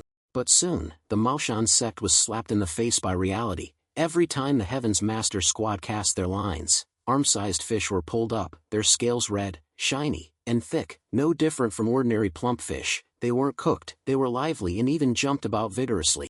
Everyone in the Heaven's Master Squad joyfully grinned. "We caught one. Wow, look at this, so big, so handsome, kawaii, just like me." Meanwhile, the eyes of Heowul and the Maoshan sect elders clouded over. Why is this happening? But the Heaven's Master Squad paid no attention. They built a fire to prepare for grilling. Meanwhile, the Wushan twin heroes dealt with the freshly caught fish. This was their task. They skillfully removed the scales and innards, causing Nam Gungyun to exclaim, "How can you be so good at this? Were you a fishmonger?" The Wushan twin heroes burst into hearty laughter. "You still don't know." Even seeing this, then, they continued to gut the fish and felt something hard inside. Everyone who had been laughing focused on the fish's belly as the Wushan twin heroes let out a surprised "A." Then, the Wushan twin heroes took something from inside the fish's innards, a small, brilliantly glowing amber jewel. "Nam Gung, look at this." Nam Gungyun and everyone else exclaimed in surprise. "Is this an inner core? It looks like one, doesn't it?" Hearing the conversation, everyone quickly gathered to see the inner core. More than 30 fish had been pulled from the hot spring, and about half of them contained inner cores. The inner cores were rinsed in the spring water and gathered into a separate pile, but nobody in the Heaven's Master Squad paid much attention. Instead, the fish began to be carefully grilled. Soon, the fish skin was crisping, crackling with a sound that promised crunchiness. The aroma quickly spread throughout the volcanic crater. The dripping fish fat occasionally caught the flickering flames, making them dance. Each member of the Heaven's Master Squad had a fragrant fish and began to enjoy it. It was heavenly, as sweet as honey, but not honey, it was fish. Jokes flew as they ate, and uproarious laughter filled the air. Meanwhile, Heowul and the Maoshan elders huddled in a corner, their eyes dark as they watched the grilled fish feast. Some elders swallowed carefully. The delicious smell was enough to make their mouths water. The rich aroma filled the volcanic crater. For so long they had only eaten bichkot dan, jade bone pills, and now, this fish made the taste of the pills seem utterly bland. But there was no other way. Heowul and the elders could only comfort their rumbling stomachs with the pills, chewing them with the feeling of eating dirt. Just then, Cheongi's voice called out, inviting Heowul and the elders, "Maoshan masters, come and eat with us." However, pride caused the Maoshan sect elders to immediately turn away. Immediately, criticism rained down from the Heaven's Master squad. "Hey, if you're told to come, then come.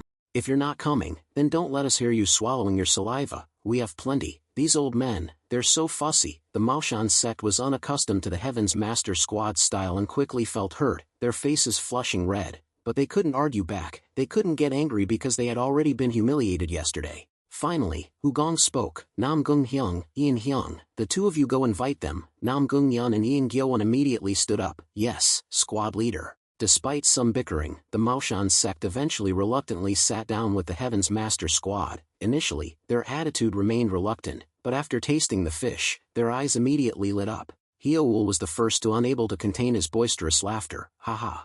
I never expected this kind of fish to be so delicious." The elders quickly added their praise. "My goodness, I've never tasted anything like this in my life. Haha, the crispiness on the outside, then the rich, melting fat inside, it's amazing." Having been accustomed to bitch kat dayan, the deliciousness of the fish made it impossible for the Maoshan sect to stop eating. Even though the Heaven's Master squad looked at them with disdain, the Maoshan sect didn't care. Suddenly, Cheongi suspiciously asked, "Why is the Maoshan sect like this?" Heowul tilted his head. Looking at the boy with a puzzled expression, Cheongi further explained, "Aren't you looking for a treasure? But why are you rejecting this gift from heaven? Why wouldn't you pay attention to the luck right before you?" Heowul remained bewildered, as did the Maoshan sect elders. Cheongi continued to chatter, "The Medicine King sect is different. They invited older brother to solve their problem, and the result was excellent." Hearing that, Heowul and the Maoshan elders understood, there was no need for difficult invitations. The person who could help was right in front of them, yet they hadn't utilized the opportunity.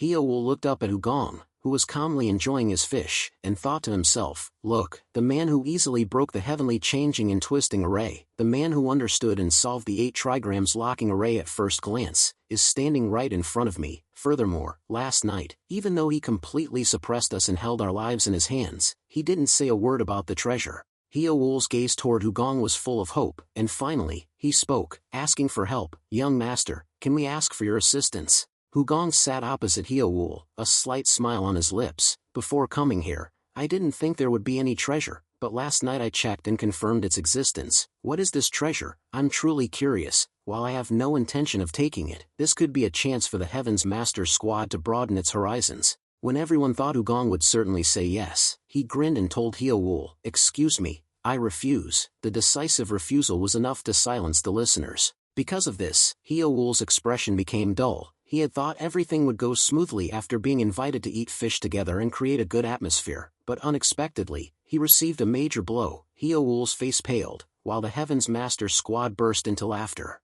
The glee started with Jim Chiakja, squad leader. "What a wise decision, so satisfying." Then the Hangma Sam Hyap, 3 devils of Hangma, continuously mocked sarcastically, "Ha ha ha, squad leader, excellent choice, so satisfying. We've been feeling uncomfortable about them anyway. I can't understand what they think of the Heaven's Master squad's leader to dare do this." "That's right. You should have behaved correctly from the beginning. Everything has its time." Even Cheongi chimed in sarcastically, "Yeah, why didn't you do that from the start?" The others, aside from Jim Chiakja and the Hangma Sam Hyap, had heard the stories that Hugong genuinely wanted to help the Maoshan sect, so the sarcasm was even sharper. Everyone understood that Hugong was merely testing them, seeing if they were worthy and had potential. This refusal bewildered Heowul and the Maoshan sect elders, not because of the Heaven's Master squad's taunts, those words completely fell on deaf ears, but because, having realized the value and significance of their counterpart, they felt that if they missed this opportunity, they would never forgive themselves. Now, they only feared that the young master of the Heavenly Grand Archive would leave immediately. More than a month had passed since they started trying to solve the problem, but there was still nothing certain, no guarantees. If this continued, they might waste several more months without making any progress. At that point, if they had to rely on someone, one of the names that came to mind was the Heavenly Grand Archive. Think differently, act differently. Heowul, without hesitation, knelt before Hugong. "Young master, please calm your anger. I have eyes, but I'm blind." Hugong calmly replied, "Is that so?" Heowul tried even harder to show his sincerity. "I'm truly sorry. I was careless and didn't realize the young master's worth. Please accept my apologies. Hugong finally nodded in satisfaction. Haha, excellent. Now that's the correct procedure. Although Jim Chiakja and the Hangma Samhyap, remembering last night's events, were still furious at the Maoshan sect, they quickly put aside their anger because Hugong didn't pursue the matter further. Hyoul was surprised. The reason for the refusal was unbelievably simple. It was a matter of procedure. Then he understood what Hugong meant by procedure. Without an apology, the Maoshan sect had hastily demanded and requested. Remembering last night, Hugong had proactively offered help without demanding anything, but the Maoshan sect had flatly refused, even resorting to force. Thinking about it, Hyoul's and the Maoshan sect elders' faces flushed with embarrassment. Hyoul scratched his head and laughed sheepishly. Ha ha ha, that's right. I didn't follow the correct procedure. Then, the Supreme Elder and Hyoul communicated through voice transmission. Sect leader, if we find the flame essence, the Maoshan sect must offer a worthy reward. I think so too. Reciprocity isn't a loss, but a way to enhance valuable things. A proposal to offer a Wu Xing Qi, 5 elements banner, as a reward was made, and Hyoul immediately agreed without hesitation. After all, it was a valuable item suitable for a gift of gratitude. Just then, Hugong's voice rang out. Sect leader Rin, can you tell me about the thing you're searching for? There's no reason to hide it anymore. Hyoul immediately nodded. Of course. Then, Hyoul began to talk about the flame essence, the essence of fire. This is the legacy of a remarkable person from 500 years ago, the violent heat guru. It's a powerful yang energy that can burn everything. Nothing can withstand it. The Maoshan sect knew about it from records, but it was only speculation, as they had never seen it firsthand. Based on initial clues, they had tracked down the current location of the flame essence. At this point, Hugong curiously asked, how did you discover the starting point? Hyoul frankly replied, the Maoshan sect has an array that senses the energies of the heavens and earth. Hugong smiled brightly. Oh, so you finally succeeded. The reason he was so happy was that Hyoul had previously mentioned that the Maoshan sect was researching an array to sense the energies of the heavens and earth. If successful, it would help them locate spirit beasts, herbs, or valuable items. At that time, Hugong had only casually replied, try your best, but now, it seemed they had done it. However, Pig Wool's expression was a bit strange. He looked suspicious, staring at Hugong. Big boy, why do you look as if you knew this from before? Hugong gently cleared his throat, pretended to stroke his non-existent beard and avoided the sharp question. After that, Hugong turned to Pig Wool and changed the subject. Sect leader, but it seems that your luck sensing array is still limited. Otherwise it wouldn't have taken so long to search around this place. Hyoul nodded thoughtfully, explaining, that's right, to activate the formation, it requires the consumption of strong spiritual energy from each element of the 5 elements. However, the effort and spiritual energy consumed are even more valuable than the results obtained. Sometimes it's successful, sometimes it fails. Hugong simply nodded, thinking to himself, inconsistent success is indeed the characteristic of these clumsy people, but these clumsy people found the flame essence. I wonder how excited they were. After understanding the situation, Hugong casually said words of encouragement to Hyoul. Sect leader Rin, the flame essence will definitely belong to Maoshan. Hyoul and the Maoshan elders became excited. Haha, thank you, young master. It would probably take a month or more, but with your ability, maybe 10 days is enough. 15 minutes later, everyone gathered inside a cave near the crater, and after just a few minutes, Hyoul's eyes widened, his mouth agape, and he stood there dumbfounded, almost unable to believe what he was seeing. A stone gate slowly opened in the cave. According to the plan, they were only going to conduct a preliminary survey today and start the main work tomorrow. Yet now, just a moment after entering, the gate automatically opened. The group of Maoshan elders were in an uproar. Why did the gate open? What's going on? Could it be that simple? Heavenly Elder, does this make sense? While the old men were in chaos, Hugong's gaze was directed deep into the cave. Seeing Hugong walk straight through the door without hesitation, Hyoul exclaimed in surprise, young master, do you want to examine that cave right now? On the other side of the gate was an empty room. Hugong went in about 10 meters, then stopped and called out to those outside the stone gate, everyone, come see this, there's another stone door. In the center of the stone room, another gate appeared. The group of Maoshan elders immediately rushed into the empty room, starting to look for a way to open the new gate. But like before, they were stuck. Although they saw traces of the formation, they couldn't find any clues on how to solve it. However, Hugong saw it. He calmly stepped forward, his deep eyes full of confidence, telling everyone, step back a little. The group of Maoshan elders and the Heavens Master squad immediately moved aside, giving Hugong space. Hugong gently transmitted qi through the stone gate and the surrounding space. The returning qi revealed the nature of the formation. The elements that make it up are the evolution of life and death and the 5 elements: wood, metal, fire, water, and earth. Each element has a different meaning, which could be color, direction, or individual characteristics. The formation on the wall is connected to the gate, meaning that as long as the formation is solved, the gate will open. In a state of high concentration, Hugong gradually found the answer. He walked to the gate, placed his finger on the first point, and a feeling like sinking into a cool stream of water spread.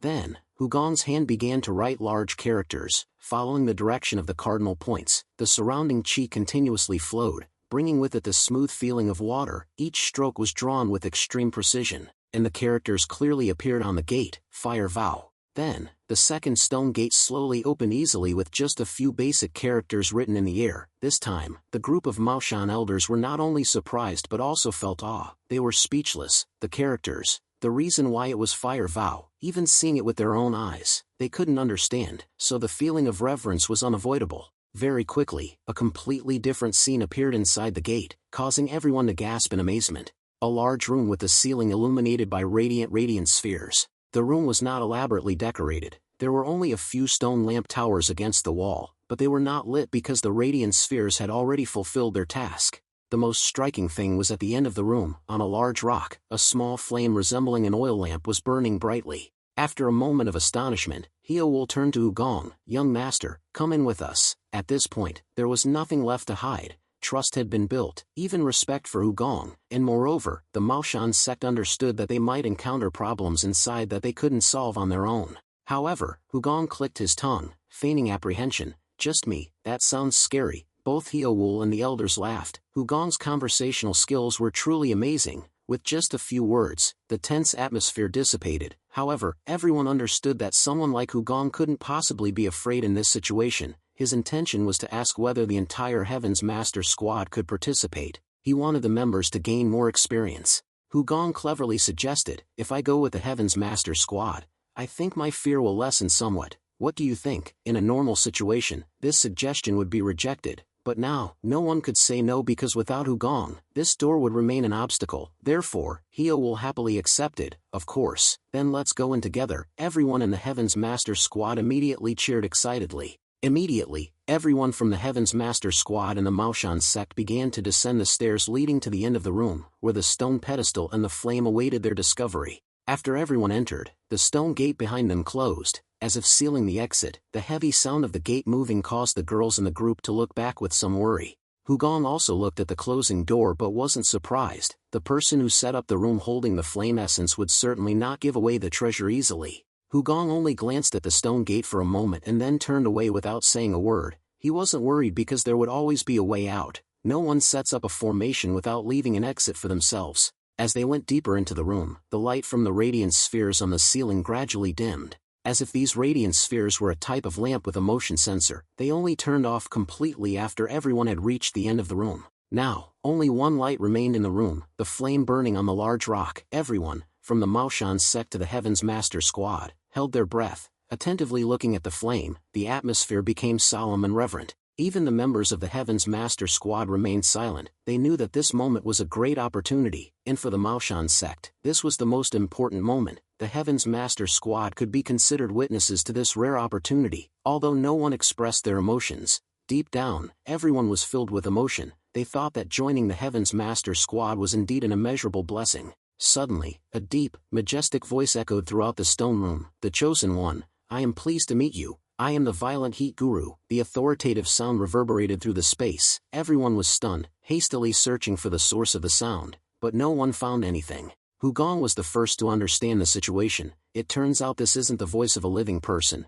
it's just a lingering sound from the past, preserved through the formation of this stone chamber. The deep voice continued to echo from the cave's ceiling. "The flame before you is the flame essence. Standing before the flame essence, all impurities will be burned away. Chosen One, step forward and receive this flame. Reach out and take it. Chosen One, swallow the flame. The flame essence will guide you." At this moment, the most suitable person to step forward was Hyeowol. He stepped in front of the flame with a serious attitude, following the instructions. Hyeowol reached out, grasping the flame essence cautiously and somewhat hesitantly. due to the natural human psychology when approaching a flame, even with high martial arts skills, one couldn't help but feel the burning sensation. But a sound of exclamation involuntarily escaped when he realized that the flame wasn't hot at all. Hyo-wol quickly grasped the flame in his palm and lifted it with an unbelievable expression. Clearly, it was shining brightly, but it didn't need any fuel and didn't emit heat. Then, Hyo-wol slowly brought the flame to his mouth and swallowed it with indescribable excitement. If successful, this would be the greatest achievement for the Maoshan sect to this moment. Everyone around him watched tensely. When the flame was swallowed, it felt no different from swallowing air. It easily slid down his throat, and only then did a gentle warmth begin to radiate. The flame passed through the upper dantian, then to the middle dantian, where it stopped. From there, the flame essence emitted a warm stream of energy, flowing throughout Hyo-wol's meridians. A feeling of refreshment and abundant vitality immediately spread throughout his limbs. While Hyo-wol was enjoying the indescribable feeling of refreshment, the voice of the violent heat guru suddenly echoed again. Chosen one, you have obtained the flame essence, but this is only the beginning. Hyo-wol was surprised. The beginning. The others were also confused. They were about to congratulate the sect leader, but the words, "this is only the beginning," immediately made them wary. Only Ugong understood the meaning of those words, because from the beginning, he had felt something strange. From the moment he stepped into the stone chamber, he had realized something was wrong. When the stone door closed, Ugong realized that he and everyone else would continue to be trapped inside until they passed some kind of test, and the most reasonable guess at this point was that the beginning clearly referred to finding a way to escape this place. Ugong silently used his chi to examine the formation, searching for a way to open the door, but he couldn't. If anyone thought of breaking the formation by force, the violent heat guru must have prepared all the measures to prevent it. As soon as that thought flashed, the stone chamber began to change. Rumble, rumble, rumble. The sound of tremors echoed, heralding something momentous about to happen. The change came from the center of the stone room. The stone chamber shook violently, then, cracks appeared on the ground and the gap widened at an incredible speed, as if it were a door leading to an underground bunker. Cheongi was unfortunately standing in the right place and the crack on the ground suddenly opened, so he didn't have time to dodge and fell straight down along with the dirt and rocks. Luckily, Anangi, who was close by, managed to grab Cheongi and pull him up before the boy fell too far. Cheongi, who almost lost his life, was still able to grin down at the bottomless pit below. Everyone was stunned by the terrifying sight for a long time. They weren't scared, but concerned for each other, unwilling to see anyone harmed after their long time together. After a large round hole appeared on the ground, the stone chamber shook violently again with the rumbling sound of rocks colliding. But nothing fell from above, and no more cracks appeared on the ground. From the middle of the large hole, a tall, round pillar emerged. It stopped at a height level with a person, its circumference large enough that two people would need to hug it to encompass it. The pillar was ash gray, with a smooth surface. Everyone was curious about what it was. They couldn't determine its purpose because nothing was carved on the pillar, not even the smallest detail. It was simply a stone pillar. The violent heat guru's voice was also silent, and someone's panic caused the stone chamber to become chaotic. Ugong also didn't understand what the stone pillar was, but his feelings were different from everyone else's. It was strange. It felt intensely hot, a result he sensed when he diffused his chi to probe the pillar.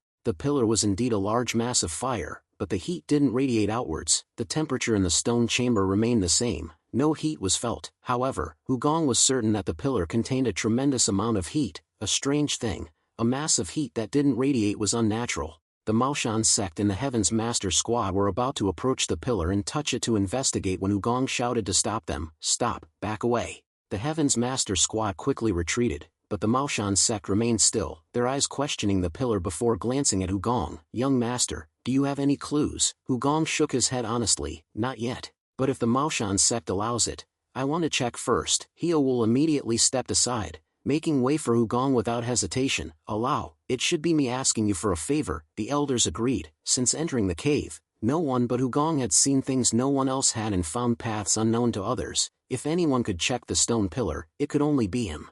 Ugong stood before the pillar, extending his right hand towards it. His fingers, without hesitation, touched the pillar's surface. Immediately, a terrible burning pain shot through Ugong's hand, an indescribable pain, accompanied by a strong repulsive force. Ugong quickly retracted his hand but didn't make a sound. He silently checked his palm. There were no injuries.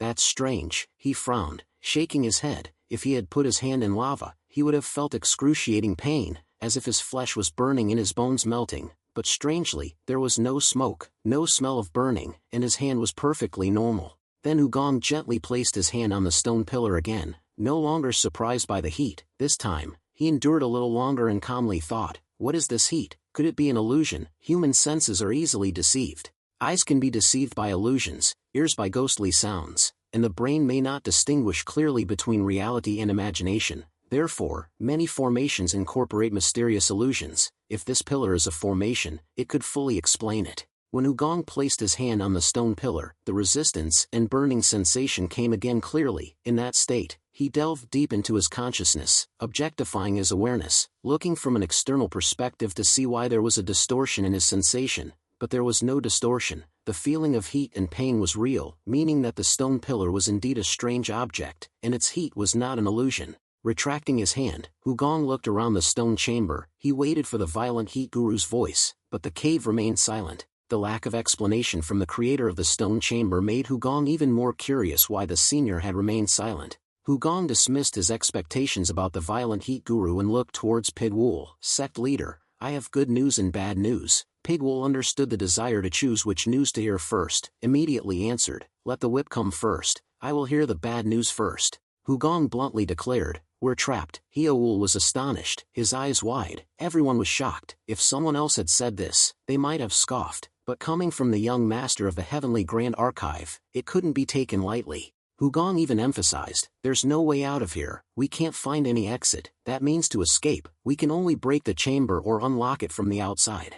Naturally, upon realizing they were trapped, Hugong had considered breaking the stone chamber to escape, but after contact with the mysterious pillar, his thoughts changed. The violent heat guru was a talented person. This pillar was a unique object, and its ability to record past sounds showed his talent. He surely anticipated all risks when creating this object, and there might be unexpected dangers if they tried to break the stone chamber. Holding on to a glimmer of hope in Hugong's talent, Heowool quickly thought of the good news and asked, so what's the good news? Hugong grinned, looking at Heowool with a meaningful gaze. Among us, someone has obtained the flame essence. Heowool tilted his head in confusion. What? Hugong smiled and continued to explain. This pillar might be the trial that the one with the flame essence must overcome. It could be a challenge or something similar. Since the violent heat guru said this is the beginning, this pillar might amplify the flame essence.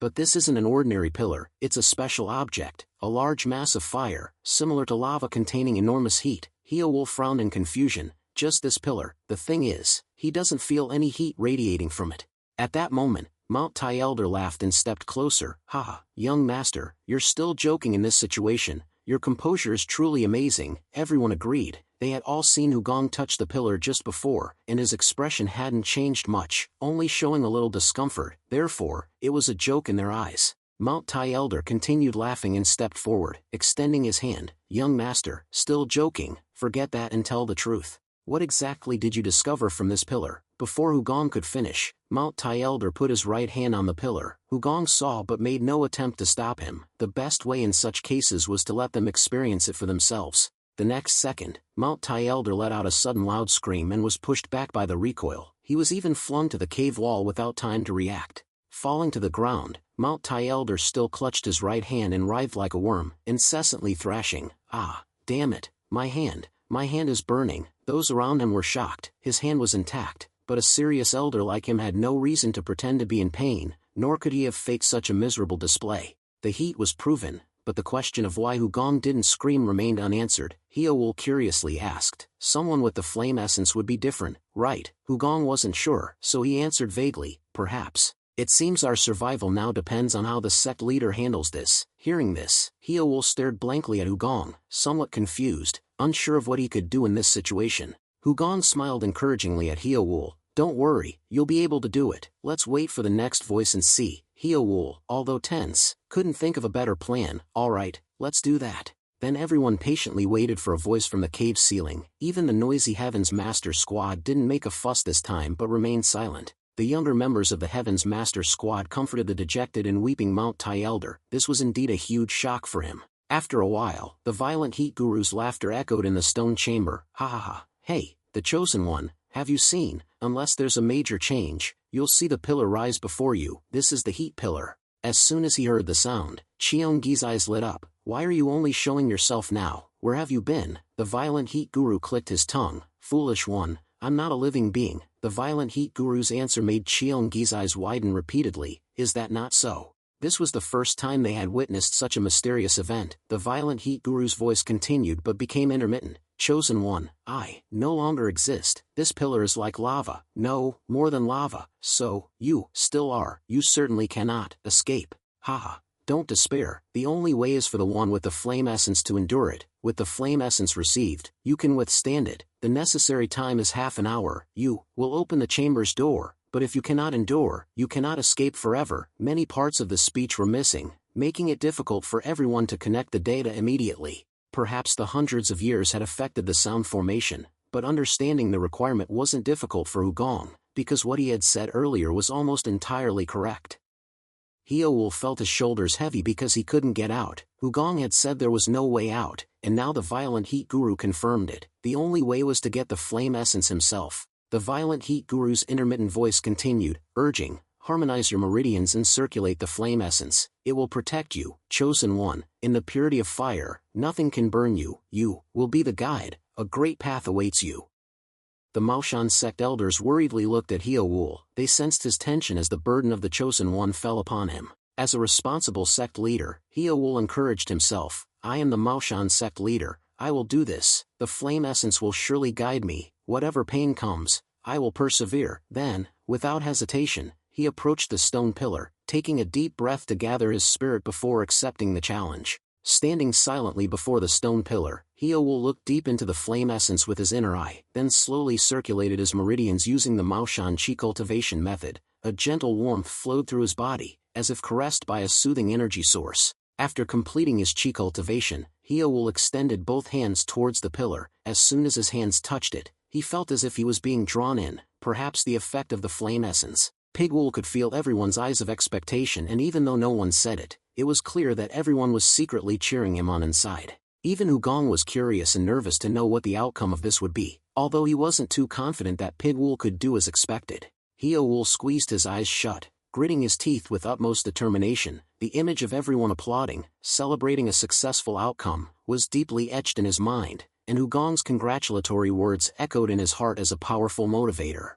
Hyoul was frowning with extreme tension when suddenly his facial expression relaxed. It wasn't hot at all, the temperature was just right, comfortable enough to touch. His worry was useless. Haha, what's half an hour? If it's only this intense, I can endure it for 10 days, Hyoul thought to himself, and a relieved smile spread across his face. He gradually succumbed to the pleasant warmth, relaxing his tense limbs, as if enjoying a deep internal steam bath. However, as soon as that thought arose, Hyoul suddenly froze, his eyebrows twitching slightly. The temperature rapidly increased. In an instant, it became so intense that his hands felt like they were being burned to a crisp, and his bones even showed signs of melting.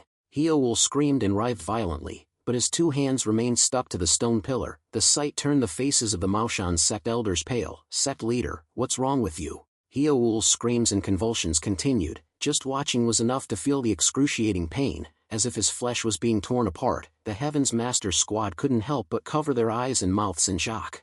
Pigwool still couldn't take his hand off the stone pillar, and his screams were even more miserable. Ah, I can't take my hand away, save me. Finally, as the screams turned into pleas for help, two Maoshan elders rushed forward to try and pull Hyoul's hands free. But as soon as they touched, the feeling of heat continued to spread, and both old men also began to writhe. The temperature did not decrease, but delusion increased. In the end, all three people, including Pigwool and the two elders, screamed miserably. The scene caused Jim Chiakja and Nang and Wang, who were watching, to burst into mocking laughter. Ha ha ha, what are you all doing? You're overreacting. Pull your hands back, you fools. Immediately afterward, Jim Chiakja decided to help. Without hesitation or fear, he placed his hand on the shoulder of one elder who was stuck along with Hyoul. Nang and Wang also helped by embracing another elder's waist to pull him free. When they first touched, it wasn't hot. They simply felt themselves being drawn in, as if Hyoul and the two Maoshan elders were magnets. But just a second later, the terrible heat spread like electricity coursing through their bodies. Jim Chiakja and Nang and Wang couldn't pull their hands back either and quickly began screaming in agony. In an instant, the stone chamber became a chaotic scene of loud screams. Hey, save us, young master, help, squad leader. Every time someone tried to pull someone free, the hand of the person behind would stick fast, like glue, to the person in front. The more they struggled, the more they couldn't get free. The others could only flounder around helplessly. Finally, Hugong had to step forward. He quickly walked toward Hyowool, firmly grasping his wrist to assess the situation without worrying about being drawn in. As Hugong expected, Hyowool's hand was stuck fast, as if sucked onto the stone pillar. The extreme heat continued to rise and spread from person to person, but Hugong didn't make a sound. Hugong slowly channeled his inner energy into Hyowool's wrist and pulled him away from the pillar first, instead of rescuing each person behind. It seemed that with Hugong's inner strength, the pillar's pull could be resisted, and he successfully separated the group from it. Everyone who was released tumbled to the ground due to inertia. Finally, the screams stopped, and 5 people, including Hyowool, lay sprawled on the ground, exhausted. The agonizing sensation, as if they had suffered severe burns, persisted, even though there were no wounds on their hands. Hugong silently looked down at the scene. Pathetic. TSK, a bunch of incompetent fools. They look like they can't do anything right now, and it will probably take several days to recover in this room. Thus, 5 days passed. The Scarlet Bird and Golden Toad were still waiting, anxiously hoping for everyone to come out quickly. Neither of them spoke, but both hoped to see their master as soon as possible. Outside the cave, 5 days passed peacefully as if nothing had happened. No tremors from inside the stone chamber reached the volcano's mouth. Suddenly, Golden Toad leaped out of the lake on the volcano's mouth. It held a heaven fire fish in its mouth with a cheerful, delighted expression. The Scarlet Bird praised it.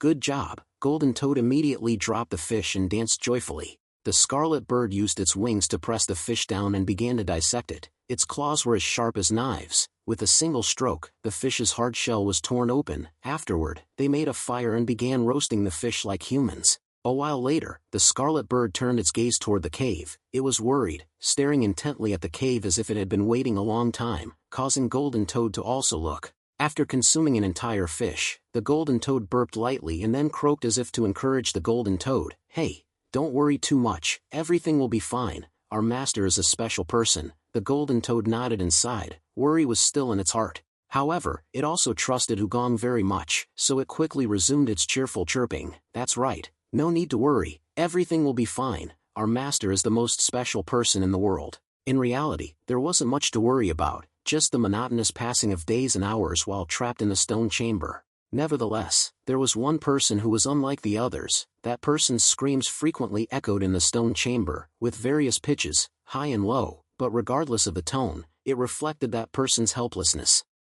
Hyowool's situation seemed serious. Although he wasn't injured, he was so despondent that he didn't want to get up anymore, and the Maoshan sect elders began to urge him. Sect leader, this isn't the time to rest. Quickly compose yourself and try again. Any difficulty can be overcome with patience, can't it? At some point, you'll surpass your limits. The elders agreed, encouraging Hyowool's spirit, but he still didn't feel any better. The Heaven's Master Squad was even worse. They impatiently complained and cried incessantly to Hyowool. Sect leader, I just want to go back. I want to get out. Sect leader, try harder. But what Hyowool experienced after obtaining the flame essence was truly too harsh for his endurance. The Maoshan elder's advice echoed in his ears. Just try 10 times and you'll succeed. But Hyowool had tried over 30 times since that day. Each time, he screamed and writhed as if struck by lightning until he was completely exhausted. What Hyowool expected when receiving the flame essence wasn't like this, but the reality was excruciating. This wasn't something a human could endure. The pain was unimaginably terrible. He realized this after 5 days of continuous trials. From the moment 1/3 of the time passed, the pillar's heat would surge. The longest Hyowool had ever lasted was 1/3 of the time needed to complete the challenge. The temperature at 2/3 of the time, or double that, was something he couldn't even imagine. However, he couldn't just sit there and give up. Besides the elders' encouragement, there was also the Heaven's Master Squad. From the moment Hyowool obtained the flame essence, the Heaven's Master Squad had always been respectful and serious, but today, they no longer maintained that facade. They constantly criticized and urged him to keep trying. Therefore, Hyowool knew that he had to get up and try.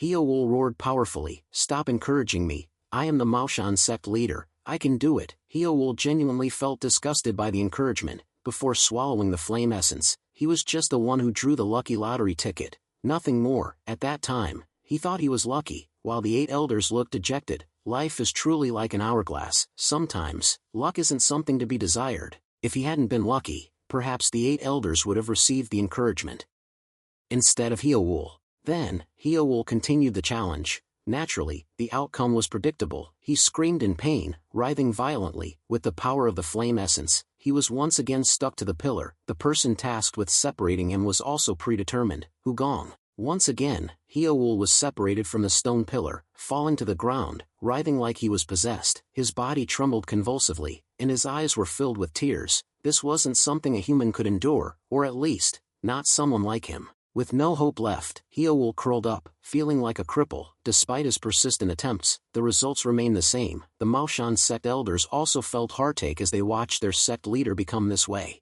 Meanwhile, Hugong shifted his gaze to the Maoshan sect elders, looking at them intently. He had hoped Hyoul would succeed, but now it seemed they needed to change their approach. Hugong guessed that the initial flame Hyoul swallowed wasn't the true flame essence. It was merely a bridge leading to the flame essence through the pillar. The fact that only Hyoul was stuck to the stone pillar while possessing the flame essence was proof of this. This meant the initial flame was only a path to obtain the true flame essence, so anyone who could endure the challenge's duration had the potential to obtain the flame essence. The flame essence was discovered by the Maoshan sect, so Hugong hoped they would reap the rewards. Although painful, the results would be worth it. After careful consideration, Hugong approached the Maoshan sect elders and spoke, "Elders, I and the Heaven's Master Squad are suffering because of helping you. What do you think about that?" The elders looked at each other and then turned away one by one. No one dared to answer Hugong because it was true, but there was nothing to deny, and they felt guilty about it. After awakening their sense of guilt, Hugong looked down at Hyoul and began to make a suggestion. "Now, we can't just rely on the sect leader anymore.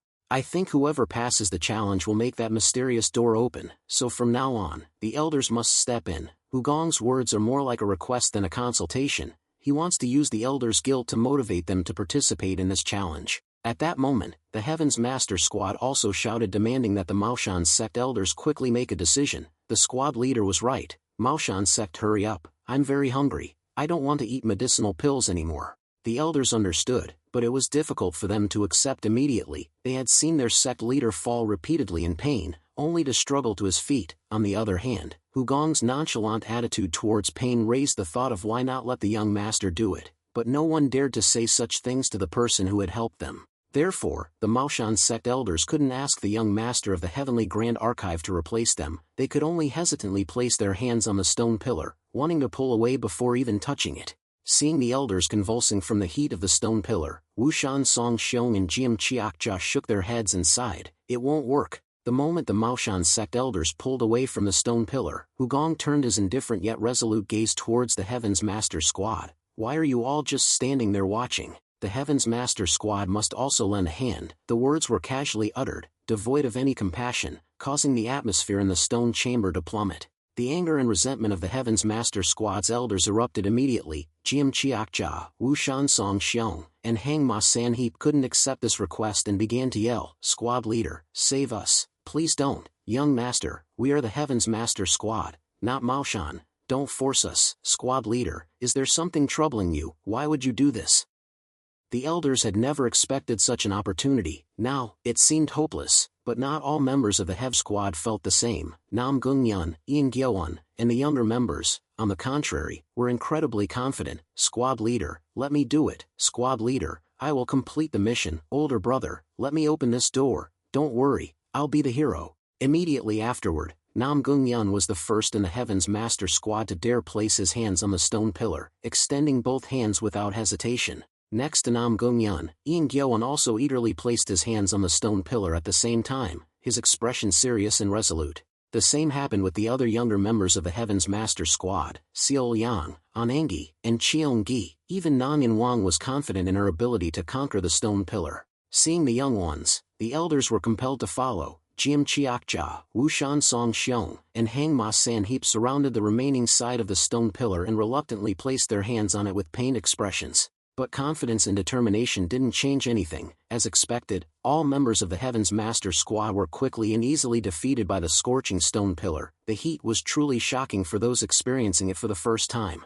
They were pushed back but didn't falter, perhaps because they were still full of energy and enthusiasm. The Heaven's Master Squad didn't fall as easily as the Maoshan sect elders. With the fiery spirit of youth, the younger members of the Heaven's Master Squad fiercely yelled, "Again, we can't give up." So they approached the stone pillar, put their hands on it and tried, repeating many times but never succeeded. The majestic cries of Ngelijong were sparse when they felt hopeless and wanted to give up, just like the Maoshan sect elders. Another day passed, the 7th day. In a cave without sunlight or moonlight, Hugong knew that 6 days had passed and it was now the 7th. By noon, everyone had collapsed. The opportunity to experience skin-burning pain without leaving a trace was equally distributed, and the equality was that everyone had fallen. Everyone was exhausted. Only Seal Yang and Jagal Hai managed to sit up, unwilling to lie on the ground like the men, but everyone was hungry, tired, and tormented by the heat of the stone pillar to the point of near death, their limbs devoid of strength. The pills the Maoshan sect brought were almost gone. They wouldn't be able to hold out in the stone chamber for more than 2 days. That was the limit of everyone's endurance.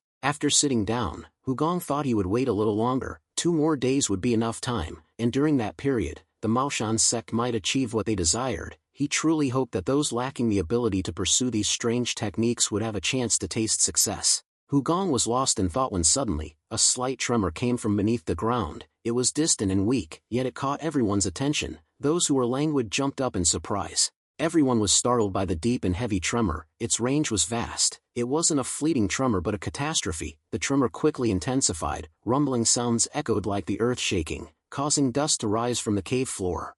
Hyeowol quickly stood up, glancing around. "Young master, what's happening?" Hugong also immediately stood up. It could be an earthquake or a sudden volcanic eruption. Whatever it is, danger is inevitable. The ground shook more violently. Then, large cracks began to form on the stone floor of the stone chamber. Everyone felt a strong tremor under their feet, and could not hide their fear. "Oh my God, how could this be possible?" Squad leader, "Is this an earthquake?" "Older brother, it seems like the volcano is about to erupt. What are we going to do?" Through the large cracks in the ground, fiery red lava flowed out. Everyone panicked, dodging the flow of lava that surged forth like a flood. Now, the flame essence wasn't a concern anymore. They had to escape as quickly as possible. Hugong quickly stood up, walked towards the stone door, and drew his shining sword, drawing on his inner strength. A brilliant light burst from the sword, a powerful roar accompanying it. The sword slashed at the stone door, emitting a resounding sound and the sensation of cutting through a thin liquid. That was the defensive formation of the cave,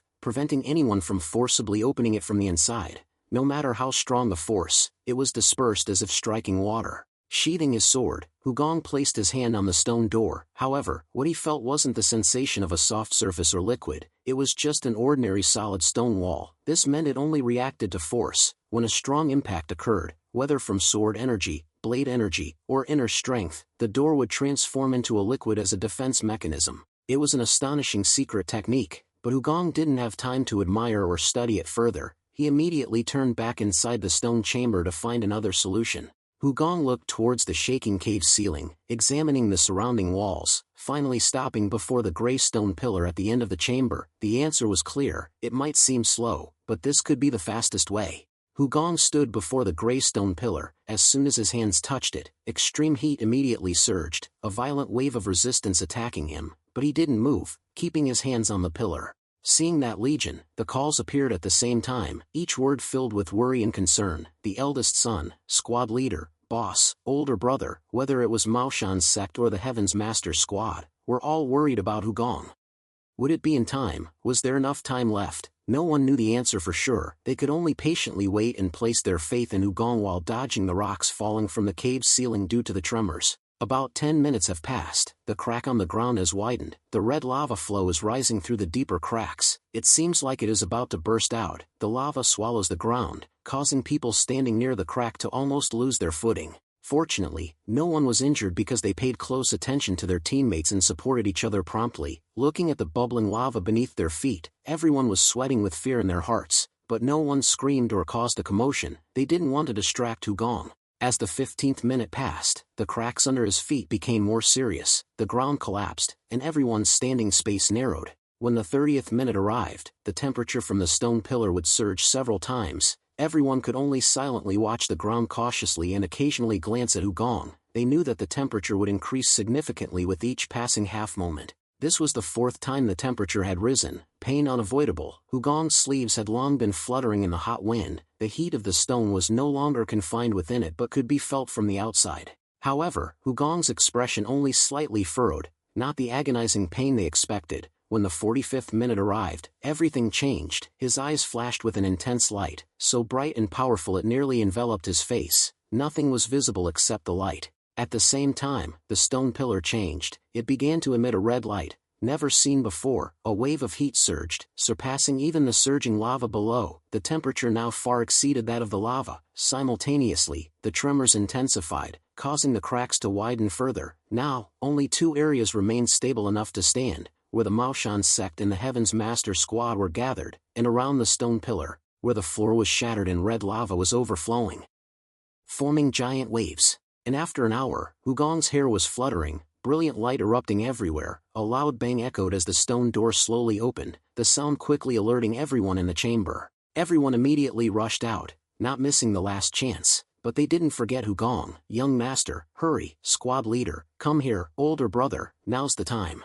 As Jim Chiakja dashed past, the ground beneath his feet collapsed. Only a small space remained around the stone pillar. Red lava covered almost the entire stone floor, but Hugong looked strangely calm. He remained standing there, his hands on the stone pillar, causing everyone to panic. Squad leader, older brother, what's wrong? Young master, what's happening? There's no more time, young master. Hugong couldn't leave because the lava was still under the layer of stone. He could feel the energy of the stone pillar controlling the lava. The giant, fiery red heat from the pillar was preventing the lava from erupting. If Hugong removed his hands, the red light would disappear, and the lava would erupt violently. The areas where the Heaven's Master squad and the Maoshan sect were standing would be completely engulfed, an unstoppable collapse. At the same time, there would be nowhere to escape the lava. Everyone wouldn't be able to escape, so Hugong could only turn back and look at them with a smile, as if ready to sacrifice himself. Go ahead, I'll follow soon. In everyone's bewilderment, Jim Chiakja shouted, no way, absolutely no way. He had an indescribable feeling of insecurity when he heard Hugong say that. Hugong knew clearly that Jim Chiakja was not someone who would abandon him in a dangerous situation, so he said with a confident attitude and sharp eyes commanding, Jim Chiakja, go, now. Jim Chiakja's eyes flickered with hesitation. He didn't understand his own emotions, but he had sworn never to disobey the orders of the Heaven's Master squad leader. Finally, Jim Chiakja could only clasp his hands, bow his head in acceptance, his heart filled with unrelenting anxiety. The eyes behind him, all mirroring Jim Chiakja's confusion, but he urged them on, leading them through the stone door. Everyone, leave now, don't worry, the squad leader will be fine. Each person, as they fled the stone chamber, muttered Hugong's name in bitterness. Most of the Heaven's Master squad called him squad leader. The 2 beggars cried out, calling Hugong older brother. Jagal Hai and the others from the Maoshan sect respectfully called him young master. No one wanted to leave him in this perilous situation, but no one could think of a better solution. No one called him Hugong, but he found it acceptable. Even if no one knew his identity, he was still Hugong. He nodded to everyone with a calm smile. Immediately afterward, the cave collapsed and crumbled, obscuring everyone's view of the stone pillar where Hugong stood. Following Hugong's orders, the Heaven's Master squad and the Maoshan sect quickly departed. The path was treacherous, the ground trembled, and large sections of the cliff face collapsed. Rocks rained down, and even the ground beneath their feet gave way. Dangerous situations arose constantly as the ground unexpectedly disappeared. Fortunately, they supported each other closely during those moments. Screams and panic subsided into gentle breaths thanks to helping hands. Jim Chiakja brought up the rear, constantly monitoring everyone and faithfully following the Heaven's Master squad leader's orders. Despite the slow progress, no one was left behind. The Heaven's Master squad and the Maoshan sect escaped the deep cave and reached the outer entrance, far from the surging lava. Reaching the volcano's rim, they all looked down. In an instant, the scene below had completely changed. With each passing second, the situation became more critical. The ground cracked and collapsed, red-hot lava flowed, shattering countless rocks. Even the fish pond was engulfed, causing immense tension. Yet, no one spoke. Neither words of comfort nor worry dared to be uttered. At times like these, voicing hope seemed to invite disaster, expressing pessimism seemed to make it a reality. Vague consolations only weighed heavier on their minds, for they knew such words were meaningless. A heavy silence ensued. The first to lose patience was Mount Tai Elder. He communicated silently with Heowul, the sect leader. We can't just stand here and watch. At this rate, the pillar's power won't be able to stop the eruption. The Maoshan elders sent each other consecutive telepathic messages. I agree. Immediately, we must rescue the young master, even if it's dangerous. Heowul sighed heavily and silently contemplated. Everyone understood the danger closing in on Hugong. The pillar's existence controlled the volcano's massive eruption, but if he removed his hand, that power would vanish, resulting in a massive explosion. Therefore, Hugong had to maintain that power until everyone retreated safely, but when would it end? His continued absence meant there were no other options. No one knew how long he would have to endure. Heowul took a deep breath. That can't happen. Mao Shan won't abandon its comrades. He reasoned that it wasn't an impossible task, they just needed to escape faster than the volcanic eruption. Finally, Heowul steeled his resolve, clenching his fist and looking towards the cave. We must bring the young master, likely exhausted from his efforts, away quickly. But as Heowul prepared to act, a grim voice sounded behind him. Jiam Chiakja, Mao Shan, don't do anything useless. Jiam Chiakja hadn't heard the Mao Shan sect's telepathic communication, but the elders' flushed faces revealed their intentions. Jiam Chiakja bluntly warned, I don't know what you've discussed, but if you intend to return and save the squad leader, give it up. Heowul immediately turned, frowning in retort, what do you mean? Don't you want to save the young master? Heowul was about to criticize when the mocking laughter of the three demon heroes erupted. Ha ha ha, how ridiculous. The Heaven's Master Squad hasn't even intervened, yet Mao Shan dares to interfere. Does Mao Shan dare disobey our squad leader? Outsiders might think Mao Shan's sect is the Heaven's Master Squad. Even members of the Heaven's Master Squad glared coldly at Mao Shan's sect as they said this. Heowul continued his indignant protest. So we just leave him? Jiam Chiakja nodded firmly, yes. Finding Jiam Chiakja stubborn, Heowul looked around at the Heaven's Master Squad and tried to persuade the others. It can't be. Not everyone thinks like that. Anyone who agrees with Mao Shan, stand up. Immediately, responses echoed from everywhere, but they weren't pleasant words, they were the sounds of swords being drawn. Nam Gungyan and Ian Gyeowan were the first to draw their swords, pointing them at the Mao Shan sect. Then, the two heroes of Wushan and the three demon heroes slowly drew their weapons. No words were necessary, their stance was clear, they were ready to attack the Mao Shan sect at any moment. Even Nang and Wang drew his dao and offered a sarcastic smile to Heowul. This was a clearer answer than any words, forcing the Mao Shan sect to retreat. Heowul and the elders stared at the Heaven's Master Squad in bewilderment. They couldn't understand. The Heaven's Master Squad leader's current predicament was due to Mao Shan's sect. Mao Shan obtained the flame essence thanks to him. Yet, in this situation, the Heaven's Master Squad was pressuring them, even preventing them from saving their leader. In truth, the Heaven's Master Squad was trying to protect Mao Shan's sect from a dangerous path, trying to lessen the burden on the elders, whether from gratitude or guilt towards Hugong. Nam Gungyun calmly declared, sect leader, don't try to understand, the things our squad leader does aren't something we can comprehend. Everything will be alright, we've seen it many times, obeying the squad leader is the best and most sensible choice. This was the shared belief within the Heaven's Master Squad, the reason for their unity and determination. But Heowul and the Mao Shan elders couldn't fathom the Heaven's Master Squad's thinking. The elders looked at each other in confusion, unsure what to do. Then, Heowul looked intently at Jae-Gal Hai, seeking help. Jae-Gal advisor, do you think so too? Jae-Gal Hai nodded without hesitation. If the young master has a way, anyone else is only an obstacle. Her experience with Hugong and her understanding of him were no less than the Heaven's Master Squad's. In some ways, her insights were even deeper due to her intelligence. Jae-Gal Hai spoke with confidence that the young master would find a way. Heowul wanted to ask what they would do if there was no solution, but his unease prevented him from speaking. The discussion ended there, and everyone waited silently, except for the Scarlet Imperial Bird and the Golden Toad. A soft voice echoed in the sky as the Scarlet Imperial Bird, carrying the Golden Toad, circled above the volcano's rim. Master. Through an invisible connection with Hugong, the Scarlet Imperial Bird knew its master hadn't moved, as if he were right in front of it. As more time passed, the yellow bird's color also began to show signs of despair. Hey, master, you have to step out. Why are you so silent? If you delay any longer. The Golden Toad responded with a loud croak. The Scarlet Imperial Bird cried out anxiously, do you want to go there? Without waiting for the Golden Toad's reply, the Scarlet Imperial Bird flapped its wings and dove towards the volcano's mouth. Behind it, Anangi and Cheongi shouted simultaneously, but the Scarlet Imperial Bird ignored them. With a few flaps of its wings, the Scarlet Imperial Bird quickly passed through the flames and smoke to reach the cave's entrance, but it couldn't enter. As the Scarlet Imperial Bird anxiously waited, Hugong's voice suddenly rang out. Stop! The low, calm voice echoed from within the cave, filling the Scarlet Imperial Bird with both joy and worry. Master, master. Hugong immediately dismissed the Scarlet Imperial Bird. Go back, I'll see you soon. The Scarlet Imperial Bird didn't reply, pausing in confusion. Because of their connection, Hugong could sense its hesitation. He repeated the order again in a gentle voice. Listen, there's not much time left. There will be a big explosion in a moment. Inform everyone that they need to retreat further from the crater to ensure safety.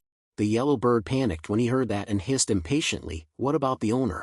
Hugong smiled and patted the golden-winged bird. "If you don't waste my time, I can get out faster." The golden-winged bird tilted its head in surprise. "Oh, is that so?" With the master's calm tone, the golden-winged bird's mind gradually calmed down. Knowing Hugong wasn't one to speak nonsense, it quickly flapped its wings, soaring above the volcano's mouth. "I understand, master must get out quickly." Meanwhile, Hugong turned his gaze to the pillar. Everyone's safety was secured. Now it was his turn to see what message the stone pillar held from the violent heat guru. As Hugong predicted, the flame swallowed by Hyowool was only a guiding product. The inscription on the stone pillar, carrying the true meaning of the flame essence, now appeared. The stone pillar read, "Descendant, guided by the flame essence, if you see these words, you have stepped onto the path to Flame Peak. Flame Peak is the pinnacle of fire, the immortal flame, the purest essence of fire. Are you ready to receive the eternal flame?" The words continued to scroll like waves. A sense of anticipation arose within Hugong. The interaction between the three evils and Flame Peak became clearer. The three evils seemed interested in Flame Peak, reacting strongly to its purity. The inscription on the stone pillar faded and then new lines appeared. "Descendant, begin now. The secret to receiving Flame Peak is..." Finally, longer lines appeared on the pillar, forming a coherent 7-line text. Hugong glanced at it and began to analyze. With his extensive knowledge of martial arts, he eliminated unnecessary and redundant parts, modifying the incomplete sections. His death spirit eyes were used, the superfluous parts of the text were removed. The missing parts were also corrected. In a short while, the inscription became more perfect, complete, and coherent. Nothing extra, nothing missing, just enough for quick understanding and absorption. A moment later, a new line appeared. "Descendant, Flame Peak will flow into your meridians through your heart. A great shock will occur, but don't worry. Just follow the secret, and resistance won't be difficult." The line quickly disappeared, leaving a wave of heat spreading through Hugong's hand and into his heart. There was no shock. With Hugong's edits, only warmth and peace remained. The heat permeated the three evils, met with an enthusiastic welcome. Flame Peak and the three evils met, creating violent bursts of energy. The three evils became stronger, as if absorbing energy from the interaction with Flame Peak, like eating their favorite food. This made Hugong immensely happy. Flame Peak didn't dissolve into the three evils, it existed independently as a separate energy source, existing alongside them. Immediately afterward, the complete method of utilization was inscribed on the stone pillar. "Descendant, this is the method of controlling Flame Peak. The stage of achieving maximum Flame Peak is 9 cycles. Q-Chu." Hugong began to skim through the method, then analyzed it again. This method consisted of 9 steps, but after refining the information, he realized 9 steps weren't necessary. 3 were enough to reach Flame Peak. At that moment, a problem arose. When Hugong received Flame Peak, the stone pillar's power to restrain the magma was lost. The ground beneath him collapsed, and the magma jetted upwards to his waist. The stone pillar's role was over. Hugong had no reason to keep it. An illusionary ring was immediately created and lifted high, almost to the cave's ceiling, just as the boiling magma erupted below. Hugong hovered on an illusionary ring, but immediate escape was impossible. Because the cave entrance was flooded with magma like a raging flood, Hugong had to use his cultivation technique to create more illusionary rings. Violent surging magma was stopped by 7 illusionary rings. The burning magma couldn't penetrate them. However, relying solely on illusionary rings for protection wasn't enough. The duration of the illusionary rings was limited, and with the rising magma, this was only a temporary measure. The magma would soon fill the cave to the ceiling. The only way out was to break the situation with Flame Peak, the purest immortal flame. Immediately, the 9 cycles method had to be reduced to 3 cycles. Hugong had planned to do this after leaving the cave, but now there was no time to delay. Hugong's mind was filled with repeated actions: edit, delete, edit, add, delete, edit. The improved cultivation method was quickly established. Characters written in mid-air were erased, added, and rearranged to become more perfect. It was expected that with the improved cultivation method, Hugong could control his flame physique at just the first step. The editing process became increasingly tense due to the need for high precision, further pressured by the surrounding magma. After a period of strenuous work, Hugong's eyes finally stopped scanning the characters, signaling the completion of the edits. The method, once as long as a scroll, was condensed into 3 short sections. The Flame Peak incantation, which Hugong had personally comprehended, became concise yet easy for beginners to learn. Nobody knew how long it took, but a wave of magma broke through the illusionary rings and enveloped Hugong. The magma closed in and engulfed him just as he achieved the first step of Flame Peak, the flame physique. The green flames of the flame physique enveloped him like a protective aura. Within the raging magma and terrifying heat, the power of the flame physique was astonishing. The magma couldn't touch him. Instead of scorching heat, he felt comfortable warmth. The volcano erupted. Gray ash rose into the sky like swirling dark clouds. The red-hot, boiling magma erupted and flowed down. However, Hugong's figure was nowhere to be seen, causing everyone to despair. Jae Hai bit her lower lip, telling herself, "It's alright, it'll be like last time, the Grand Master is special." While Jae Hai continuously reassured herself, weaker sobs came from Seol Yang beside her. Seol Yang covered her mouth, but her sobs escaped uncontrollably. Jae Hai couldn't say anything to stop Seol Yang from crying. If she opened her mouth, she wouldn't be able to hold back her tears either. A voice spoke instead, breaking the atmosphere of despair. "Cheong-gi, everyone, listen, absolutely no despair, no giving up. Everyone knows this. Older brother is the squad leader of the Heaven's Master Squad. The squad leader of the Heaven's Master Squad is undefeated." Although Cheong-gi shouted bravely, his eyes were already brimming with tears. Anangi immediately interjected sarcastically, "Idiot, what's the point of crying and saying that?" Cheong-gi, wiping his eyes, shouted back, "Who's crying, you stupid fool?" The eyes of Hyeowul and the Maoshan sect elders also began to redden, like the surging magma. They couldn't stop looking at the erupting volcano. The volcanic ash clouded their minds in a haze. Powerless, everyone stood from afar, looking at the roaring volcano, praying for a miracle to happen to Hugong. Suddenly, amidst the Maoshan sect's size and the Heaven's Master Squad's vacant stares, a large mass of fire pierced the smoke from the volcano's mouth and shot into the sky. Everyone shouted in astonishment because the flame was strange. Unlike the previous magma sparks, which would form a parabola and fall down, this flame, however, continued to fly straight into the sky, without stopping. The gloomy faces quickly changed to hopeful ones. Could it be older brother, the squad leader? It didn't take long for everyone's doubts to turn into certainty, because the flame had stopped at a point in midair, something impossible. More importantly, the flame's shape was that of a person, and the person within the flame was the Grand Master of the Heavenly Grand Archive. Everyone shouted with joyful laughter, "Grand Master, Squad Leader, you've returned, ha ha ha, older brother, we knew it, we always believed in you." Although at first no one really believed that Hugong could escape, and they pretended not to be worried at all, but when they saw Hugong back, everyone burst out laughing, welcoming him with relief. The sight made Hugong laugh. "I was just a little late. Why were everyone looking at me like that?" The next morning, when everyone returned to the second floor of the inn where the Heaven's Master Squad was staying, Hugong met privately with the elders of the Maoshan sect to talk. Hugong conveyed the information left by the Violent Heat Guru to the Maoshan sect, the content revolving around Flame Peak. He also regretted having to say that what Maoshan was searching for and wanted to obtain was now in his hands. When the story ended, Hyeowul's face flushed red, and the elders were no exception. Hugong looked at them with concern. "Sect leader, are you alright?" Immediately, Hyeowul shouted, "Alright. I didn't expect you to be like this. That's outrageous." Hugong was stunned but patiently listened instead of reacting fiercely back to Hyeowul.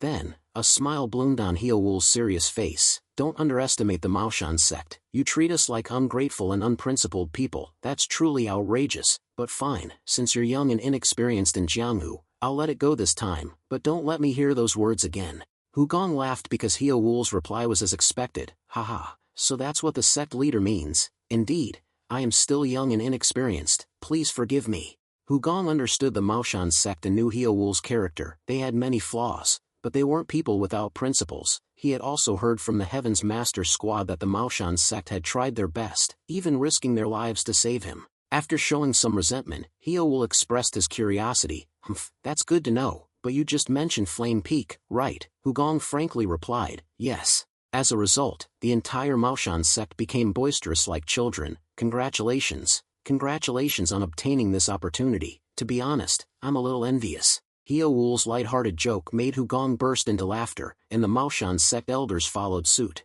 They couldn't help but laugh. Looking back at the time in the cave, they now understood that Hugong had known beforehand about the opportunity hidden behind the flame essence. His constant urging of the Maoshan sect in the cave, though sometimes seemingly excessive, was actually a wish for them to obtain that opportunity. During that time, he hoped Maoshan could seize Flame Peak, an opportunity that surpassed even the flame essence. Even when the volcano erupted suddenly, Hugong was the first to step forward, buying time for everyone to escape safely. Without him, they wouldn't have been able to enter the cave, and even if they had, they wouldn't have survived to get out. Therefore, how could they be envious of Hugong? How could they blame him? All treasures have their rightful owners, and Hugong had more than enough qualifications. For the Maoshan sect, being able to make friends with him was already a great blessing. With all his gratitude, Heo will mention the gift they had discussed beforehand. I am very grateful to the Grand Master for all of this, so I want to give you a gift. Can you accept it? The Maoshan sect elders brought out the Wu Xing Qi, 5 elements banner, consisting of 5 small flags, blue, red, yellow, white, and black. Each flag was no larger than a handspan, including the shaft. The flags were made of celestial silk, dyed with materials containing the spiritual energy of the 5 elements and refined over many years. Previously, Heowul had boasted to Hugong that the crafting process was very difficult and time-consuming, so even the Maoshan sect only possessed a few sets. By planting these flags around an area, a concealment field could be created, effective within a radius of 5 zhang, approximately 3 meters. However, the smaller the area, the more effective it would be, while not comparable to true concealment techniques. Even masters at the peak of Huaqing, transformation realm, would find it difficult to detect people or objects within this area.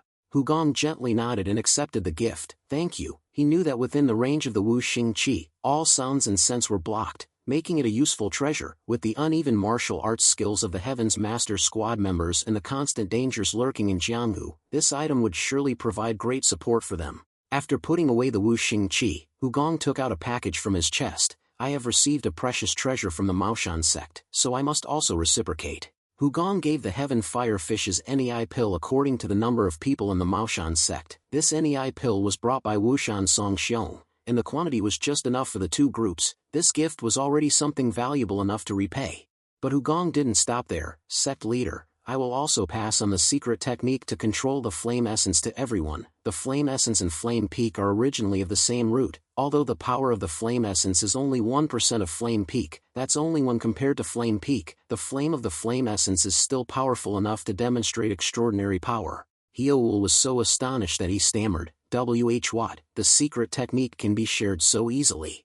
Hugong nodded in confirmation. My intention is exactly what you just heard. In fact, this is the secret technique of flame peak, but I have adjusted it to suit the flame essence. I have personally tested it and ensured its effectiveness. The only question is whether Maoshan believes in my testing or not. Pigwell almost screamed out of excitement. Believe it, of course believe it. The elders were also happy. At first, Hugong's proactive mention of flame peak made everyone wonder, but now they understand. It was to pass on the secret. This made them even more curious. Why this young man was so kind to Maoshan, couldn't understand, but that didn't matter. They had witnessed and experienced firsthand the kindness of the Heavenly Grand Archive big guy, and that's all. Heowul said with unconcealable joy, Grand Master, thank you. If this old man practices according to that secret technique, how long will it take to achieve the flame physique from the flame essence? Hugong frankly replied, I estimate about a year. Heowul exclaimed in surprise, so long, you obtain the flame physique instantly. Hugong just smiled slightly without answering. It wasn't convenient to say that others couldn't be like him. Honestly, Heowul was the most talented person in Maoshan, so a year was already fast. For others, it would probably take much longer. After transmitting the secret technique, the 2 sides said goodbye, and Heowul asked Hugong, Grand Master, where do you plan to go next? If you don't have plans, come to Maoshan with us. We will treat you very well. Hugong shook his head and smiled. Unfortunately, I have another place to go, but I promise to visit Maoshan in the future. Heowul remained curious and asked, where are you going then? Hugong innocently replied, fishing. I heard that near the Northern Sea Ice Palace there's a very delicious type of ice fish. Heowul showed an expression of disbelief. Since when did the Heaven's Master Squad become a fishing club? With that teasing remark, laughter erupted, but the Maoshan sect still couldn't hide their regret at not being able to invite Hugong to their place. Finally, they had to part ways. Heowul reluctantly waved goodbye to Hugong and the Heaven's Master Squad. Remember to visit Maoshan sect when you're free. Next time you come, I'll treat you very well. Hugong and the Heaven's Master Squad also cheerfully waved goodbye to the Maoshan elders. They quickly separated and disappeared into the night. 20 days later, the Heaven's Master Squad finally arrived at their destination, Thousand Ice Lake, a frozen lake not far from the Northern Sea Ice Palace, surrounded by white snow and ice. The scenery was entirely white, creating a cold but majestic beauty. The lake was frozen solid like stone, so the Heaven's Master Squad could rush into the silent space without worry. Anangi and Cheongi started bickering. Is this a sea or a lake, older brother? It's so vast and completely frozen. maybe the fish here have turned to stone. You fool, you've seen the heaven fire fish and you still say that. Oh, that's right. While the two beggars were arguing, the other members started drilling large holes in the lake's ice surface. Despite the thick ice, creating fishing holes was easy for the Heaven's Master Squad. Ian Gyeon shouted towards the two beggars, "Hey, you useless guys, the holes are done, hurry up and fish." Anangi and Cheongi replied in unison, "The rookies did a great job. This rookie, I like him more and more." As soon as everyone settled into their positions and prepared to cast their lines, Ian Gyeon suggested, "Everyone, why don't we have a competition to see who catches the most fish?" Everyone enthusiastically responded, "Good idea. I'll definitely be first. Do you dare to compete? Let's try. Let's begin." Naturally active and unable to resist the temptation of competitions, the Heaven's Master Squad joined the fray en masse, fishing rods falling into the water one after another. Even members like Sek Hwangju, Sharp Imperial Bird, and Golden Toad quickly found their spots, affirming, "We are also part of the Heaven's Master Squad." Only Ugong sat alone by the lake, quietly watching the Heaven's Master Squad. So, this is what it would be like. This was Ugong's first time coming to the Northern Sea. Although he had planned it for a long time, he never thought he would come here with the Heaven's Master Squad. This scene made him think, indeed, life is unpredictable. The image of Palace Master Mysticine Fairy of the Northern Sea Ice Palace appeared in Ugong's mind. Mysticine Fairy, with her magnificent silver hair due to the influence of the Ice Palace's cultivation techniques, though over 80, still looked like a woman in her 30s. Her voice echoed, "Ugong, if every passing day becomes dull, and today is no different from yesterday, come to the Northern Sea. The cod in this eternally frozen ice lake is a specialty. I will catch it myself and treat you." Ugong excitedly laughed at that time, hearing Vesta say that. "I suddenly feel bored right now." Mysticine Fairy chuckled, "Ha ha ha, then we must go immediately." After laughing brightly, Mysticine Fairy continued with a request. "Actually, I have something I would like to ask for your help." Ugong worriedly asked, "Is it urgent?" Mysticine Fairy bowed her head in silence. "I'm not sure. It's something the Ice Palace hasn't been able to solve for the past 70 years, so it's hard to say if it's urgent or not, but it's definitely something that needs to be solved." Ugong hesitantly replied, "If the Ice Palace couldn't solve it in all those years, will I be able to?" Mysticine Fairy firmly said, "Certainly, no need to doubt." However, Ugong refused the request. At that time, his schedule was full, and Ugong believed that the Ice Palace could solve it themselves. Besides, he wanted them to experience the pride and confidence of overcoming a 70-year challenge. He only left a promise, "When I have the opportunity, I will visit." Now he really wanted to know if the Ice Palace had found the answer yet, and if Mysticine Fairy was living peacefully. Those hazy thoughts suddenly vanished when Jae Galhai's voice pulled Ugong back to reality. "Grand Master, are you just going to stand and watch?" That cute girl, even though her face currently looked serious, still made Ugong laugh. Although her calm expression was also very attractive, what he really wanted to see was her smile. It wasn't difficult. If he had to mention one of the things Ugong did best, it was making Jae Galhai laugh. "Ahem, I'm the older brother, just observing is enough." As soon as he finished speaking with a boastful look, Jae Galhai burst into laughter. "Indeed, it's very easy." Jae Galhai sat down beside Ugong. "Thank you, Grand Master." Ugong tilted his head, looking puzzled. "Why are you thanking me?"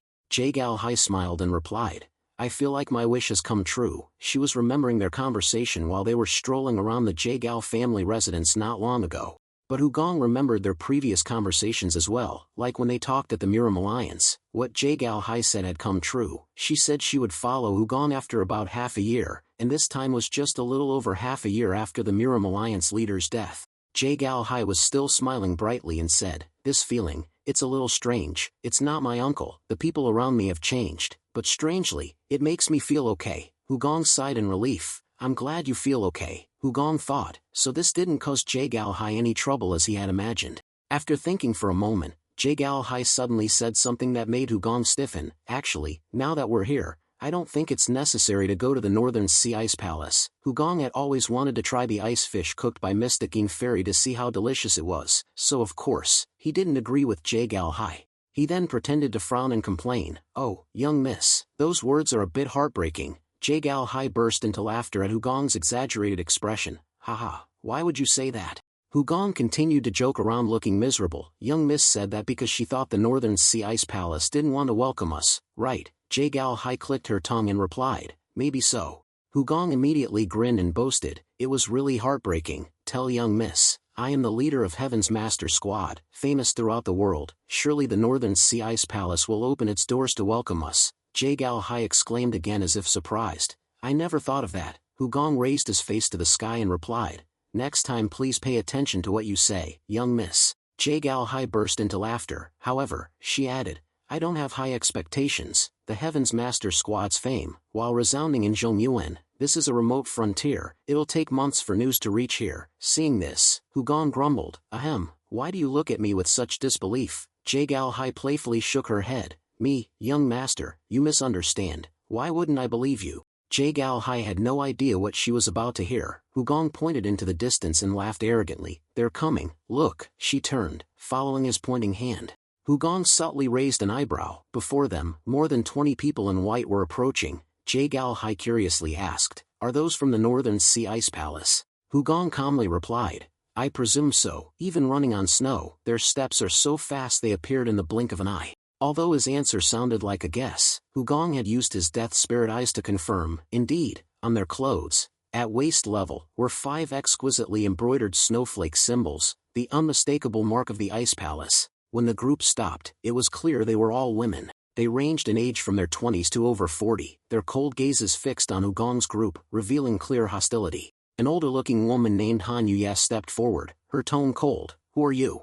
Jae-gal Hai glanced at Hugong, curious how he would handle this unexpected situation, but contrary to expectations, Hugong just stood there, looking at them without a word. At that moment, Jim Chiak-ja's voice boomed like thunder, you want to know who we are? Immediately, 12 members of the Heaven's Master Squad who were sitting fishing simultaneously through their rods, jumped up from their seats, and jumped into the air full of yulbong. In the air, they shouted in unison, each person a single word, we are the Heaven's Master Squad. The group descended in the shape of a fan, standing in a row beside Hugong, their eyes full of arrogance. The Heaven in the Heaven's Master Squad refers to the Heaven in the Heavenly Grand Archive. The Master refers to the young Master. Accompanying their bombastic introduction were incredibly bizarre performances, just like their first encounter with Hugong. Even the new recruits in the Heaven's Master Squad, like Seol Yan, were playing their parts well despite their embarrassment. The Heaven's Master Squad are the protectors. The Heavenly Grand Archive. The young Master. The one who concluded the presentation was Nam Gung-yeon. As soon as he finished, he spun around and knelt on one knee. Why he spun remains a mystery.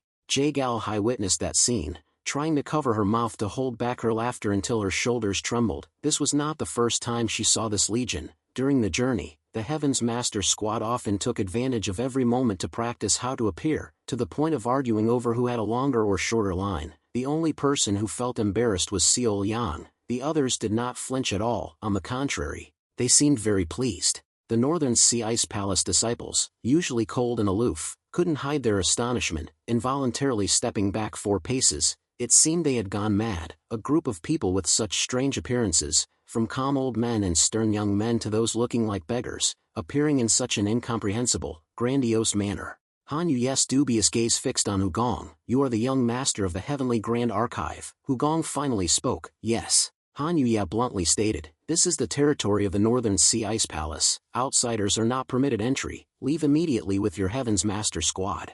Hugong grinned. What if I refuse? Han Yu's eyes instantly turned icy. You will pay the price. At the same time, the Northern Sea Ice Palace disciples revealed their killing intent. Hugong just smacked his lips. It sounded really scary, but in contrast to those words, he smiled slightly, turned his head to look at the Heaven's Master Squad. Then, who will show up? Should it be Mr. Jim Chiak-ja, who possesses profound martial arts, or the 3 ghosts, or Wushan Song Hero? Otherwise it would probably be very appropriate for Seol Yan, young miss of Tianshan, to speak. 2 disciples of Beggar Gang Master. Sect is not a bad choice, but I think my decision is to entrust this job to Namgung Yan, the Reno-wed successor of Namgung clan. Namgung, can you guess what order I will give? Namgung Yan replied without hesitation. Yes, squad leader. The Northern Sea Ice Palace's expressions immediately changed, for the names just mentioned were all renowned figures in Jianghu. Meanwhile, Nam Gung-yeon stepped forward from the Heaven's Master Squad. He drew his sword, raised it high, his sharp eyes blazing. Then he shouted, the Heaven's Master Squad. Retreat. The declaration was without hesitation. Nam Gung-yeon had learned to observe and imitate the squad leader's every action, even his breathing. Now, from his tone alone, he understood the intent. Having spoken, Nam Gung-yeon looked towards Hugong. Hugong gave a satisfied thumbs up, the signal. Immediately, the Heaven's Master squad scattered and fled in all directions. Anangi and Cheongi jumped into the lake to retrieve their forgotten fishing rods, but slipped and fell, ending up with the three heroes of demon suppression having to collect all the rods. On their escape, Ian Gyeowan reminded Jae-gal Hai, "Advisor Jae-gal, what are you doing standing there? Run." Jae-gal Hai was initially stunned, but spurred by Ian Gyeowan, she finally ran. Someone even ran in the opposite direction, causing the two heroes of Wushan to shout and quickly run in one direction together. The scene was chaotic and confusing. The Northern Sea Ice Palace disciples were stunned, watching the Heaven's Master squad disappear into the distance, speechless. The Heaven's Master squad ran south under the sun, stopping only at a small, nameless lake, surrounded by snow and ice like Thousand Ice Lake. It was minuscule in comparison, but that was good, small, yet perfect.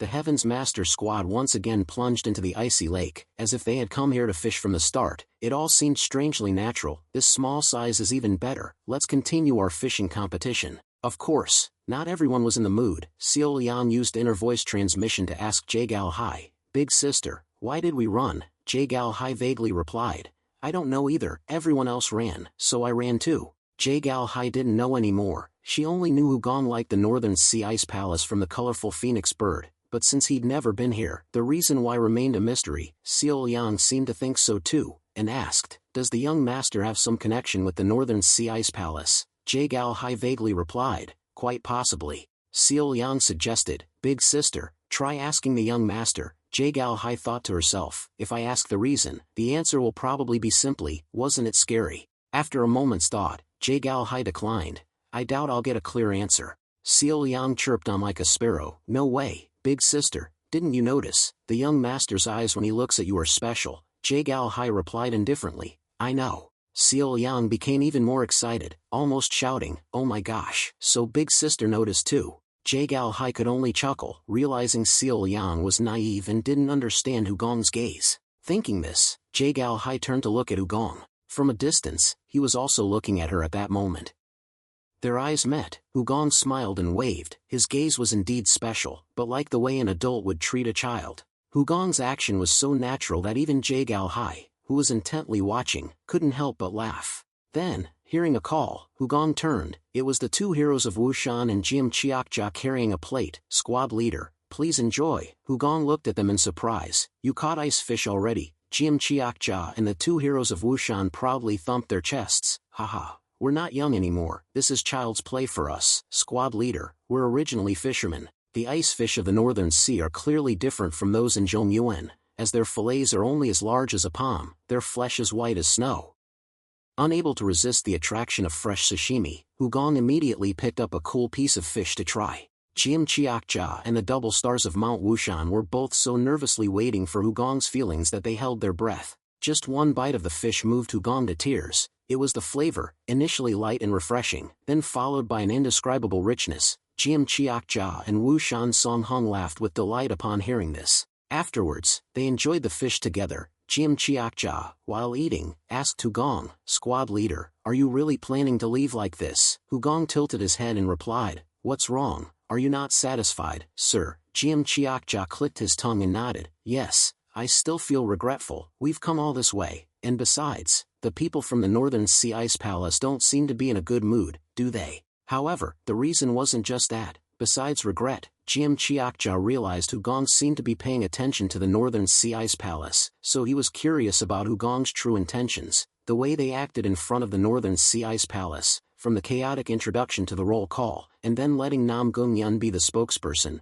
was like subtly showcasing the reputation of the Heaven's Master squad. If Hugong had frowned disapprovingly from the start, the whole group would have behaved more seriously, instead of sharing humorous remarks. Recalling the Northern Sea Ice Palace's reaction upon their arrival, Hugong nodded in agreement with Jim Chiakja's assessment. Yes, that's right, their reaction was a bit excessive. Even if it was an outsider intrusion, they didn't need to be so tense. Therefore, Hugong chose to make a clumsy show in front of them, serving as a simple introduction and a skillful retreat. He guessed their serious attitude might be related to what the mystic Yin fairy had said. Jim Chiakja clicked his tongue regretfully and changed the subject. "Squad leader, if things with the Northern Sea Ice Palace didn't work out, then let's go to the Snow Mountain sect." Hugong enthusiastically nodded. "You must know someone at the Snow Mountain sect, sir."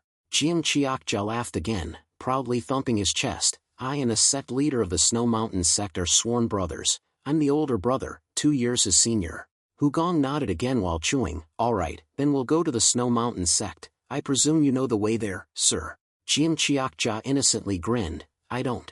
Hugong and Wu Shansong froze, wondering if the old man's claim of close ties with the Snow Mountain sect was true or just boasting. Just then, a shout came from Cheongi's direction. Everyone, look, I've caught a huge fish. When everyone gathered, the boy's fishing rod was bent severely, seemingly bearing an enormous weight from beneath the ice lake. The members of the Heaven's Master Squad immediately gathered around, each excited as if they were the ones who caught the monstrous fish. Careful, Cheongi, if you don't control it well, the line will break. Cheongi pulled steadily without hesitation.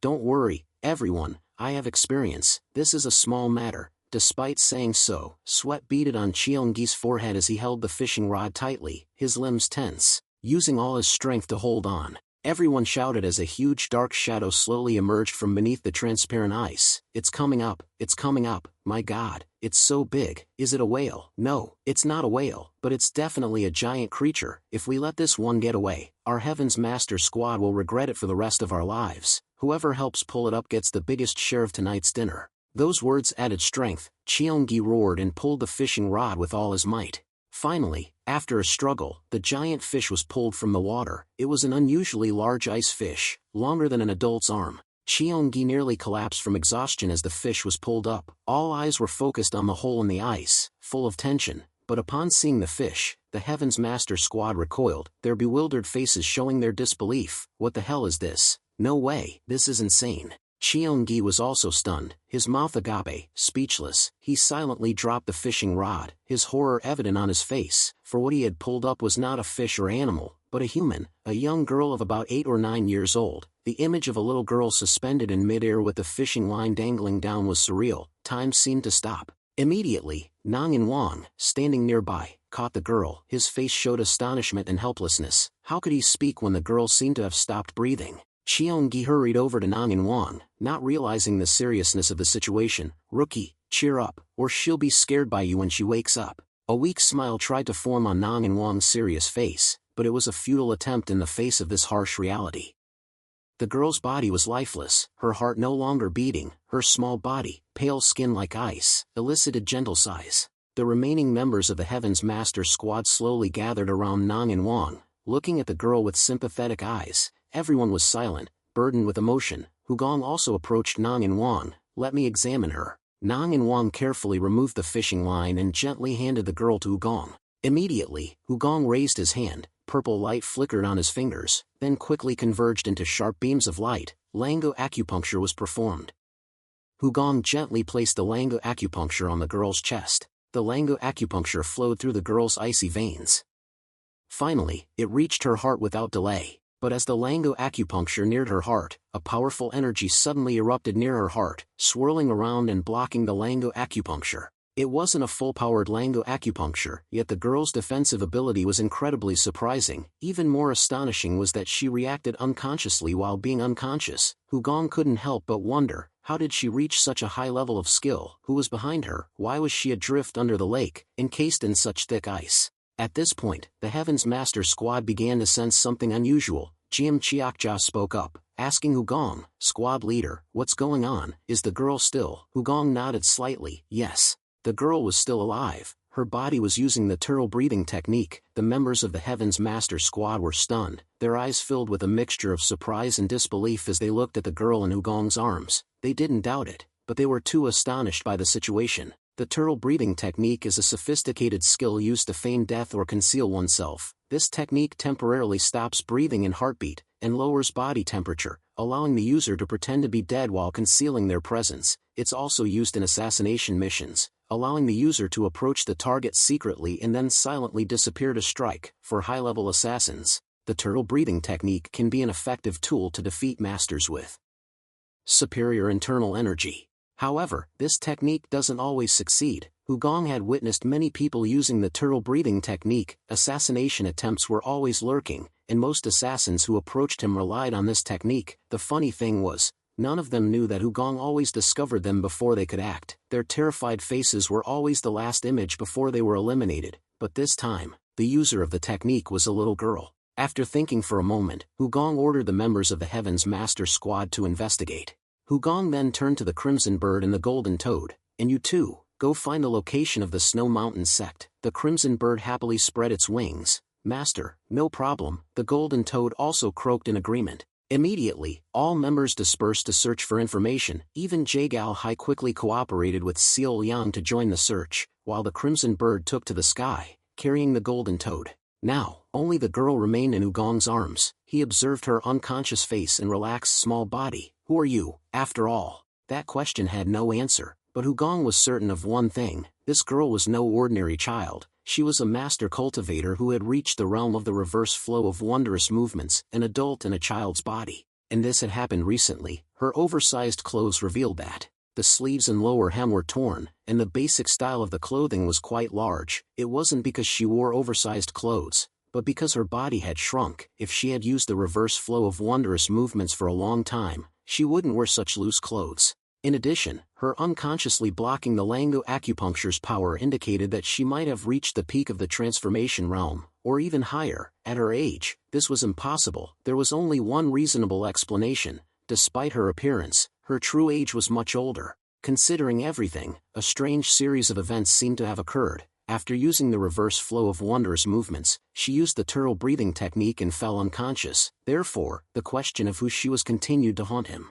Hugong even felt worried. A guess gradually formed in his mind. Whether this girl was a big worry that the Northern Sea Ice Palace had to face. That guess stemmed from the Northern Sea Ice Palace's expression when he met them, the alert and anxious attitude. Another reason was the internal force inside her body. The source of that powerful energy flow was an infinite cold air. However, Hugong secretly hoped that she was not that kind of existence, because if that were the case, he might be faced with a situation where he would be forced to end her with his own hands. But the little girl was too adorable for Hugong to do that, so he simply smiled, took her tiny hand, and tried to push aside his doubts and anxieties. Everything was still unknown, and the future hadn't arrived yet. There was no reason to worry beforehand. When she woke up, everything would be clear, and he would handle the situation accordingly. Her hands remained icy cold, with no discernible pulse. Hugong then transmitted a stream of warm qi from his palm into her body. A moment later, a sensation arose in the girl's mind, warmth. Her consciousness began to react, but without any resistance. The warmth was gentle, enveloping, and seemed to soothe her soul. It was a feeling of being protected and comforted. The girl vaguely sensed what this warmth was and where it came from. From her hand. Yes, from her hand. But what was her hand touching? Something warm and soft, like a human hand. Yes, it was a human hand. Surely it was a good person, someone taking care of her. As that thought emerged, a hint of embarrassment flickered. Was it a man? Definitely a man. No, why was she repeating definitely like that? How silly. Just thinking that, her eyebrows slightly furrowed, which was the first outward sign that she was still alive. After that, her recovery speed became faster. The girl's consciousness became clear, her body temperature gradually increased, her expression also returned. Finally, her heart began to beat rhythmically. Where am I? Where is this? Who am I? I don't remember. As she struggled within her hazy, distant mind, the inner turmoil and tears also manifested outwardly. The little girl mumbled the questions arising in her mind, her expression growing increasingly serious. It seemed she no longer remembered anything from before she fainted. She unconsciously spoke to herself, not even remembering who she was, still bewildered as she opened her eyes and looked at Hugong. Who am I? Where am I? Why am I here? I can't think of anything. How could this happen? Hugong smiled brightly as their eyes met. Hello. The little girl looked at Hugong in a daze, without any hostility, and replied with a naive greeting. Then, she looked at her body, then around her. Where is this? Hugong replied, this is the Northern Sea. Hugong realized she had amnesia, and his hope of discovering her true identity vanished into thin air. He chuckled wryly. Haha, let me put you down first. Just as he was about to put her down, she refused in a cold yet innocent tone. Don't want to. Hugong tilted his head. You're quite insistent, aren't you? The girl huddled in Hugong's arms with a sulky expression. It's cold. While her childish speech could be overlooked, her claim of being cold was something Hugong found hard to accept. How could someone with such immense cold qi feel cold? After a while, she finally agreed to stand down, her eyes wide as she looked around. This is the Northern Sea. Hugong nodded. That's what they call it. She curiously asked, what kind of place is it? Hugong patiently explained, the Northern Sea is a cold place, full of snow and ice. The naive girl tilted her head. Snow and ice. Ah, I understand. who are you? Hugong smiled warmly and introduced himself. People call me the Heavenly Grand Archives young master. She pondered for a moment, then shook her head. I've never heard of that. Are you here alone? Hugong also began to stand up. No, she looked around again with curious eyes. But I don't see anyone else. Hugong nodded in agreement. That's true for now. But they're coming. Hugong pointed towards the distance, where only icy fog could be seen. The little girl squinted, then shook her head. I don't see anyone. Hugong encouraged her. Try to sense it. The little girl leaned forward with a worried expression. Sense what? Sense what?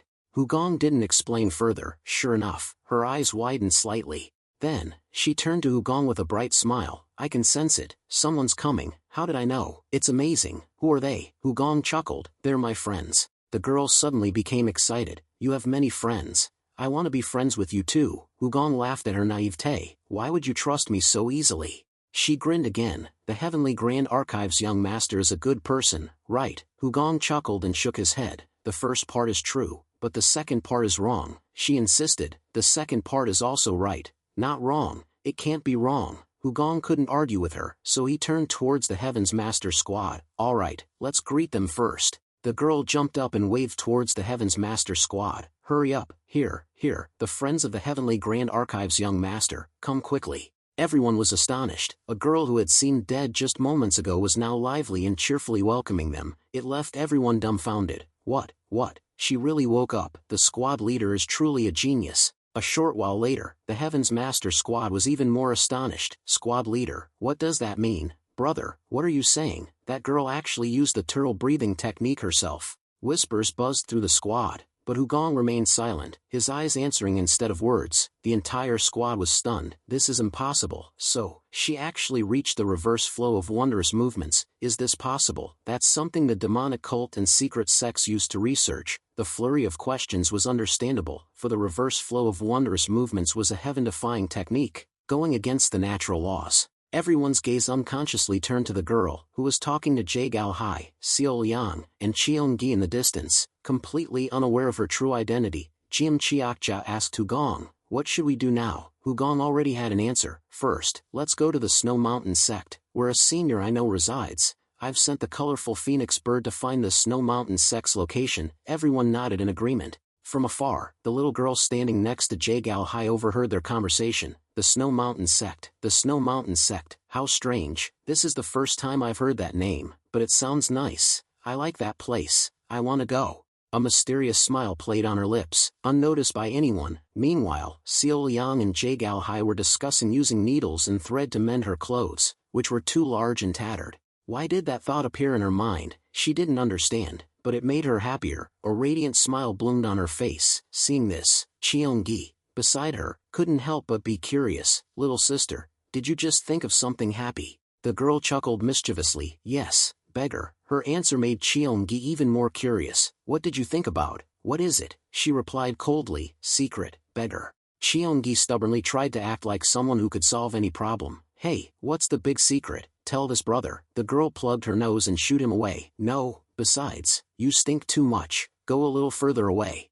Cheon Gi couldn't accept being called smelly, and he snapped. What? What did you just say? You're talking about me. The girl nonchalantly replied. Yes, I am. Cheon Gi angrily turned around and took a quick step away.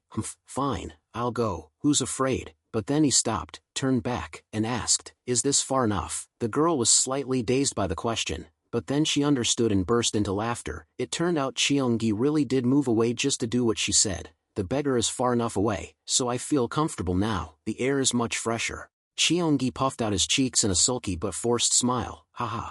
I told you not to call me a beggar. The girl repeated. Beggar. Cheon Gi persisted. Leave out the do, the word for that. Just call me beggar. The girl actually agreed. That sounds better. You should have said that sooner. Beggar brother, you're something else. Cheon Gi tilted his head and burst into laughter, saying she was really interesting. She giggled along, but their joy didn't last long, as Jie Gao Hai and Xiao Liang interrupted. May we borrow the little girl for a while? When Cheon Gi saw the needle and thread in Xiao Liang's hand, he guessed she intended to mend the little girl's clothes, which looked like adult clothing with tattered hems. Cheon Gi dramatically walked away, making the girls laugh. Of course, then this beggar brother will take his leave. When he returned to Anandi, Cheon Gi heard a serious-sounding voice transmission. You came at the right time. I have something to tell you.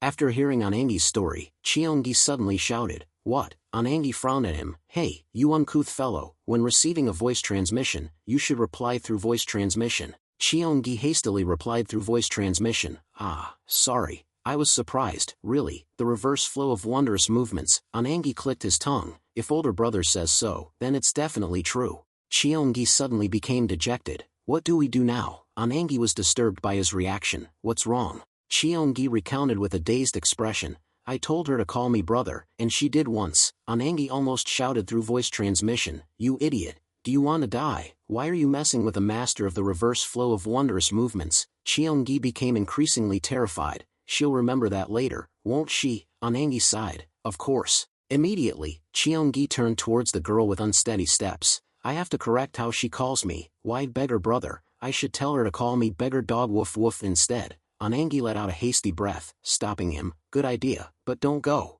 Cheongi tilted his head in confusion. Why? Anangi shrugged. Older brother said not to show anything. Just treat her normally. Cheongi asked again. Why? Anangi tried to explain clearly. It seems, yes, older brother said it's best if her memories recover naturally, without coercion, since she's a child now, before she realizes, let's just think of her as a child. Cheongi sighed sadly. Sounds complicated, don't you think so? Anangi immediately raised his eyebrows and looked at the sky. Yes, I see that too. Cheongi asked again. But how does the older brother know so much, also about the reverse flow of wondrous movements? Anangi smacked his lips and guessed. It's all books. Cheongi nodded again. It turns out it's a book. Not long after that, everyone started to move, guided to the snow mountain sect by the yellow bird and golden toad. The group moved south, and when they neared the snow mountain sect, the sun had just set. In the northern sea, the days are shorter than usual, so the distance is not too far. During the journey, the little girl mostly stayed with the leader of the Heaven's Master Squad. She was sometimes carried, sometimes sat on his shoulder like riding a horse. In this state, she sang nursery rhymes, not old memories, but songs she learned from Yellow Hue Bird along the way. As they neared their destination, the finger of the double stars of Mount Wushan pointed forward. Squad leader, look, we've arrived at the Snow Mountain sect. Before them appeared a scene like a painting, snow-covered mountains, with large temples scattered among them, standing firmly amidst nature. The little girl excitedly widened her eyes upon hearing Hugong's conversation with the double stars of Mount Wushan. We've arrived at the Snow Mountain sect. Hugong smiled at her. Yes. She nodded slightly, muttering with a bright smile, all of them will die. The Snow Mountain sect. Why did that thought appear in her mind? She didn't understand. Not only did she not know the reason, she didn't even know how to destroy them, but strangely, the thought that it was necessary, that it would be great if she did it, lingered in her mind. It brought a sense of comfort, as if a heavy weight in her chest suddenly disappeared. Hugong heard what she said, remembering it in his heart but pretending not to hear. The words were uttered so naturally that it seemed even she didn't realize what she had said. The others didn't seem to hear what she said either, as they were walking behind and engrossed in their own conversation.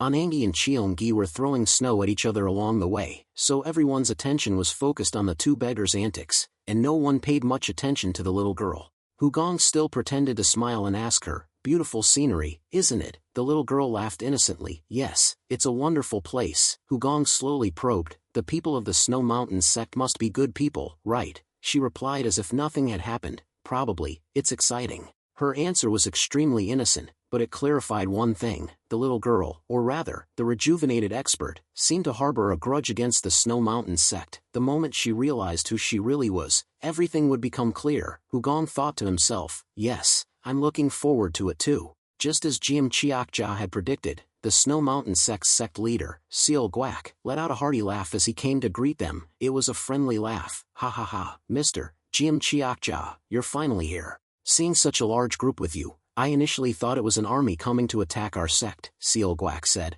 chuckling heartily. As Jim Chiakja introduced each person in the group, Seal Guak's eyes widened in astonishment. Finally, he couldn't help but exclaim, oh my god, this is truly incredible, Mr. Jim Chiakja. What happened that you now have the entire Miram following you, with the presence of top experts, descendants of renowned righteous sects, disciples of the beggar sect, even the advisor of the Miram Alliance and descendants of Tian Shan? Seal Guak's exclamation was understandable. Jim Chiakja shyly scratched his head and admitted, no, I'm just a subordinate. Seal Guak's eyebrows furrowed. What, a subordinate? Are you joking, Mr. Jim Chiakja? You're so humble. It wasn't like that before. Ha ha ha. But Jim Chiakjiao wasn't being humble, he was simply stating the truth as he looked back at Hugong. The leader of the Heaven's Master Squad isn't me. Seal Guak's gaze followed Jim Chiakjiao's, shifting to a scribe-like figure in the distance. Hugong immediately bowed respectfully. Squad leader of the Heaven's Master Squad pays his respects to the sect leader. I am the eldest son of the Heavenly Grand Archive, Seal Guak exclaimed in surprise. So, the leader of your group is this young man.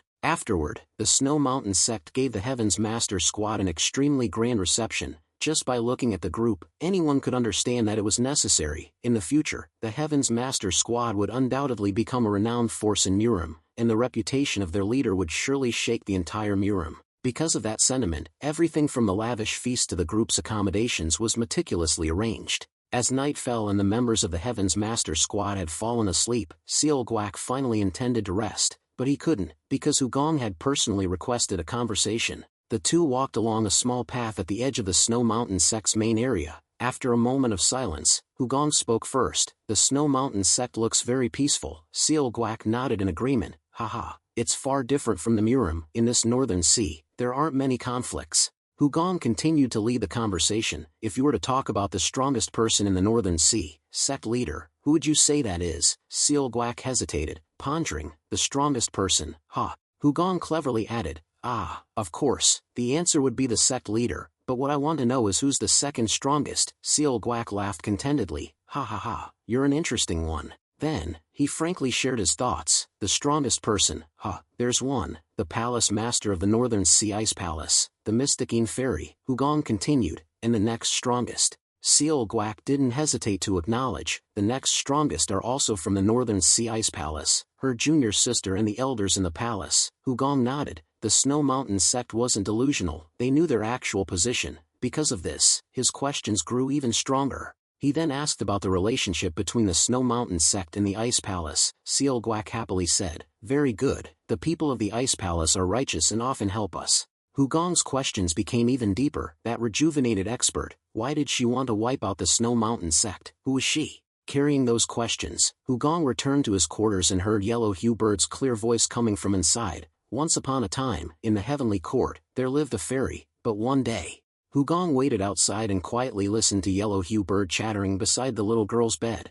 Asleep already? I still have so many stories to tell. Hearing that, Hugong entered the room. He carefully pulled the blanket over the little girl, then sat cross-legged by the bed and entered a meditative state. Yellow Hue Bird and Golden Toad fell silent when they saw their master cultivating. Time passed quietly, and the night deepened. In the middle of the night, the little girl suddenly kicked off the blanket and pulled up her shirt, revealing her stomach. Hugong guessed it was because of the heat, because her body contained cold energy, so her temperature was already balanced with the cold weather here. Hugong could only open the window to neutralize the cold energy in her body. Golden Toad immediately jumped up, intending to pull her shirt down to cover her stomach, but as it did so, it froze. Golden Toad croaked while standing frozen. Yellow Hue Bird was awakened by the sound and frantically called out to Hugong, what's that?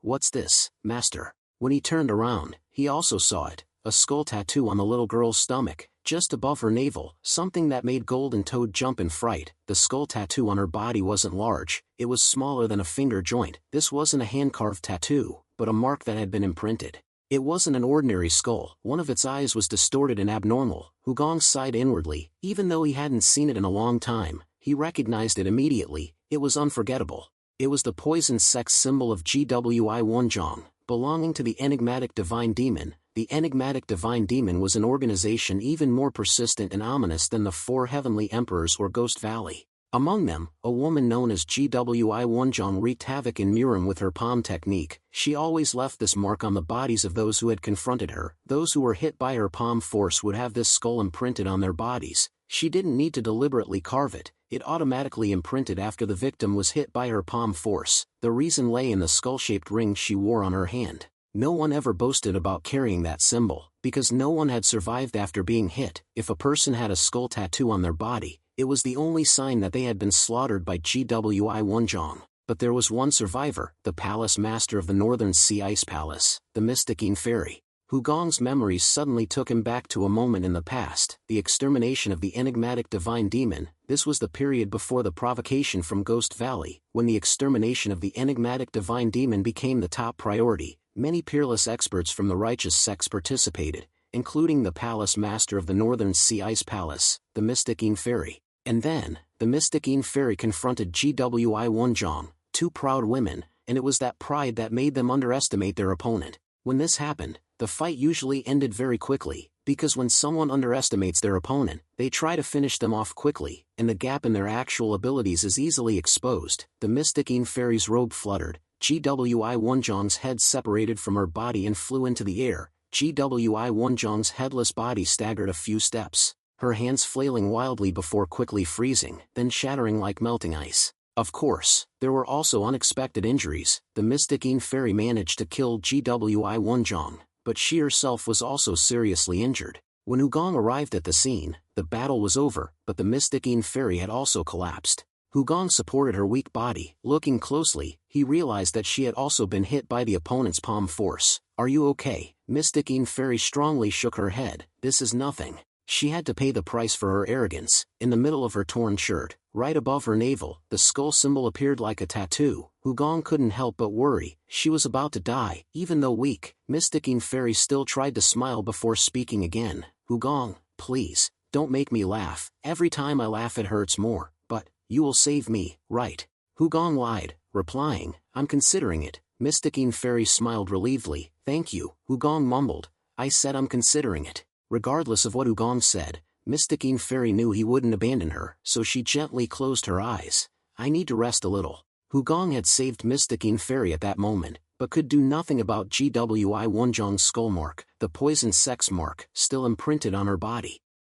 A permanent mark, impossible to erase. Hugong suddenly found it terrifying. Even after she rejuvenated using the reverse flow of wondrous movements, the mark remained. Hugong silently watched the sleeping girl, gently pulling her shirt down to cover her and tucking her in. He chuckled. "Unexpectedly, we meet again like this. It's good to see you, Mysticine Fairy." Many previous questions were gradually clarified. Now Hugong understood why the Ice Palace Masters rushed to Thousand Ice Lake. Their palace master had disappeared, vigilance would heighten, minds would become sensitive, and all calm would vanish. Seeing this anxiety, Hugong let them deal with the Heaven's Master Squad's strange introduction while pretending to flee, but unexpectedly, that very escape led to his encounter with Mysticine Fairy. Of course, some questions remained unanswered. Why that particular lake? How did it all begin? Why was the girl abandoned there as if discarded? And what was the origin of her hatred for the Snow Mountain sect? Hugong's train of thought was abruptly interrupted as a wave of cold energy quickly spread through the room, centered on Mysticine Fairy lying on the bed.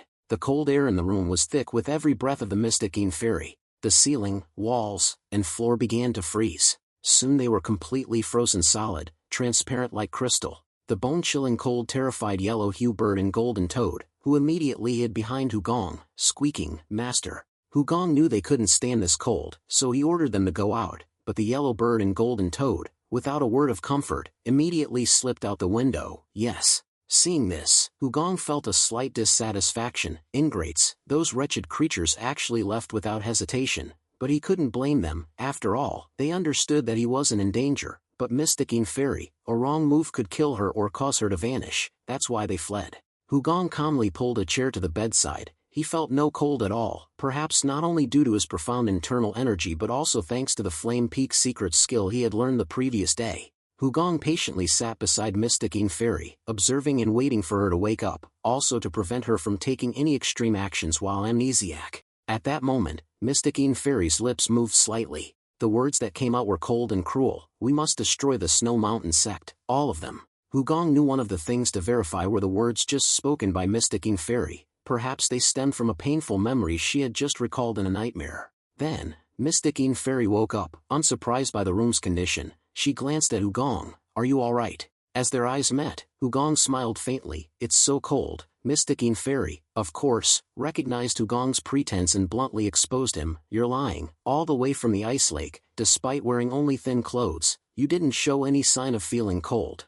Actually, a moment ago, Flame Peak was burning fiercely, as if to devour the cold, but it was quickly controlled. Therefore, Hugong still felt the icy chill. He slowly savored the cold air, then strangely, raised his hand and stroked the air. "How can you do that?" Mysticine Fairy frankly replied. "I don't know. As long as I think I can do it, I can," Hugong exclaimed, "truly extraordinary." A girl of only 7 or 8 years old, yet it was Mysticine Fairy, slowly sitting up from the bed, speaking coldly. "You heard, didn't you? I will destroy the Snow Mountain sect. Hugong realized she was amnesiac, but she seemed to be awakening something deep within her consciousness, not merely a desire, but a great aspiration, a long-standing urge. He didn't hesitate to say, yes, it is, this place, the Snow Mountain sect. Mysticine Fairy continued to express her determination. Yes, tonight, this very moment, I will wipe out the Snow Mountain sect. Hugong became even more perplexed because Seal Guak had said the relationship between the Snow Mountain sect and Northern Sea Ice Palace was very harmonious. Those words couldn't be lies. The Snow Mountain sect had long ceased to be a rival of Northern Sea Ice Palace. However, a deeper question remained. If Mysticine Fairy hated the Snow Mountain sect to that extent, and if the reason was strong enough, she should have acted long ago. Furthermore, with the Palace Master missing, if the Snow Mountain sect was suspected, the Ice Palace Masters would be the first to attack them. But the reality was completely different. Everything was strangely peaceful. Mysticine Fairy lightly stroked her hair, giving a dark smile. Will you stop me? I don't want to hurt you. Hugong didn't answer but asked Mysticine Fairy in return, may I ask why you want to attack the Snow Mountain sect? Mysticine Fairy fell silent, thinking. Then, as if giving up on finding a reason, she softly spoke with cold eyes. No reason needed, it just keeps appearing in my head, so don't stop me. Hugong flatly refused. No, I must stop you. Mysticine Fairy frowned irritably. Why? Hugong gently explained. Because right now, you're only a small part. Mysticine Fairy tilted her head in confusion. A small part. Hugong just nodded slightly. When all your memories return, things will be different. Hugong knew all the memories needed to return before Mysticine Fairy took such a drastic action as destroying an entire sect. It wasn't simply about finding the essence of hatred, but more importantly, the flow of time and emotions. Perhaps everything has been forgiven, or time has passed to the point where the memories have faded. Perhaps the Snow Mountain sect has already paid the price long ago. Therefore, as the Palace Master of Ice Palace and known as Mysticine Fairy, the hate-filled child of the past might no longer hate the Snow Mountain sect. Seeing that Mysticine Fairy still wasn't convinced, Hugong could only advise, the same event, but with different perspectives, will lead to different decisions, or perhaps it's just a part of growing up. When you become aware of yourself and recall everything, then I won't stop you. I absolutely won't interfere. Fully restoring her internal energy, her memories will return along with her forgotten strength, but she is currently consumed by uncontrollable hatred. What if I want to do it right now? Hugong sighed. You'll regret it. Mysticine Fairy clenched her fists, filled with resentment. What if I don't care about regretting it? Hugong gave a mischievous smile. Then attack me. Mysticine Fairy's eyes widened, unable to understand what Hugong meant and why he was interfering in her matter with the Snow Mountain sect. Hugong calmly smiled. I will take the place of the Snow Mountain sect and endure all your attacks. As many times as you like, there will be no counterattack, and I won't hold any grudge against you. Mysticine Fairy yelled in frustration. No, don't do that. Why would you do such a thing? Hugong calmly replied. It's all right. Mysticine Fairy immediately threw a pillow at his face, her frustration reaching its peak at his nonchalant it's all right. She stared at Hugong, then rolled off the bed and thrashed around. I'm not okay. Why protect Snow Mountain? Protect me. I hate the Heavenly Grand Archive. I'm lonely, and I'm still a child, right? Hugong couldn't help but laugh, though he tried to think of her as a child. Knowing she was Mysticine Fairy, the smile wouldn't leave his lips. Seeing him laugh, Mysticine Fairy became even more upset and sat up. You're laughing. Laughing at what? Hugong continued to chuckle. You should go to sleep. Do you want me to sing you a lullaby? Mysticine Fairy fell back down and pulled the blanket over her head. No, I don't like it. I don't like lullabies either. Hugong suppressed his laughter but couldn't resist teasing Mysticine Fairy. See you tomorrow, then. Mysticine Fairy mumbled resentfully from under the blanket. No, I won't see you tomorrow. Hugong chuckled. Sleep now. Mysticine Fairy mumbled back, still with a touch of sulkiness. I'm sleeping already. Afterward, Hugong silently went to the window. Through the window, outside were the Heavens Master Squad and members of the Snow Mountain sect, including the sect leader and masters, standing tensely. Powerful waves of cold air frightened everyone, causing them to rush here. The conversation in the room couldn't be hidden. The Heavens Master Squad seemed relieved that things had calmed down, but the Snow Mountain sect wasn't. Everyone was tense, their eyes filled with worry. The power of that cold energy was truly terrifying. Hugong's voice softly echoed in Seal Guak's ears. Sect leader, do you have some time now? Receiving the request from the young master of the Heavenly Grand Archive, who had declared he would take the Snow Mountain sect's place in enduring all the attacks of that terrifying girl, Seal Guak nodded calmly and without hesitation. After telling the problem to Seal Guac and telling them to stay away from this place for a while, Hugong also has to find out what happened to Mysticine Fairy, why she was submerged in the ice lake, and to do that, he needs to go back to the ice lake where she was picked up. In the quiet night, Hugong and the Heaven's Master squad returned to the ice lake. Hugong's eyes stopped on the lake's surface under the faint moonlight.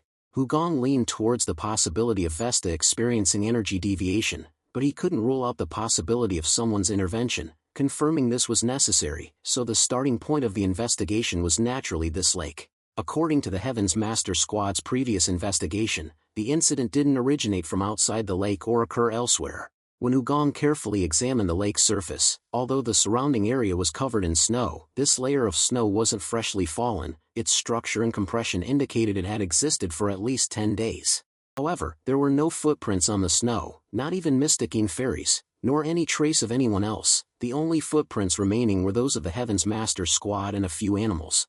Therefore, the place to pay attention to wasn't the lake's surface, but inside the lake. To see more clearly, Hugong flicked his fingers. With the power of Flame Peak First Step, a blue flame erupted from the tips of his middle and index fingers, dancing vibrantly. Then, Hugong swung his arm, casting Flame Destroy. The flame flew straight to the center of the lake. When it touched the ice surface, it instantly spread, covering the entire ice layer in an instant. Hugong gently blew on his fingertips, and the flame disappeared immediately. In the blink of an eye, all the ice on the lake melted. The ice lake now became a calm body of water, only slightly rippling as fish swam by. Seeing the ice melt immediately, the whole group of the Heaven's Master Squad admired Hugong with all their words. Seeing fish jumping out of the water, they even excitedly suggested jumping in to catch them. The golden-crowned bird chirped, "Wow, Master is amazing," applause.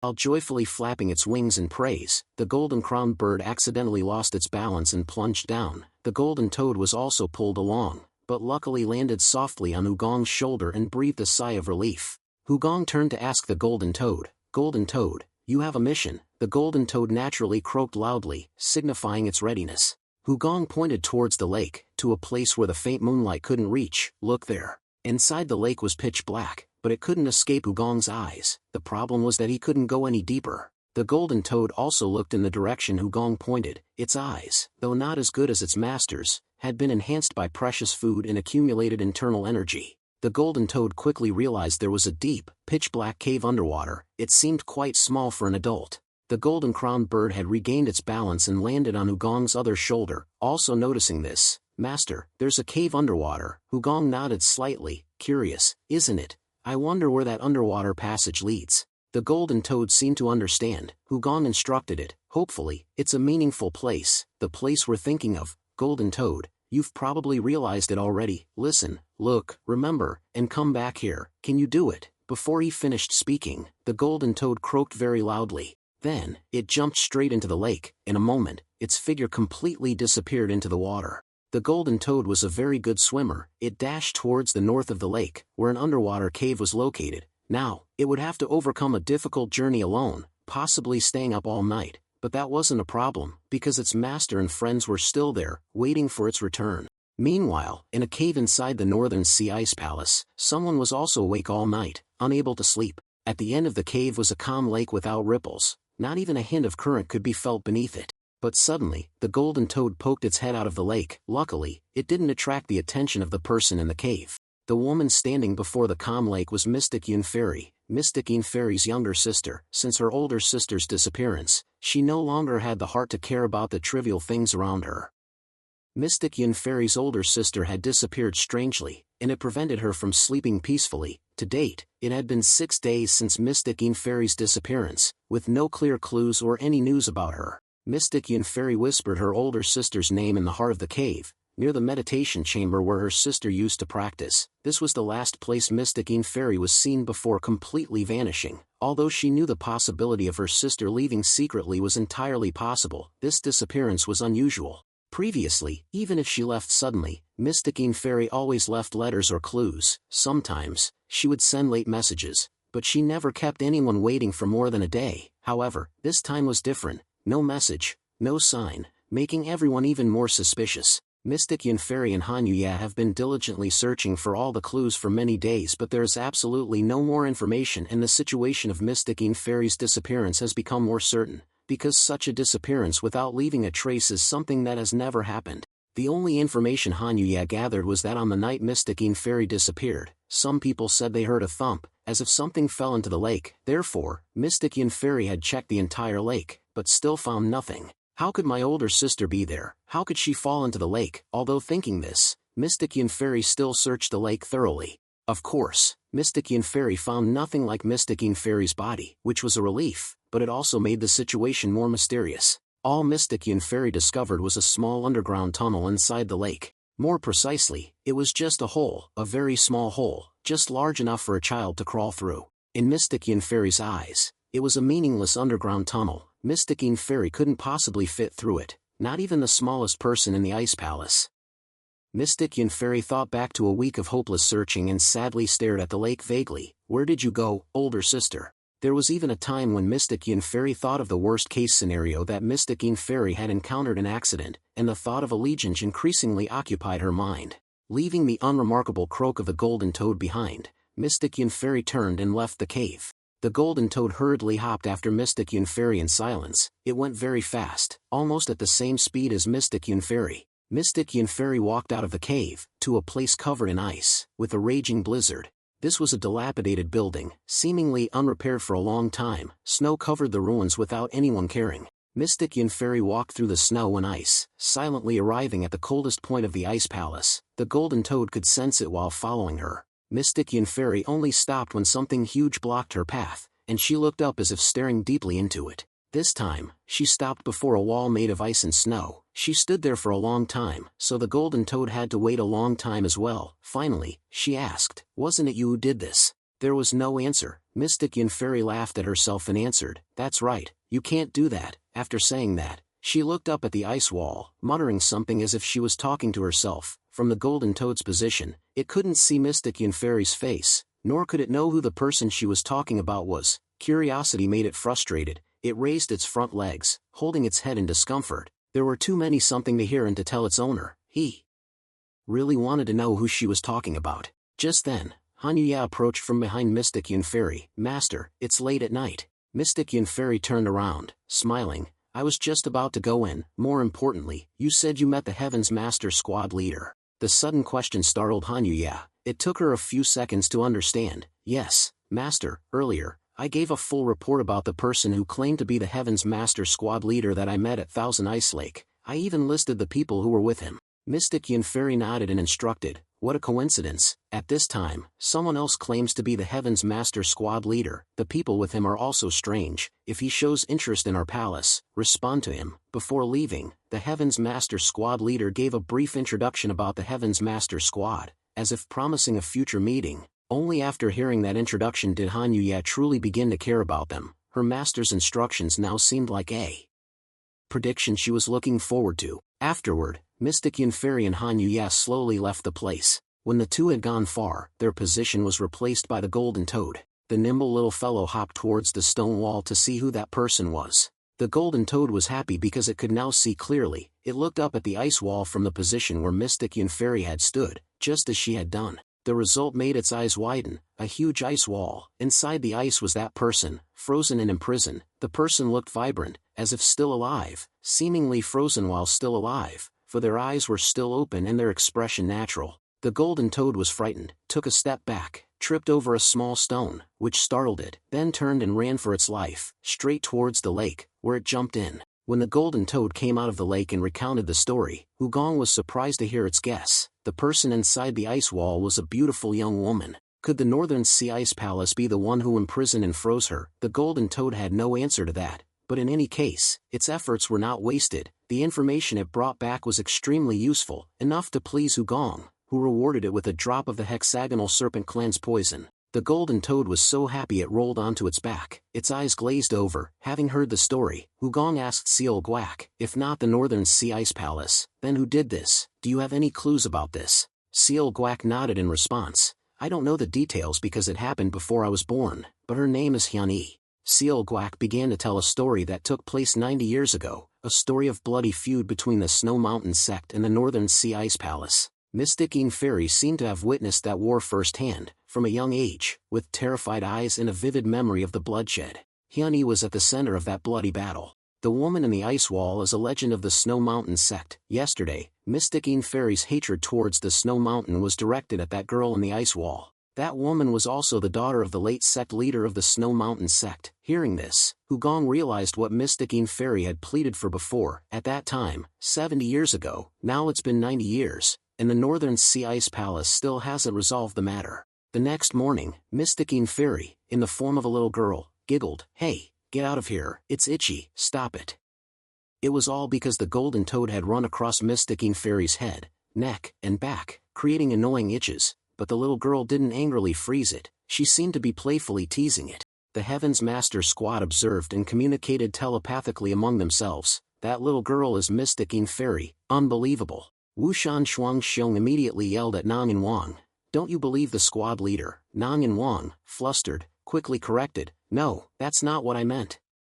Wushan Shuang Xiong immediately changed his attitude, clicking his tongue in agreement with Nang and Wang. "Honestly, me too, I should have believed it, but it's really hard to accept." The Heaven's Master Squad had no doubts, it was just an unrealistic feeling. Then, Xiao Yang called those observing Mysticine Fairy outside. "What are you all doing? Get out." Cheonggi eagerly flung open the door, calling out to Mysticine Fairy without any restraint, "Come on over here, little mystery, let's go." Then, Seal Guac expressed his regret as he saw the Heaven's Master Squad off. "Young master, if there's anything you can't handle, come back to us." Seal Guac's expression was sincere, although it was only a day. The young sect leader's regret was evident. Initially, he only thought Hugong was a young man from the Heaven's Master Squad, but now, the young man had prevented the terrifying killing intent of the amnesiac Mysticine Fairy, making the parting regret inevitable. Hugong chuckled, "Of course, I will, sect leader, you're stating the obvious, making me a little uncomfortable." Seal Guac laughed heartily, "Haha, I misspoke." After bidding each other farewell, the Heaven's Master Squad officially left the Snow Mountain sect with Mysticine Fairy. Around midday, the Heaven's Master Squad returned to Thousand Ice Lake, drilling holes in the ice to compete in catching the most fish. Everyone excitedly held their fishing rods high like weapons. "Today, we'll do it to the fullest, unlike last time." Everyone divided the work of drilling holes in the ice. Thousand Ice Lake seemed to have thicker ice than other places, making the work a bit strenuous, but their enthusiasm remained the same as yesterday. Hugong remained the same, sitting by the lake, gazing at the scene contemplatively. Suddenly, a voice rang out. It was Jie Gao Hai. "Young master, are you just going to watch today too?" Her familiar, lovely, and cute appearance was the same as yesterday. Hugong just wanted to see that smile, so he prepared to tease Jie Gao Hai. But Mysticine Fairy quickly cut him off. "Of course, he's the leader here." Fortunately, Jie Gao Hai's smile remained unchanged. "Ha ha ha, I didn't think of that." At that moment, Mysticine Fairy turned her head to look behind and frowned. Mysticine Fairy sensed a presence from afar and said, "Brother, big sister, it seems someone is approaching." Jie Gao Hai couldn't sense anything at all, but Hugong calmly stood up and said, "That's the Northern Sea Ice Palace, they've come to greet us." Immediately afterward, a group of disciples from the Northern Sea Ice Palace appeared. This time, they also ran over hastily, but without the hostility of yesterday. Han Yuya respectfully greeted them and introduced herself first. "The Ice Clarity Squad, Northern Sea Ice Palace, pays our respects to the Heaven's Master Squad leader." At the same time, the disciples of the Ice Clarity Squad simultaneously bowed before Hugong. In response to Han Yuya's respectful greeting, Hugong also responded warmly, "Today's meeting is much better than yesterday's. Meeting you again after yesterday is truly a pleasure." Han Yuya noticed Hugong's unusually natural attitude, as if he had foreseen this. No matter how gentle Han Yuya's words were now, the Ice Clarity Squad's hasty arrival, like yesterday, was enough to make others flustered. Yet, Hugong and the Heaven's Master Squad remained surprisingly calm. Han Yuya frankly stated, "It seems the squad leader knew this would happen." Hugong laughed and waved his hand. "Haha, nothing like that, it's just that this is the ideal fishing spot. I originally planned to secretly visit, but your warm welcome makes me feel very fortunate." Han Yuya also smiled. She realized Hugong's words were humble and skillful. When facing him frankly, the feeling today was different from yesterday. Clearly, yesterday, both he and the Heaven's Master Squad looked messy and disheveled. They were completely different from the meeting yesterday. There were no more strange self-introductions. Today, they only focused on fishing, not even bothering to look at her. Han Yuya realized they were people who weren't afraid of becoming dilapidated or being seen in such a state. People who didn't care about the eyes or judgments of the world. People whose dignity naturally radiated nobility. People who didn't care how others perceived them. Han Yuya couldn't help but think about the strangeness of the Heaven's Master Squad. but they had probably been greatly influenced by Hugong's demeanor, which exuded an unparalleled sense of ease. Then Han Yuya saw a little girl standing next to Hugong. She couldn't help but curiously ask, "Squad leader, I didn't see this little girl yesterday, who is she?" Hugong clicked his tongue and replied, "It was just a chance meeting on the street." Han Yuya became even more curious. "Was it yesterday?" Hugong just hummed and explained, "Yes, yesterday. This girl was a special existence, she was." Hugong stopped mid-sentence. Han Yuya suddenly felt tense, her eyebrows slightly furrowed in confusion. Why did she stop talking here? But she patiently listened instead of interrupting. Mysticine Fairy herself felt the same way. Even though she didn't remember anything about herself, she still wondered if the Heavenly Grand Master would know who she was. Curiosity made her look up at him. Meanwhile, a curious thought arose in Han Yuya's mind. Was the Northern Sea a place where one could easily meet someone on the road, especially a little girl? This little girl was certainly no ordinary person. In the hopeful eyes of Mysticine Fairy and the curious gaze of Han Yuya, Hugong softly opened his mouth. "She is a mysterious girl." Han Yuya lightly bit her lower lip, letting out an annoyed sigh. Clearly, Hugong didn't want to reveal more, but if he didn't intend to say anything, why did he insist on emphasizing that she was a mysterious girl? This was strange, but Mysticine Fairy's reaction was different. Her small ears perked up, she listened eagerly, and when she heard mysterious girl, she giggled. She thought this man always acted serious, but sometimes he was strangely quirky, even Jagal Hai standing beside them. And the members of the Heaven's Master Squad in the lake couldn't help but laugh. Then, Hugong unexpectedly asked Han Yuya, "So, what is the reason for your visit today?" Han Yuya solemnly extended her hand. "We will take you to the Ice Palace." Immediately, the entire Heaven's Master Squad in the lake cheered loudly. They didn't care about fishing anymore. They all waited for this decision. They threw their fishing rods and quickly ran over. "Oh my God. Did things really turn out like this? Wow, we're going to the Northern Sea Ice Palace. Is this a dream or reality?" White snow covered the mountain. The group began to climb. The Ice Palace's Ice Clarity Squad led the way, followed by the Heaven's Master Squad. The surrounding scenery caused the disgruntled beggars to sigh. "You're leading us to such a strange place. Is this the right place? It's terrifying. I see nothing but white snow." The further they went, the stranger the place became, and the weather seemed even colder. Just as the beggars complained, the mountaintop was covered in snow. White clouds were right before their eyes, and the scenery was all a beautiful but awe-inspiring expanse of white for those seeing it for the first time. As they walked, Hugong observed the mechanisms and formations placed along the way. The higher they climbed, the denser the formations became, indicating that the Ice Palace lay behind this mountain. They were almost there. But pretending not to know, Hugong silently and persistently followed Han Yuya and the Ice Clarity Squad. At that moment, Han Yuya and the Ice Clarity Squad stopped and pointed ahead. "This is the Ice Palace." They were standing on the edge of a cliff, and where Han Yuya pointed was a deep chasm below. Han Yuya politely asked Hugong, "Squad leader, do you recognize the illusionary formation?" Hugong had already noticed this but pretended to be naive. "It's an illusionary formation." Han Yuya calmly pointed to the bottomless chasm and explained, "Yes, just jump off this cliff. There's no need to be afraid." Hugong put Mysticine Fairy, who was riding on his shoulders, down and looked into the abyss. Mysticine Fairy also looked, but the deep, bottomless chasm caused her to exclaim in amazement. At that moment, a hand grasped Mysticine Fairy's hand. She looked up. It was the Heavenly Grand Archive's young master. He asked her in a warm voice, "Let's go together." Mysticine Fairy nodded slightly, a smile blooming on her face. "Okay." The corner of Hugong's mouth curled into a smile. As expected, Mysticine Fairy was a master who had reversed time, or at least, subconsciously recognized the familiarity of this place. Taking the girl's hand, he threw himself into the abyss. No one could stop them. No one thought they would go right then. Before anyone could understand what was happening, everyone saw them plunge into the abyss. Han Yuya was horrified, shouting, "Team, squad leader, to pass the illusionary formation, there are conditions." But Hugong and Mysticine Fairy's figures quickly disappeared into the deep void. Only their laughter echoed. Han Yuya was stunned, speechless. "You can't just jump down like that. There's a way to pass through. You have to find the right position, hold the key, and change direction at a specific point." She was about to explain when they jumped, causing her face to turn pale, her eyes filled with panic. Suddenly, a gentle hand touched her shoulder. It was Cheongi, the Ice Palace big sister.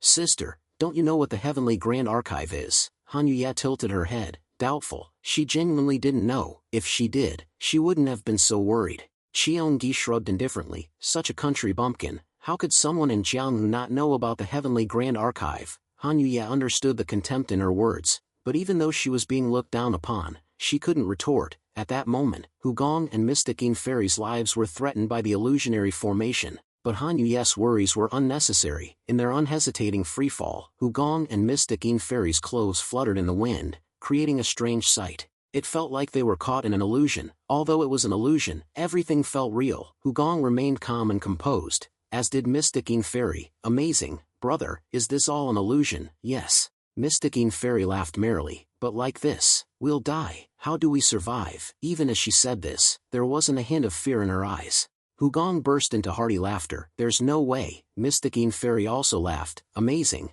I don't feel worried at all. Why is that? I don't know for sure. If I had to answer, I'd probably say it's because the Heavenly Grand Archive's young master is beside me. His laughter makes me feel more at ease. Hugong looked at Mystic Fairy, realizing that the time to recover her memories hadn't yet come, but he didn't feel the need to rush. When they entered the Ice Palace and saw familiar scenes from her memories would naturally return, whether fast or slow. It was just a matter of time. Then, Hugong glanced at the snowflakes beside Mystic Fairy and suggested, "Look, there are special snowflakes." Mystic Fairy excitedly exclaimed, "They're guiding us." As they fell at a dizzying speed, snowflakes passed them, swept away and disappearing. But one snowflake was different. Only one special snowflake hovered within their sight, spinning and flickering. Strangely, it wasn't left behind. It maintained a consistent falling speed and always remained in view. Hugong told Mystic Fairy, "Catch it." Mystic Fairy immediately reached out and grabbed the snowflake. Suddenly, a bright light burst forth from her palm, then darkness enveloped her. Soon, the light returned, so dazzling that Mystic Fairy reflexively closed her eyes. When the light became less harsh, she slowly opened her eyes. But it was no longer a sheer cliff or a bottomless abyss. Around them was now only a boundless white light. In that strange space, they could only see each other. The sensation of freefall continued. Hugong instructed Mystic Fairy, "Take 3 steps forward, as if there is ground."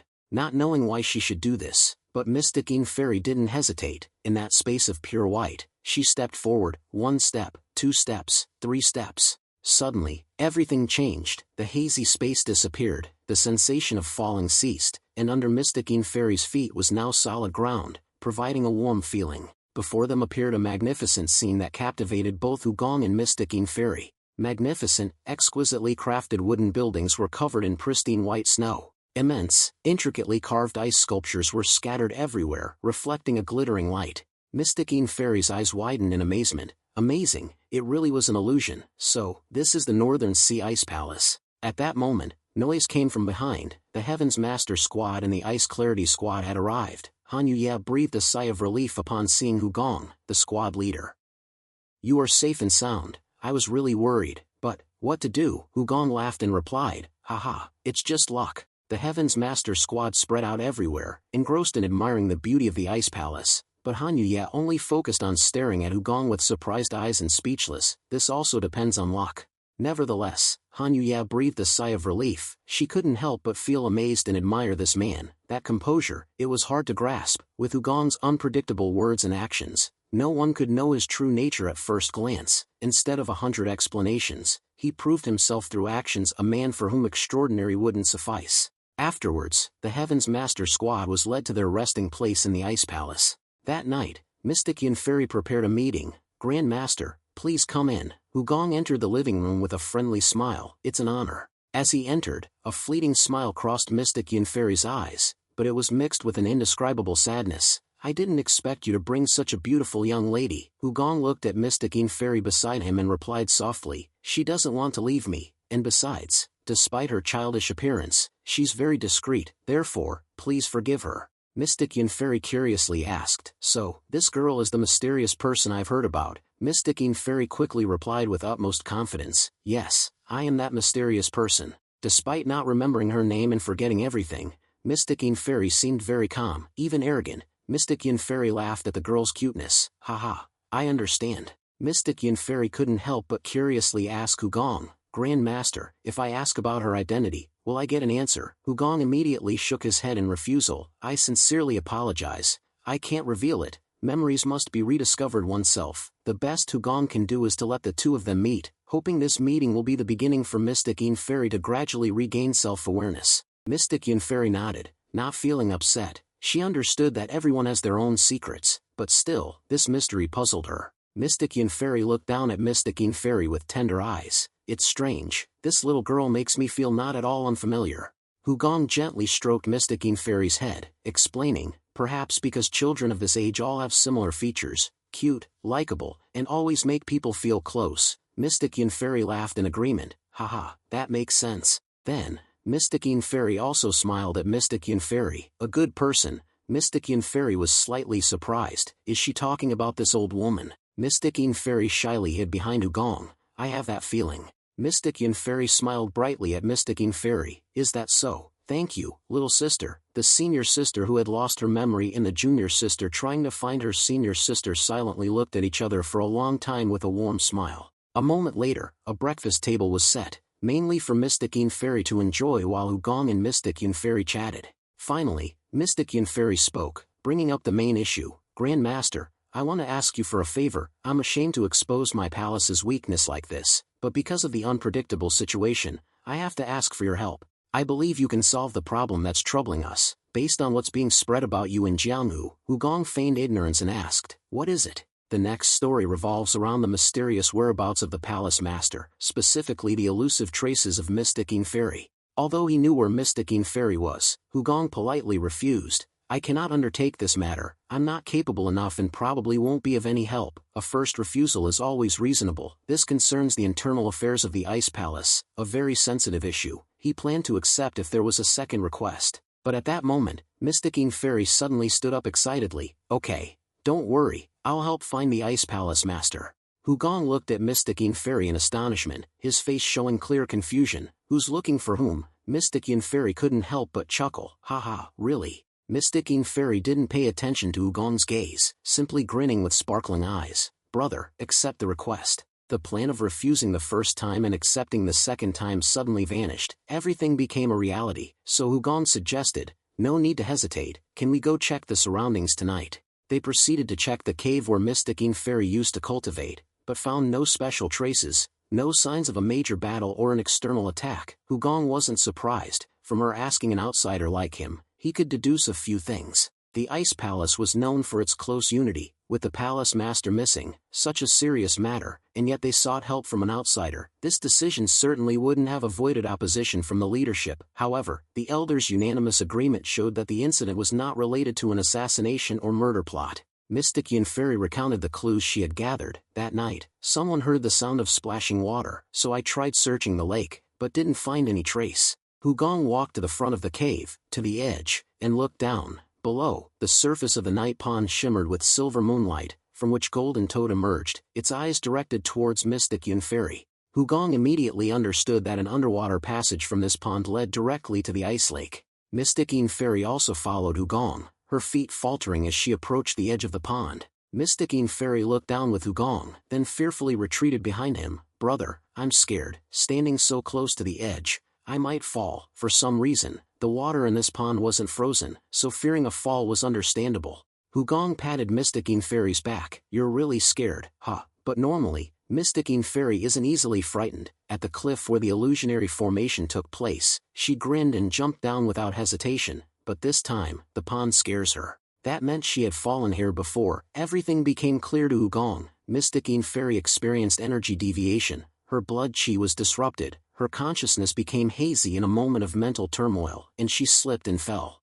With difficulty moving, unable to escape the pond on her own, she probably used the turtle breathing technique, an almost instinctive action, stopping her breathing, suspending all bodily functions. What puzzled Hugong was whether, in that state, Mystic Yin Fairy had performed the reverse flow of wondrous movements, or if it happened before she fell into the pond. The underwater cave passage was narrow, but with Mystic Yin Fairy's current smaller childlike form, she must have been swept through it, drifting to the large lake and floating on the surface. The one who saved her was Cheongi. Without the boy, or earlier, if she hadn't been chased by the Ice Clarity Squad of the Ice Palace, they wouldn't have met Mystic Yin Fairy in her childlike form. If so, perhaps she would still be drifting coldly in the icy lake. Hugong looked at Mystic Yin Fairy hiding behind him, a gentle smile on his lips. It's fortunate, Mystic Yin Fairy curiously asked. What? Hugong chuckled. It's just that I'm happy. Mystic Yin Fairy puffed her cheeks, pouted, and turned away. What? That's ridiculous. Despite calling it ridiculous, she still smiled innocently.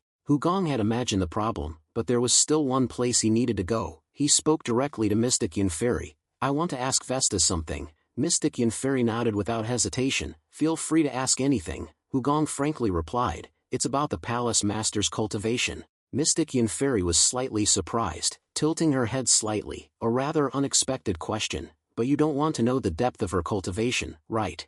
Hugong nodded in explanation. Of course not, I'm curious. According to what my friends in Jianghu say, the Palace Master of the Northern Sea Ice Palace's martial arts are unparalleled, unmatched by anyone. But what I want to know is why, even having reached that realm, the Palace Master still continues to cultivate incessantly. Hugong learned this from his conversation with Seal Guak. The information he provided was quite useful. Mystic Yin Fairy didn't answer immediately but only sighed, her eyes becoming increasingly pensive. After a while, she slowly spoke. Grand Master, you look like you already know all the answers. Am I wrong? In fact, Hugong had guessed somewhat. The woman Golden Toad saw on the ice wall, or the legendary female martial artist that the sect leader of the Snow Mountain sect had recounted, but he pretended not to know. You're overthinking. Mystic Yin Fairy nodded and continued. I think if it were you, you might know this. Let's go. I'll show you. As night fell, Mystic Yin Fairy led the way to the ice wall, the very ice wall Golden Toad had seen. This area was exceptionally colder than the rest of the ice palace, but neither Hugong nor Mystic Yin Fairy felt any coldness. Stopping before the ice wall, Mystic Yin Fairy pointed. Grand Master, this is the place. Inside the ice wall, a woman was imprisoned. What shocked the viewers most was that the woman's eyes were still wide open. Hugong muttered, it was amazing. Even though he said that, he just looked calmly. For him, things like this were not too strange or too surprising. But Mystic Yin Fairy was different. She stepped back continuously, her eyes wide open, completely confused. Not sure if it was because she was a little girl or because she was a Mystic Yin Fairy that she reacted like that. Suddenly, she felt a warm hand on hers. Turning, she saw Hugong, who gently asked, Are you all right? The Mystic Yin Fairy only lowered her head in silence. A few seconds later, a choked, trembling voice whispered, Brother, why am I like this? I don't know. I can't stop crying. The Mystic Yin Fairy burst into tears, overwhelmed by profound emotions and fragmented memories, causing a significant mental shock. Hugong quickly carried the Mystic Yin Fairy away, continuously channeling energy to stabilize her along the way, but she remained exhausted. Holding the Mystic Yin Fairy, Hugong wondered about the extent of her trauma. The mental stress could have severely affected her body, disrupting its natural balance. Upon entering the room, Hugong gently laid the Mystic Yin Fairy on the bed. Then, he continued channeling energy to prevent her body from collapsing. Despite the considerable energy transfer and a comfortable resting place, her condition didn't improve. Hugong also performed acupressure to improve her blood flow, but she showed no reaction, merely tilting her head slightly, remaining completely still. Normally, a healthy Mystic Yin Fairy would react differently. This time, however, she offered no resistance, allowing him to perform the acupressure. After a while, she fell asleep, her labored breathing gradually becoming gentler and more regular. Meanwhile, the Crimson Bird and the Golden Toad awoke. Master, why is the little mystic in this state? They were deeply worried by her pale face and cold sweat. Hugong couldn't provide a detailed explanation and simply instructed them, keep watch over her, report any abnormalities immediately. The Crimson Bird and the Golden Toad responded in unison, Yes, Master. Hugong gently stroked the Crimson Bird and the Golden Toad, finding them trustworthy for their uncomplaining nature despite being abruptly awakened. He stroked them in appreciation before leaving the room. Hugong then used his mobility arts, leaping out the window and swiftly heading towards the ice wall. Upon his return to the ice wall, Mystic Yin Fairy was still waiting. As soon as she saw him, an anxious Mystic Yin Fairy asked, Young Master, is the child all right? Mystic Yin Fairy's face was filled with remorse. Believing the scene was too much for a child, she blamed herself for not intervening and bowed to apologize. But Hugong felt it unnecessary, as the Mystic Yin Fairy wasn't a child. However, it wasn't something Hugong could reveal, so he reassured her, It's all right, she's stronger than she appears. As a great martial artist, the Mystic Yin Fairy was simply confronting a truth she needed to face. Furthermore, her tears weren't shed out of fear, but for a different reason entirely, a forgotten past. Hugong then continued the conversation about the ice wall. Can I hear the story of the woman within? Who is she? And what's her story? It might be a clue to finding the Palace Master. Hugong wasn't lying, the Palace Master was there, but to the Ice Palace and even Hugong, she was still missing. Only when she recovered her memories would she truly be found. Mystic Yin Fairy gazed at the ice wall, her eyes distant and dreamy, as if recalling a long-forgotten time. The identity of the woman within the ice wall was finally revealed by Mystic Yun Fairy. She's my senior sister, the senior sister of both me and the palace master. They shared the same master and had 3 disciples. The woman trapped in the ice wall was the eldest sister, Mystic Yun Fairy was the second sister, and Mystic Yun Fairy was the youngest sister. Hugong feigned surprise. This is truly unexpected. Of course, he had already known this from a brief account given by Seal Guak, the sect leader of the Snow Mountain sect. Anyone would be curious about the woman's intriguing story, which unfolded 90 years ago, when Mystic Yun Fairy had just entered the sect, and the truth gradually came to light. The story was quite long. It only ended at dawn. The details that Hugong didn't know were filled in, and Mystic Yun Fairy's mood became heavier.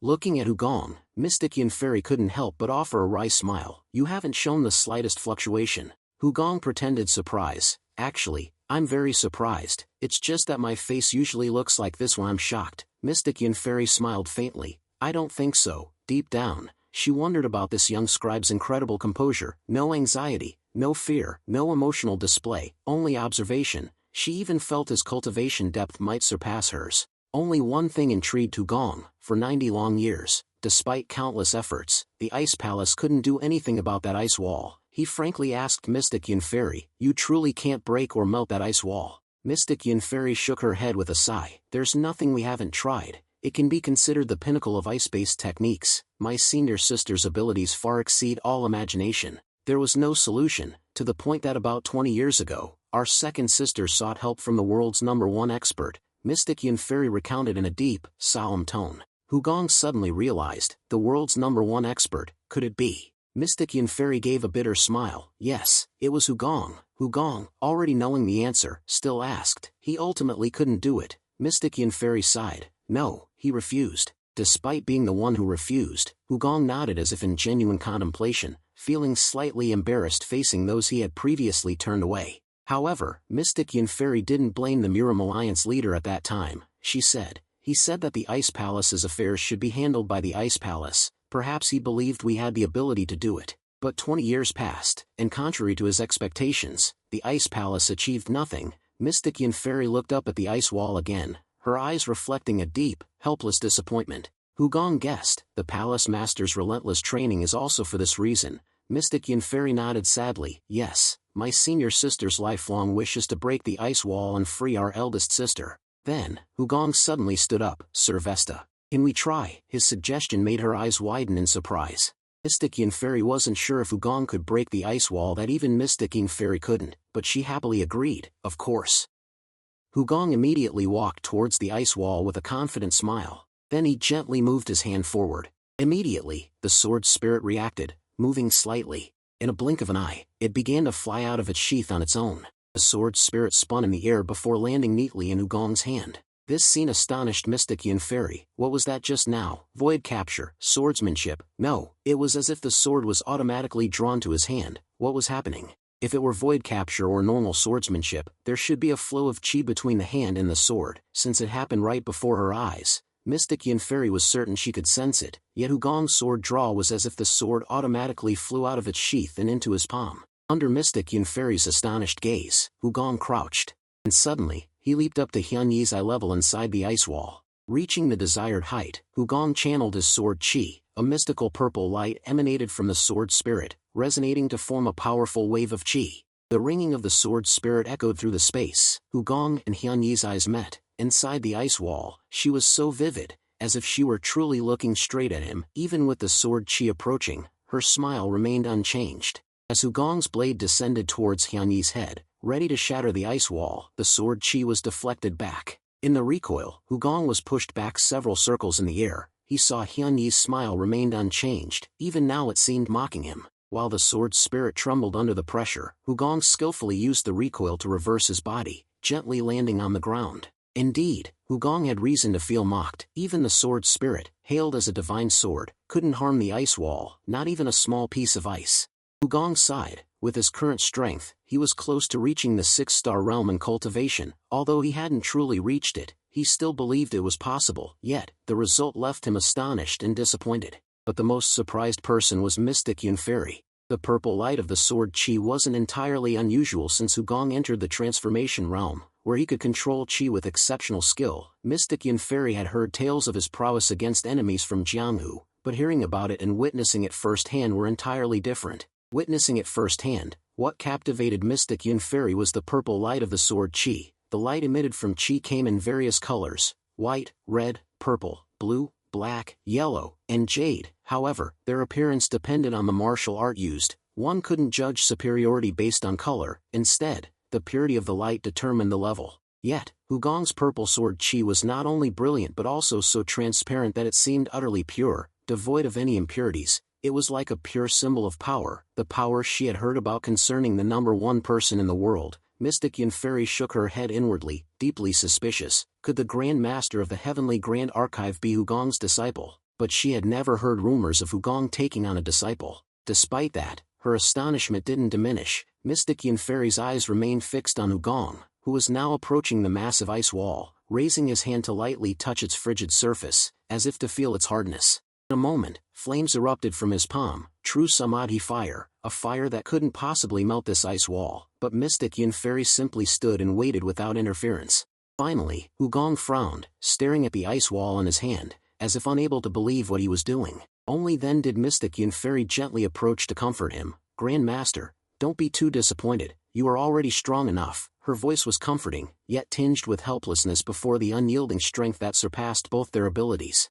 Mystic Yin Fairy had misjudged. Hugong wasn't disappointed, he had used Flame Peak. It had actually melted the ice wall. The true Samadhi fire was merely a means to deceive Mystic Yin Fairy. Flame Peak had slowly melted the ice, concealing the melting water, and the true Samadhi fire was just a feigned display. Hugong was certain the ice wall could be melted by Flame Peak, but now wasn't the time. Therefore, Hugong cleverly acted, retracting his hand as if disappointed that his efforts were futile. In reality, Hugong believed that breaking this ice wall was the Ice Palace's responsibility, and the one who should ultimately accomplish this task was Mystic Yin Fairy, who had dedicated her heart and soul to her cultivation. Furthermore, this ice wall would be a valuable lesson for the Heaven's Master Squad. Confronting mysterious masters and miracles in Murim was a stepping stone to growth. Therefore, Hugong proposed to Mystic Yin Fairy, "May the Heaven's Master Squad and I try again." Mystic Yin Fairy remained silent, intently looking at Hugong. A strange feeling arose. It seemed that the impossible had become possible, as if everything would change in an instant.